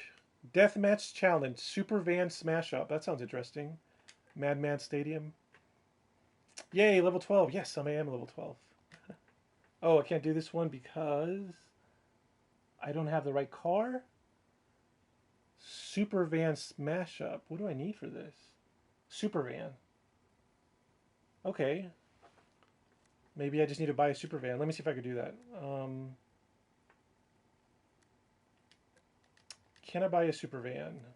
Nope. Don't want to go to the DLC store. Go to Garage Market. Okay. See if I could buy a super van. That's a wagon. I don't know if a wagon's the same as a super van. There must be a super van here somewhere I could buy. I guess not. Full size. Mid-size. Mid-size. There's a war wagon. It's a wagon. Okay, I can buy this one. So let me buy this. I'm the proud owner of a war wagon. I own a war wagon. Hell yeah. All right, let's customize this puppy out. So my cars. I got the sofa car. I have a lot of cars. I have a lawnmower, a Firefly, a TriStar, a Rocket, and a war wagon. And a sofa car. All right, let's trick out the war wagon. Okay, go to the paint shop. Style 1. Be right back. No problem, Melinda. Style 2. No. That's pretty cool. I think I'll pick this one. Derby 2. Then livery. That's pretty cool. I like that shark. I think I have to go with that one. Yeah. Okay, that's pretty cool. All right, as far as colors, I kind of like the silver motif going on here. That's pretty cool, actually. Huh. What if I don't think this really does anything. Okay, more blue. More white. Huh. Blue. Throwing the hot pink. Oh, that's kind of cool.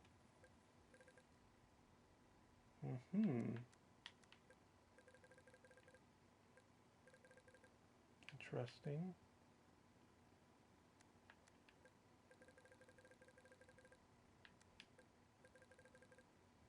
Okay, that's kind of the hot pink I was looking for earlier. Maybe.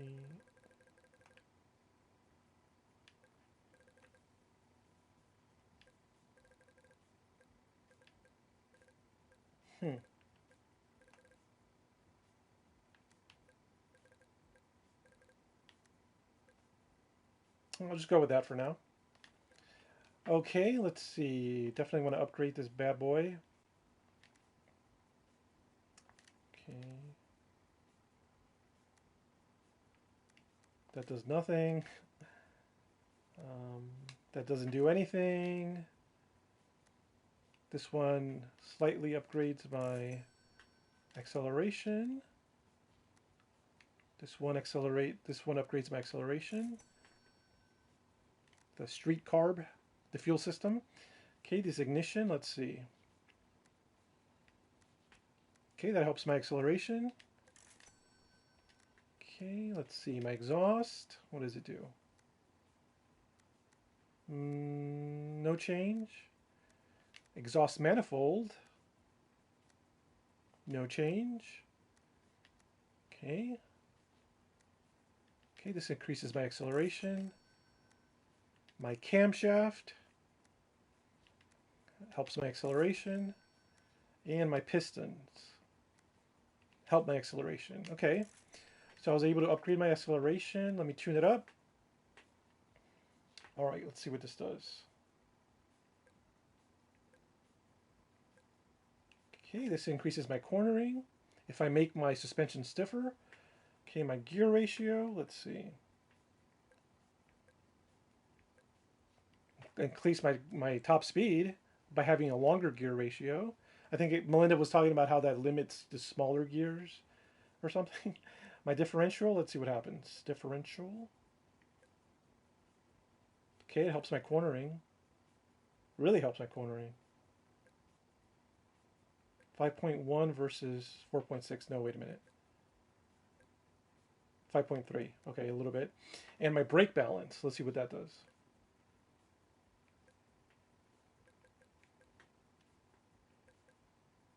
Okay, it improves my cornering. All right. Think that's pretty good. Gonna play career.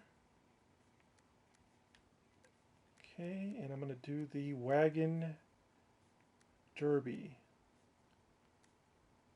Is it this one?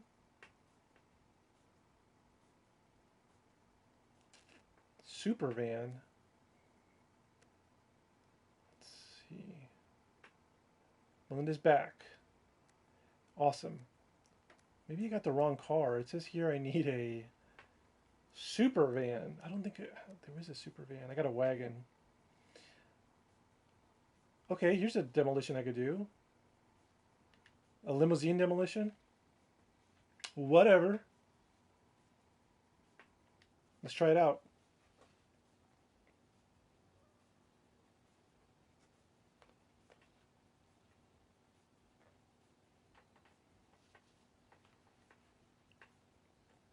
Welcome back, Melinda. My cat is sleeping. She's so cute. She's providing me the perfect cute angle. That's helping me.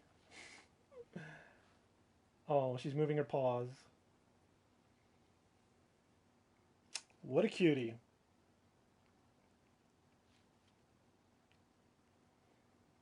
Scotty says, my back is so bad I could hardly walk a block. I'm in my 60s, and they said I was too old to have another back operation. The last back operation was 14 years ago. Look, oh, that's sweet. Yeah, Scotty, I'm so sorry to hear that about your back. Okay, but it sounds like you're making it work.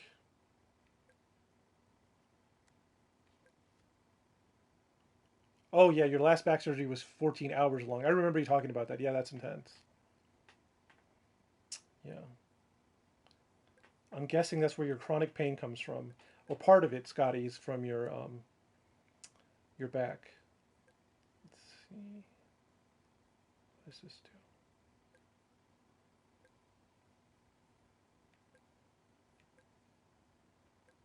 Okay. Just upgrading this limousine. Okay. Guess that's it. Bonus targets, wreck at least 3 opponents. All right. Melinda says, can you get a nerve block for the pain? Good question. Here we go. Oh, limousines. Oh, man.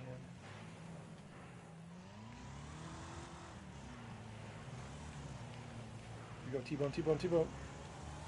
Oh, missed everybody. Oh, no. That is a solid barrier I tried to drive through. I think I have to go through here. Yeah, okay. Oh.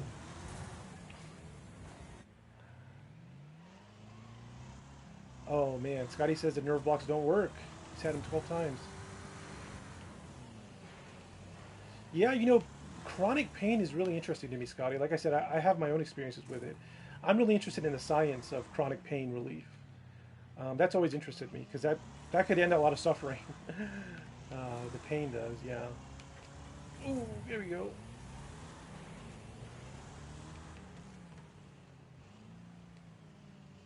Melinda says, yeah, that's too bad it hasn't worked 12 times. Wow. Okay, let's see.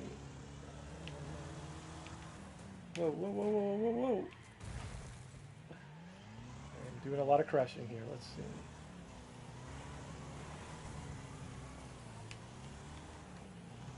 Oh, look, there's a balloon, an air balloon.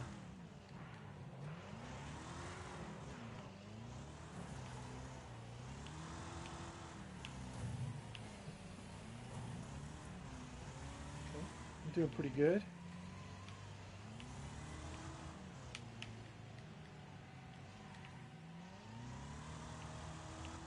Lazy dog. Whoa. Oh man.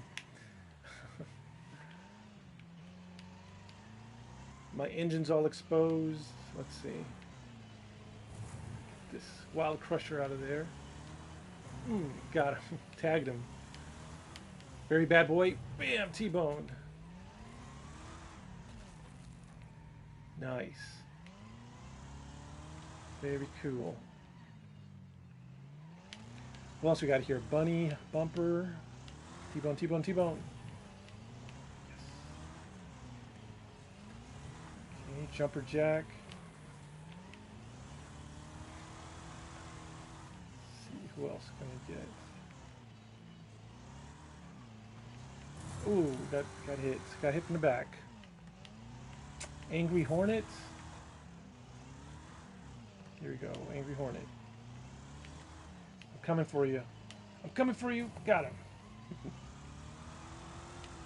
Still going though. Okay, dirt. Ooh, dirt trooper.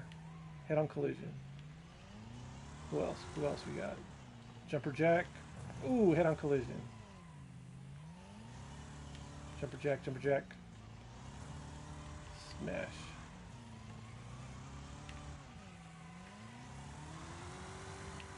Uh-oh. There's dirt trooper right behind me. Oh, dirt trooper. Let me go. Let me go. Dirt trooper, no. Critical damage. Oh, man. Jumper jack, here we go. You and me. Ooh, finish.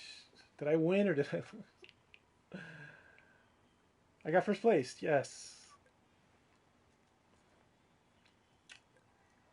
Cool.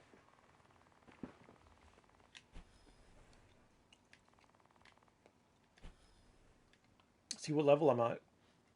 See what time it is, too.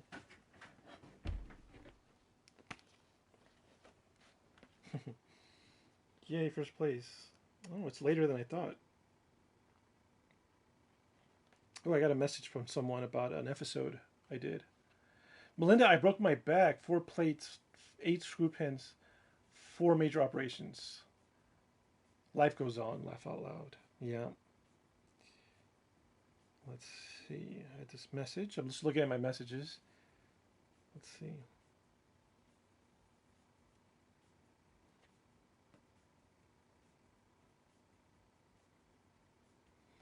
Yeah, so I did the Church of Mabus a few weeks ago. I did Church of Mabus podcast show. It's on SoundCloud. It's on YouTube. You could see on my playlist of interviews with wild trees, and it was also broadcast live on the radio in New Orleans. And yeah, Jeffrey Pritchett, the host, is just telling me that it's up to 212,000 streams on SoundCloud. And that's pretty good. The last one we did got 357,000, and that was very unusual. So we were all curious. We're like, was that a fluke? Why did it get so many? And he was like, well, maybe it got featured somewhere, and that's why it got a lot of attention. But it looks like we also got attention this time. So I'm not sure if we were featured again, or I'm not really sure what is giving us these hundreds of thousands of streams. But that's good.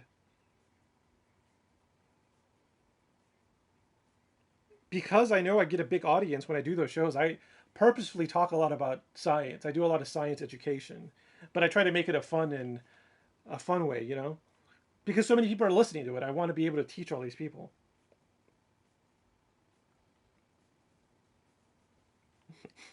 I'm being so loud. My cat is like rolling around. She can't get comfortable. Melissa, that's awesome, Wild Trees. Thank you. So yeah, I'm just responding to some messages. I just saw that one was interesting, and I think that's about it. Something in my store. I just got raided for a video game I sold, so I could deal with that later. All right, let's see. What else can we do?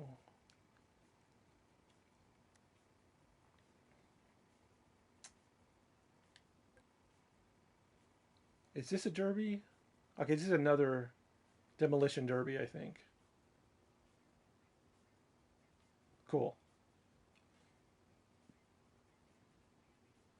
Yeah, Scotty says chronic pain sucks. I do a lot of reading on it. Yeah, like I tried things as well, like tramadol.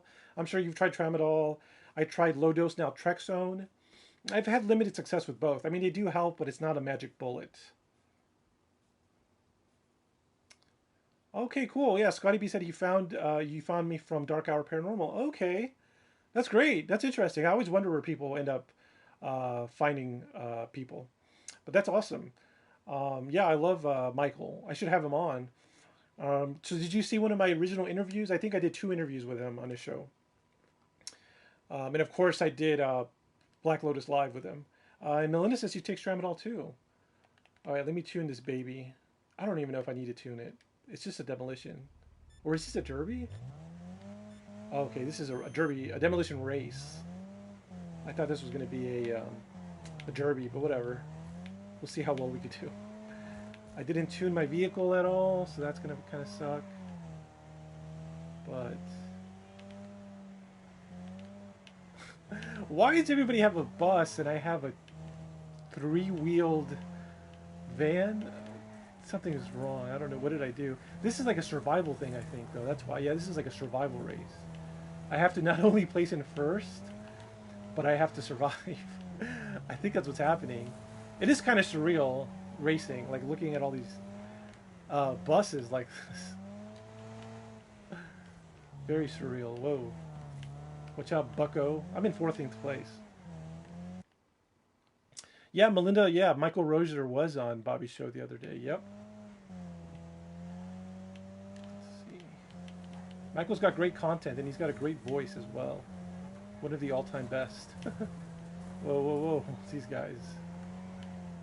These guys right here. They're racing like crazy. Let's see.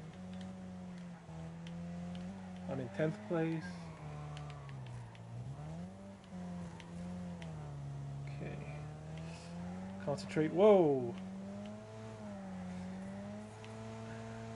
Whoa. I'm not sure how well I'm going to do on this one. Whoa, there's a bus already wrecked. Or wrecked. Okay, here we go, here we go. There we go. Whoa. Okay, I'm in 6th place. Doing okay. Here we go, here we go, here we go.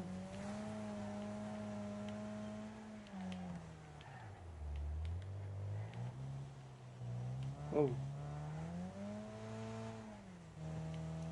Okay. I'm in 2nd place. Not bad. 3rd place. 2nd place. Oh. Got my last lap. Just started. Whoa. Whoa, not good. Oh man, I just got smashed between these buses. Whoa. That's intense. Wow. That's a lot of wreckage. Okay, I'm still in 2nd place somehow.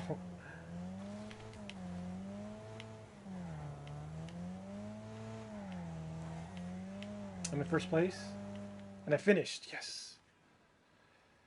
Yes, walking library. Cool. That was pretty. That was different. Racing a bunch of buses. That was very odd. Very cool.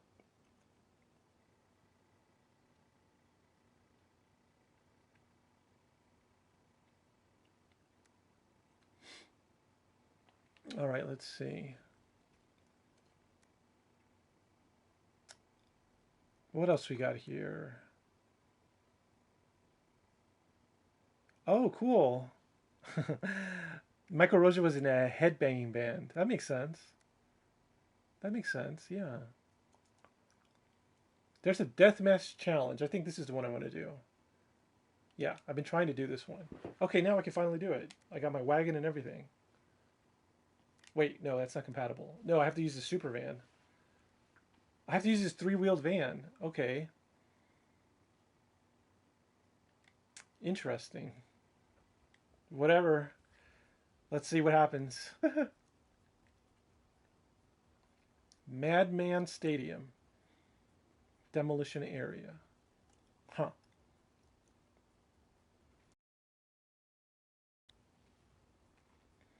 You know, for dinner, I think I may make a BLT, but it's not going to have lettuce or tomatoes. I guess it'll be just a B. Some bacon and bread. A bacon sandwich. Okay, let's see. I guess I should tune this thing.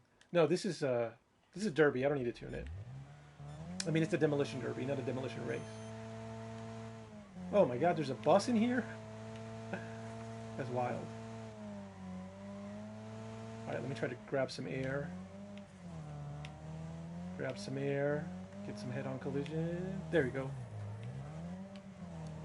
There we go. There we go. Nice. Grab some mad air.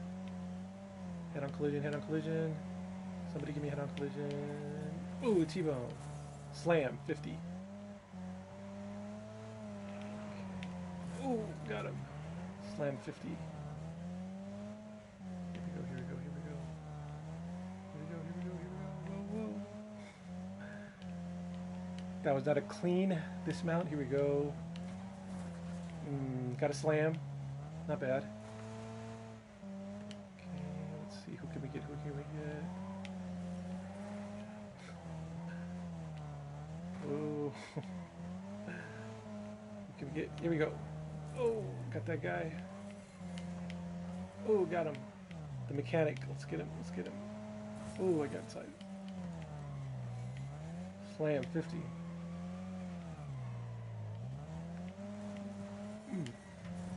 Got him. Not bad, not bad. Got him. Got him. Cool.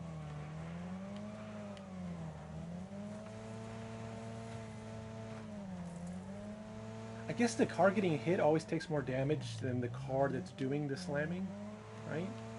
That makes sense. You know what? I have one egg, so I'm gonna do bread with mayonnaise, and one fried egg, and then like 5 slices of bacon. That'll be a good meal. Okay, here we go. Ooh, Mr. Razor.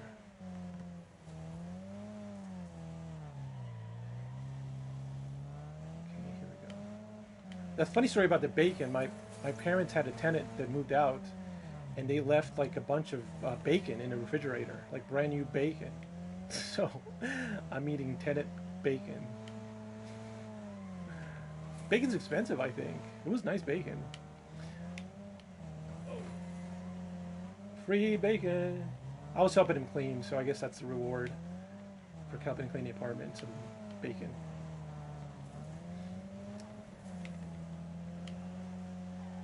I've actually gotten a lot of cool things from the tenants that they leave behind. Yeah, bacon's gone up a lot. That's what I was thinking. Yeah, I was like, why would you leave 2 packets of brand new, high quality smoked pepper bacon? But you know, the brain works in mysterious ways. I mean, bacon just smells so good when you cook it. So good.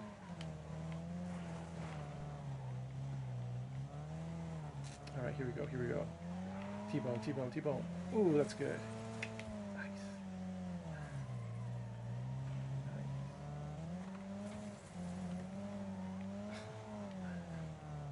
Whoa, get some major air. Whoa, spinning out, spinning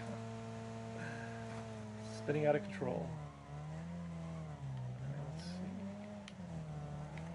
see. Zero hero, got him. Ooh, toppled over almost. There's a lot of people still on the board. Oh, I'm at critical damage. Damn. The bear, the bear, the bear.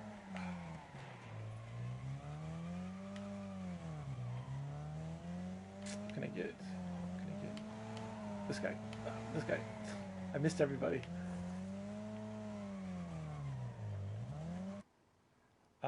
Melinda, Scotty says, they used to drain my knee and put in cortisone in the 70s. They scraped my knee in the 80s, and it's not too bad now. No draining now. Sounds intense, Scotty.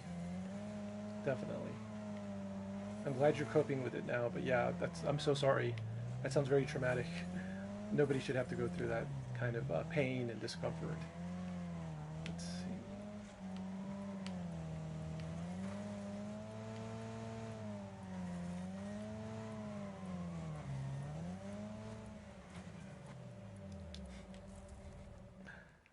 got second place. Or I'm in second place? Okay. I'm in second place. Yeah, scraping sound is scary. Sounds like something a alien abduction would do. Scrape your joints. If you listen to what is this guy's name? This alien adoptee that I might have on. He talks about how the reptile aliens that abducted him, they would like take him apart and put him back together, and they would scrape all his bones. He said he could hear it all, but he couldn't really feel it. David Eckhart, that's his name. David Eckhart. Yeah.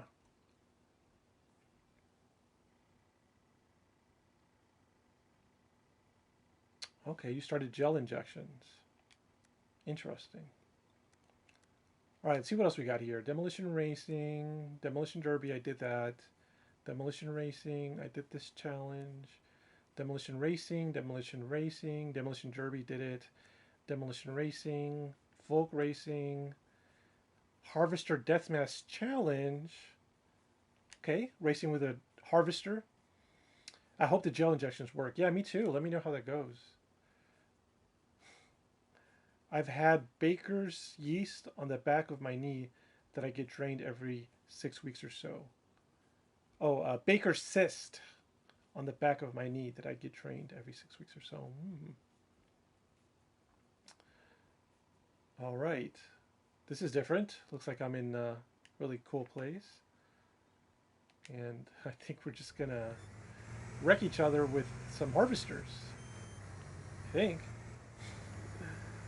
This is pretty cool. Look at him go. Look at him go.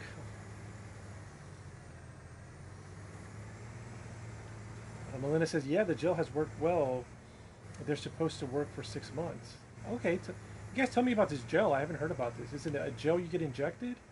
Or is it a gel you get placed on your skin? These things are not very fast. Here we go. Here we go. Oh.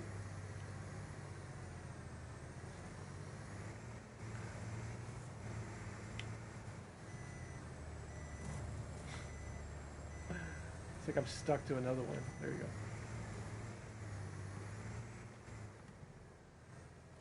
Baker's cyst is caused from arthritis in the knee. Hopefully will go away with the knee replacement. Gotcha. I hope so.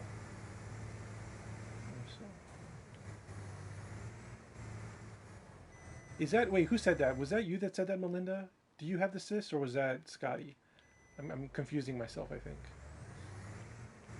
It's a gel they inject with a big needle into the knee. I took at knee with ultrasound as they inject. Oh, they look at the knee with ultrasound as they. Scotty says, I have not heard about the gel. Okay, so yeah, it was Melinda who's talking about the cyst. Now I get you. Okay. Yeah, I mean, we're all having joint problems. I have joint problems as well. So that's interesting. I might have to look into the gel as well. Let's see, there's Diablo. But yeah, hopefully the gel works. It sounds interesting. Huh.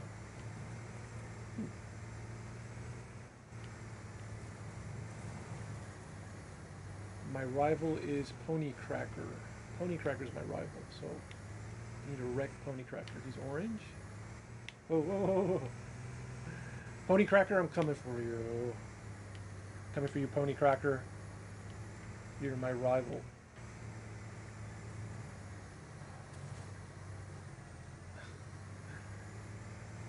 There he is. I see him. I see Pony Cracker. In the distance. Where are you putting him? I don't know if they put the gel into the back or not. Okay, where's Pony Cracker at?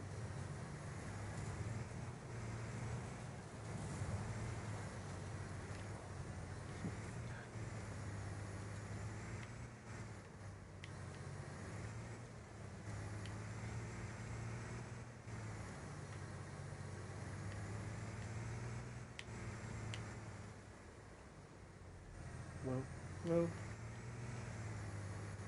Totally lost Pony Cracker. Don't know where Pony Cracker's at. I'm wrecked.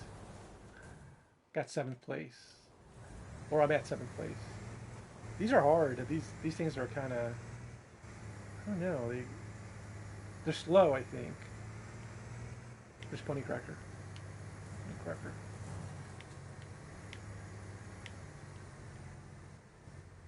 They're kind of unwieldy. They don't like blow up like the other cars do.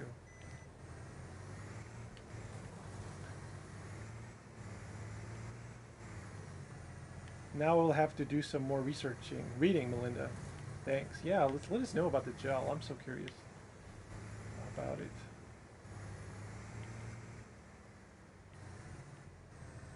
Yeah, they seem so solid, these machines, these harvester machines. Yeah. That guy went flying, though. I knocked him out. Okay, there's Thundercat. Thundercat, Thundercat, Thundercat. Thundercat. Thundercat.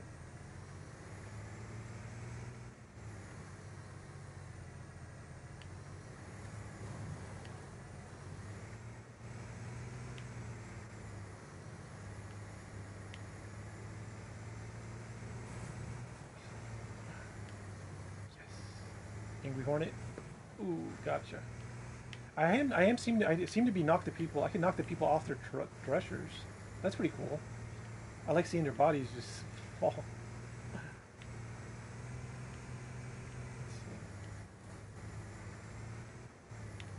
Big bad boy. Here we go. Reset.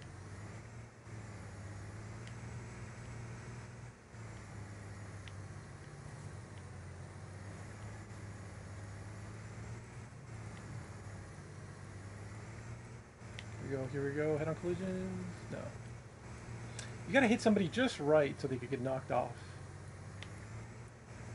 Like maybe on the edge so they could spin out of control. I am in second place.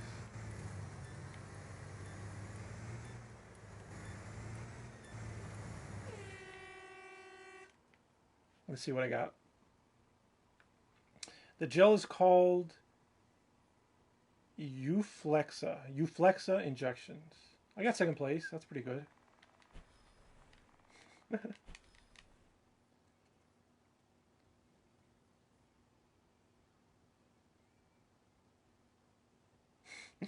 Damn, Scotty says I went to a combine demolition. They have some screws loose to do that. Laugh out loud. Yeah. I was like, that's intense. When I saw that was happening, I was like, are you guys for real?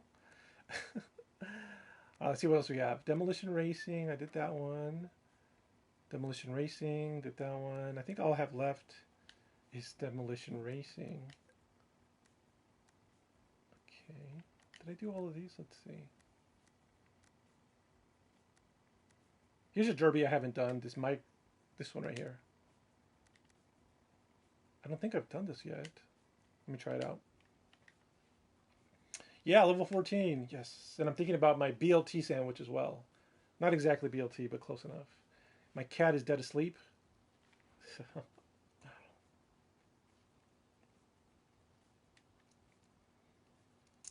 This is another derby. I think I'm trying to do all the derbies available.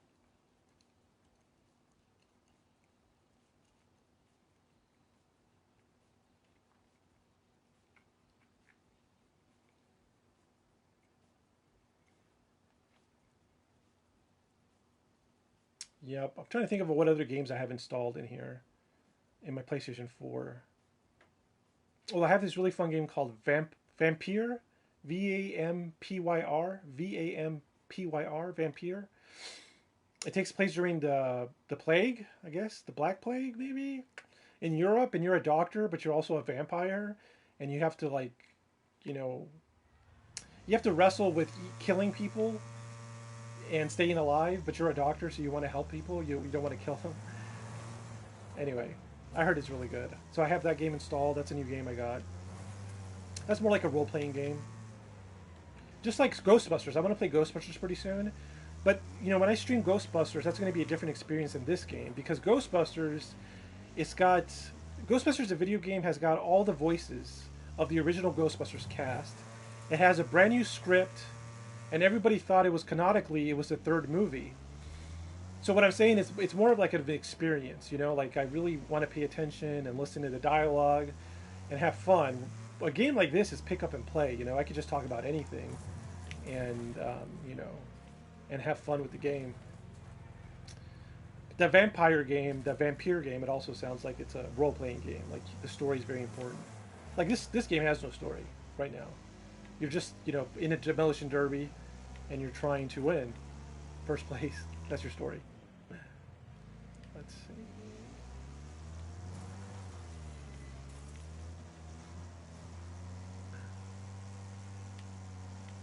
Demolition derby. Bah, rear-ended.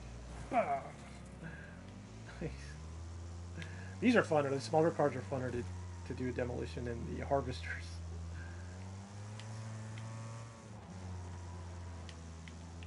Ooh, ooh, demolish myself. I was stuck to the wall. Whoa, whoa, whoa, whoa. Okay.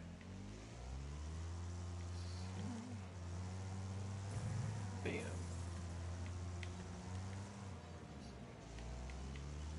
Here we go. Oh. Yep. Just doing some demolition.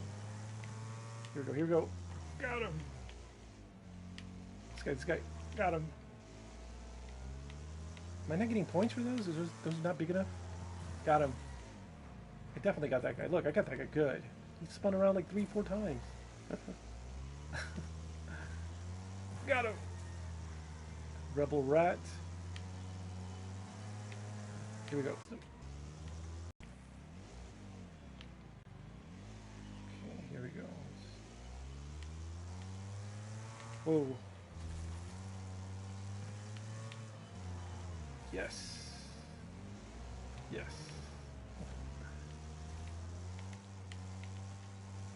Yeah, this is one of the games I randomly found. I was just at a pawn store looking for games like I always do. This game was not on my radar at all. I saw it. It looked interesting. Never heard of it before, so I looked it up. I looked up the value. It's a good game. It's worth, I don't know exactly how much it's worth. Like 17 bucks. It's just pretty high for a PlayStation 4 game. I used one. And yeah, I looked at the reviews, and they had great reviews, like 9s and 10s. And I saw what it was about. I was like, yeah, that sounds awesome. And it turns out it's a cool game. So that's how I discovered this one.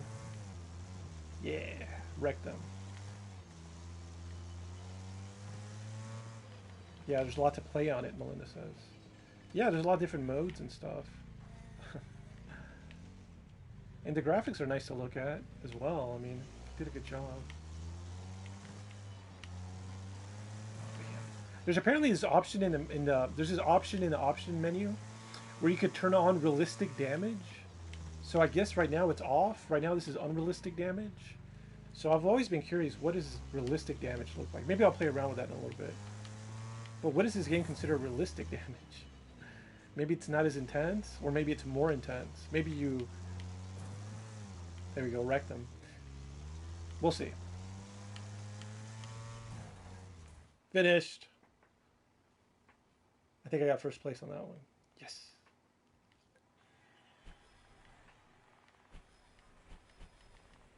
Cool.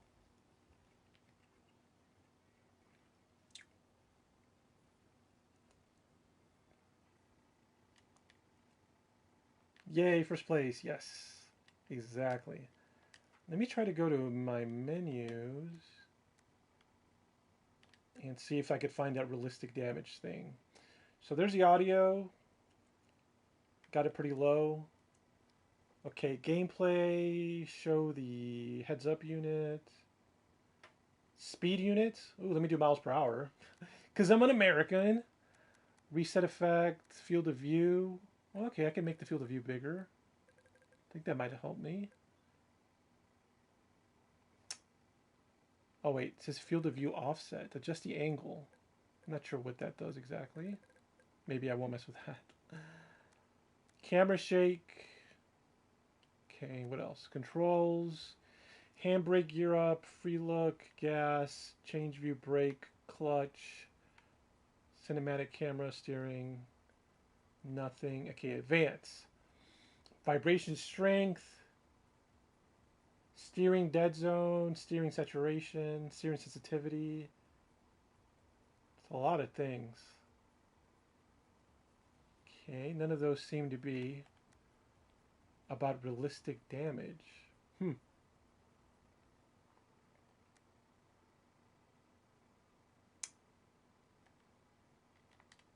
Maybe it's somewhere else. I don't know.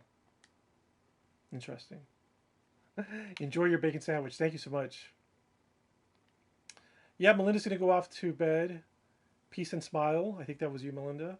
Maybe Scotty B. I think yeah. I'm gonna call it a night as well. I've been on for 4 hours and 45 minutes.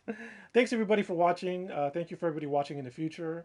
Hopefully I got the audio sorted out for this stream, and I can continue to do more streams. And maybe I'll put annotations in them so it's easy to see the topics we talked about. But I think we covered some good topics, and I'm excited to hear the audio mix and to see how it looks. Hopefully it came out well. But yeah, good vibes, good vibes. Thank you, Melinda. Thank you, Scotty B. Thank you, Mr. Catfish. Thank you, John P. Adventures, for being on here. Thank you, welcome to the show. Thank you, Iowalks, for being here. Thank you, everybody else who's watching. I sure appreciate it. And I'll see you next time. So let's go ahead and good morning, good night, well, whatever time it is. And